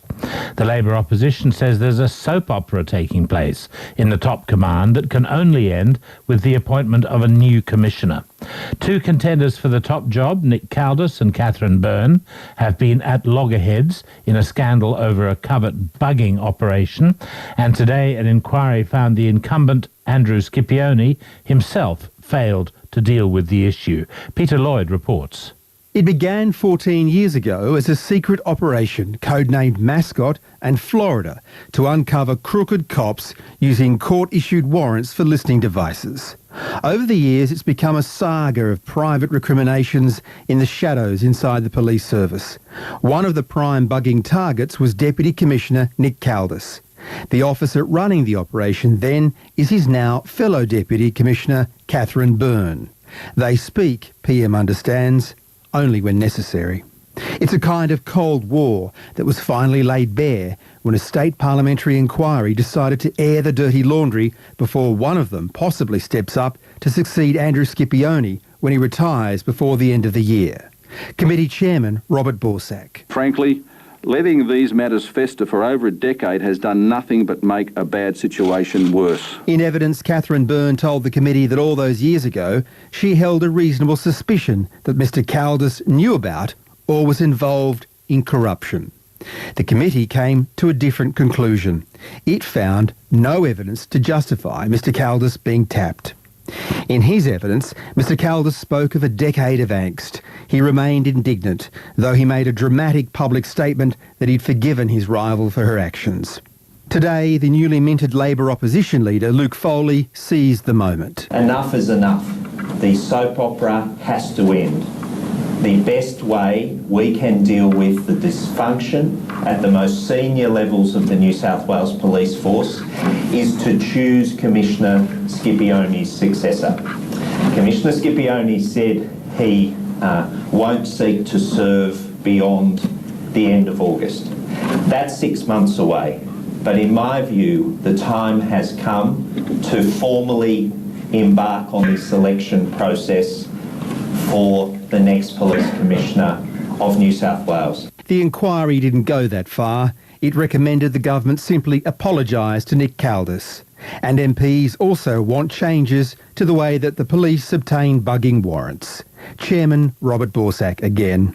Given the serious concerns this raises about breaches to people's privacy, we have recommended an independent review of the system for granting surveillance device warrants. We have every reason to believe that other warrants obtained during Operation Mascot were inappropriately obtained, particularly in light of evidence that Deputy Commissioner Caldas was subject to 80 listening device warrants over a 2-year period. Essentially nothing put before our inquiry has been able to justify such intense covert surveillance of Mr Caldas. The New South Wales government preempted the release of the report by committing to a new civilian-led oversight body for the police. But the Premier, Mike Baird, wouldn't be drawn on any apologies or any of the other recommendations. What we need to do now is to get all of the information. So the Ombudsman's report is next. It is close to being finalised. I'm obviously waiting for that. And obviously at that point, I'll have more to say. We need to draw an end to this saga, and the Ombudsman's report is the final piece in that jigsaw. Mr Baird says he retains full confidence in the soon-to-retire Commissioner Andrew Scipione. PM sought interviews with Mr Caldas and Miss Byrne, but both declined. Peter Lloyd. South Australia's Child Protection Department looks set for an overhaul as a coroner investigates a shocking case of child abuse. 4-year-old Chloe Valentine died after being left in the care of her mother, even though Families SA had received more than 20 child abuse notifications from concerned family and witnesses. An inquest has finished taking evidence after 6 weeks of hearings over the last 5 months. In Adelaide, Natalie Whiting reports on a warning this story does contain disturbing details. Belinda Valentine remembers her granddaughter Chloe Valentine as a happy little girl. She was an amazing little girl. She was bright and sparkly when she was with us. She loved cheese. She loved SpongeBob. The horrible stuff that happened to her. Quite amazingly, she was still full of love. She was still able to be kind, and she could still smile. But she says her short life was filled with pain. The 4-year-old girl often lived in squalid conditions, surrounded by drug use, and was seriously neglected. Ms Valentine says she asked Families SA to give her custody because she says her daughter, Ashley Polkinghorne, wasn't a fit mother.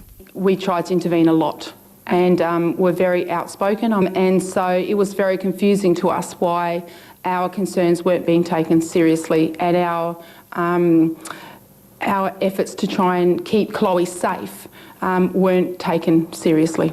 The 4-year-old girl died in 2012 after being forced to repeatedly ride a 50-kilogram motorbike by her mother and Polkinghorne's then boyfriend. The painful last moments of her life were caught on tape. That's Polkinghorne laughing as the little girl falls. After the 4-year-old fell unconscious, they waited more than 8 hours before calling for help. Chloe Valentine died from her injuries, and the pair were last year jailed for manslaughter. After 6 weeks of hearings over 5 months, the inquest into her death and the handling of her case by Families SA has finished taking evidence. The head of South Australia's Child Protection Service, Tony Harrison, was called and admitted opportunities to remove Chloe were missed. The inquest heard there is a culture of resistance within Families SA to court-ordered removals. More than 20 child abuse notifications were made about Chloe Valentine. Outside court, Mr Harrison wouldn't take questions, but did make a statement. I'm not sitting back waiting for the recommendations of the coroner to come out. It is really the case at the moment that we are systematically evaluating all of our child protection systems, each and every aspect of them, and we're actually making changes at the moment. The coroner, Mark Johns, has made an interim recommendation to encourage staff to use the Commonwealth's Income Management Scheme. The scheme forces people to spend 70% of their welfare payments on essentials like food, bills and rent. He questioned why it had only been used once since it was introduced in the state in 2012. Belinda Valentine says she looks forward to changes being made at Families SA. As long as we can see action taking place, I think that that's a very, very positive thing to be happening. As we've said, you tried to get custody of Chloe. I know other people in the extended family also raised concerns. Would you like to see some changes made so that there's perhaps more onus put on concerns raised by other members of the family? Oh yeah, absolutely. I think that what needs to be understood is that these children don't have a voice. Chloe can't walk in the door at the end of the day, so we have to focus forward now, and hopefully this won't happen with other people's children and other families. The closing submissions will be made this Friday. Natalie Whiting. The falling oil price is proving disastrous for the Venezuelan government. Oil's the mainstay of its economy, but with its exports bringing in far less income, the currency is being devalued, inflation soaring, and many products, including food and medicine, are in short supply. In the face of such economic woes, the government last week claimed that it had foiled an attempted coup. Meredith Griffiths reports. It's not the kind of treatment the mayors of most capital cities would expect. 150 policemen came to his office, hitting him, pushing him. They were, shooting in the office in a way of, making people fear. Antonieta Ledesma is the daughter of the mayor of Caracas, who the Venezuelan government accuses of plotting a coup. Which is completely false. That's the only accusation with absolutely no proof of this. Isn't it correct, though, that a couple of weeks ago he published a manifesto calling for the establishment of a broad-based transition government in Venezuela? What basically this letter said is that we as Venezuelans, we want to be unified. We don't want to be part of all this political persecution. We just want a better country where we're allowed to say what we think. That's what, the main concept of the letter.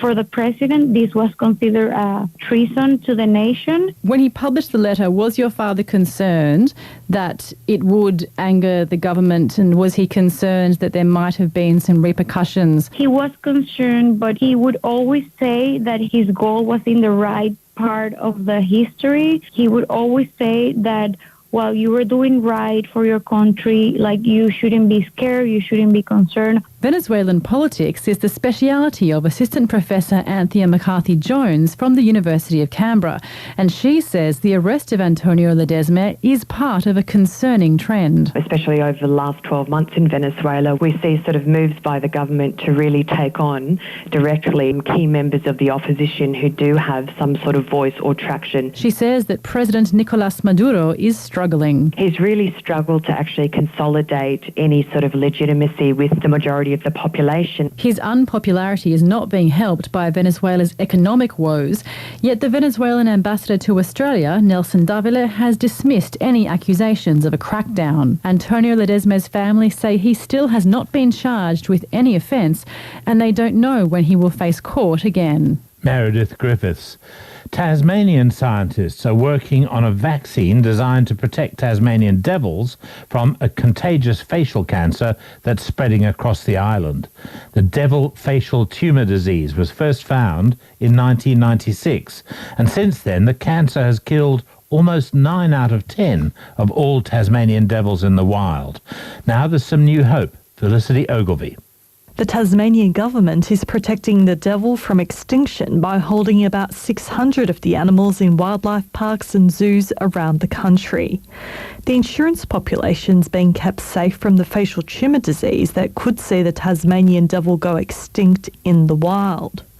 Healthy devils are already being reintroduced to Tasmania. And Professor Greg Woods from the Menzies Institute for Medical Research is hoping to develop a vaccine that will protect Tasmanian devils from the disease. If we end up producing a successful vaccine, that's the obvious way to go, is we can vaccinate these devils, they'll be protected and they can be released anywhere in the wild. And then we'll give them their passport, you get your passport vaccination and then off they go. Professor Woods started working on the vaccine with his colleague Dr. Alex Krice back in 2007. Dr. Krice injected healthy animals with dead tumour cells to see if the devils would produce an immune response. The experiment was a success, and the results have been published in the scientific journal Vaccine. We immunised 8 captive Tasmanian devils against the devil facial tumour disease, and we have indication that most of them formed a good immune response against the tumour. So this was the first evidence that we can that a vaccine is possible to protect against the devil facial tumour disease. It can take decades to develop human vaccines, but the scientists are under pressure to quickly develop the devil's vaccine. Professor Woods says they will be immunising 15 devils and releasing them into the wild later this year. The next lot of experiments we'll be doing with this access to more devils, we'll be able to determine how many of them produce an immune response. And with more devils, we'll be more convinced as how strong the responses are. And then these devils will be released into the wild, and we can monitor them for a couple of years to see how they're going. The devils in the vaccine trial will be released in the north of Tasmania. And Dr. Alex Christ says they should be able to see if the vaccine is working. They would be monitored monthly with trapping trips and to see if they acquire the disease or not. Even if the vaccine doesn't work, there should still be enough devils in the insurance population to repopulate Tasmania. The State Minister for the Environment is Matthew Groom. What we've been able to do through the insurance program is secure an almost 100% genetic diversity, and that, as I say, places the devil as a species in a much better position than it was at any time over the course of the last decade. But we'll now be utilising that insurance population with the efforts to reintroduce the devil into the wild and secure its future and its natural habitat. Devils from the insurance population have already been released into the wild on Maria Island off Tasmania's east coast. More devils will be released into the wild on the Tasman Peninsula later this year. Felicity Ogilvie. And that's all from me tonight on PM. Don't forget AM in the morning and the world today at lunchtime. I'm Mark Colvin. Thanks for being with me this evening. Stay listening. Here's Tikki Fullerton with Business PM. Thanks, Mark. The corporate regulator has begun investigating the National Australia Bank's wealth management division after disturbing revelations about the behaviour of its financial planners. NAB is admitted to paying up to $15 million to 750 clients left out of pocket by rogue advisors. The Australian Securities and Investments Commission has told a Senate hearing a short time ago that it's begun looking further into the matter. Well, our reporter Pat McGrath has been monitoring the hearing and joins me now. Pat, what has ASIC promised to do? Well, Tikki, they've promised to use their pretty substantial powers to start collecting information about what exactly went on at NAB and what's behind these very serious allegations that came to light over the weekend. Now, some previous cases do offer some guidance here. Commonwealth Bank and Macquarie have both had their own financial planning scandals, and they both had to accept enforceable undertakings from the regulator in the past, where they've had to carry out certain remediation. So we don't know exactly what this could look like, whether it will lead to an enforceable undertaking, but ASIC does appear to be taking some action. Yeah, and so what kind of outcome can NAB customers expect? Well, that's the most important question, but it is still really unclear. And there is the question of why hasn't ASIC done anything yet on this matter? It's been heavily criticised in the past for its response to these kind of issues, but ASIC's chairman, Greg Medcraft, told senators a short time ago that ASIC has improved its ways, and this is what he had to say. In relation to the NAB wealth media coverage and our response, we're already expanding the work in response to the weekend's media coverage. We've started information gathering from NAB Wealth using our formal legal powers, and the bank has been cooperative. I received a call last night from Andrew Thorburn assuring me, and that has been the case, that we will get whatever cooperation we need. That's what Greg Medcraft had to say a short time ago, but it's a matter of watch this space to see what kind of action ASIC does eventually take. Pat McGrath, thank you. To Europe now, and what to do with Greece, and how at all costs to avoid Grexit, where Greece leaves the European Union altogether. The new leftist Syriza government was elected on a promise to end the austerity imposed by the Troika of the European Central Bank, European Commission and the IMF. But another fragile deal has been hatched to stave off a Greek default and bankruptcy, which would have happened in just 4 days' time. And Syriza appears to have buckled on some of its main election promises. I'm joined now by David Buick from stockbroker Panmure Gordon in London. And David, good morning. How do you see these latest negotiations? Tiki, greetings to you. Well, if it wasn't like a Fred Carno show, you'd laugh or cry. I'm not certain what the emotion is, but this was always going to be a deal that was agreed, even though Syriza would be horrified at the fact that poor old Yanis Varoufakis has had to give 10 miles, whereas Wolfgang Schäuble, the German finance minister, has given half an inch. And Varoufakis being Greece's finance minister. Finance minister, very much so. The fact remains is that the markets have told us now for 3 weeks, despite the brinkmanship, that there was always going to be a deal, because equities have been pretty sound, fairly strong. There's been no volatility to really speak of. So a renewal of some sort of this deal for at least 4 months was going to happen. But it was hardly what the electorate voted Syriza into power for. I mean, they're overhauling the tax system, for example. Wasn't that what the people were trying to vote out? Exactly. I mean, the fact is they're just kicking the can downtown and all the way around the streets. The fact remains is 11 million people, which is the population of Greece, hell has a better chance of freezing over than them being able to either service a 240 billion euro debt or repay it. It just can't happen. Nonetheless, time is not on their side, and if the European Union were to allow Grexit, of course it would leave cracks in the whole system. Italy, Spain, Portugal, particularly to the fore, saying, "Governor, what about me?" But it's when you look at the content of the agreement and what Greece is supposed to do in response. I mean, just very quickly, Tiki, combat tax evasion. Really? You change the habit of a lifetime? Tackle corruption. Please, nice idea. Commit not to rolling back already introduced privatisation, but review privatisations not yet implemented. Introduce collective bargaining, stop short of raising the minimum wage. Tackle Greece's humanitarian crisis. Reform public sector way.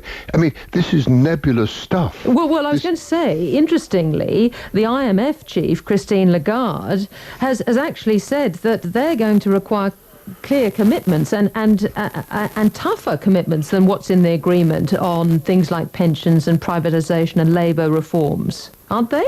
Absolutely. No, she's going to be very insistent on this. And the other thing is that Greece has refused to do, and from a sovereign or nationalistic perception, you can understand it. But absolutely no effort has been made to sell assets at all. Ports, airports, things like this.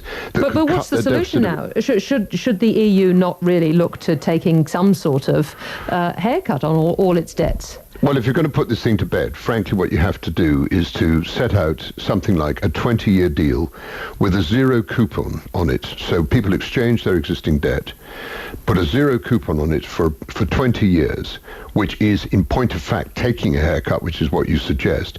But you don't actually have to show it on your balance sheet. So it doesn't mean that it leads to a whole bunch of problems and issues for the financial markets. But there's a huge reluctance on so many people's parts to actually do this. And the fact is that Tsipras and Varoufakis have both said, no, look, we need people to actually visually cut back the debt and give us a break. The answer is, frankly, that they should go, but it's not going to happen. So you and I, no doubt, will be having a conversation in 4 months' time when everybody will be running around like headless chickens trying to find some sort of solution to this problem where there is, the way they're currently looking at it at the moment, no solution. Well, in the meantime, the ECB and Mario Draghi, the money printing goes on. But briefly, I see the British market has hit another all-time high. We have, and it's fantastic. It's 15 years. We've sweated blood, sweat and tears. We've seen the TNT bubble, i.e. telecoms, media and technology burst. We've seen a war in Iraq, which took the FTSE down from 6,930, which is record, down to 3,283. We went back up to 6,500. Yep. We went back to 3,510 during the course of the credit crisis. Yes. Introduction of quantitative easing on the 9th of March, bang, and there we are. David Buick, thank you very much for joining us. Great pleasure. Well, the local market has closed 1/3% higher. That's 91 points off the magic 6,000 barrier for the All Ords, which it last hit in January 2008. So bear in mind that if you'd invested in the All Ords back then, you'd only just now be back in the money. Central bankers have helped prime an early rally this year as record low interest rates fuel a surge in investors' hunger for yield. But the corks aren't popping just yet, with questions over whether this heady pace can keep going. Well, joining me now is the ABC's business editor, Ian Verinder. How bullish are you? Well, Tiggy, I'm not particularly bullish because, on any fundamental basis, the stock markets shouldn't be doing what they're doing. The economies of us, Glenn Stevens said just a fortnight ago, the economy was not travelling well. Europe certainly isn't travelling very well, and America is still on life support. But we've got stock markets going to surging ahead and hitting record highs in some cases. I mentioned central banks. Well, the Governor of the Federal Reserve, Janet Yellen, was talking overnight, our time. She did give some indication about what she was going to do about interest rates in the US. She did. She basically said that the word patient, they've been very patient and for a long time about keeping interest rates very low. She said they'll have to raise rates at some stage this year, and when they do, they'll give plenty of notice by removing the word patient from their statements. But as we've seen in the last couple of weeks, central bankers have just removed any kind of warning and just come out... Having promised that there would be warnings or indicated that there would be warnings. Absolutely. Glenn Stevens all last year said that he would give plenty of warning if he was going to do anything on interest rates, and then came out of the box and just slashed rates. They did the same thing in Switzerland, if you recall, earlier this year, and Canada as well. Yes, and in Switzerland, that actually had huge ramifications, didn't it?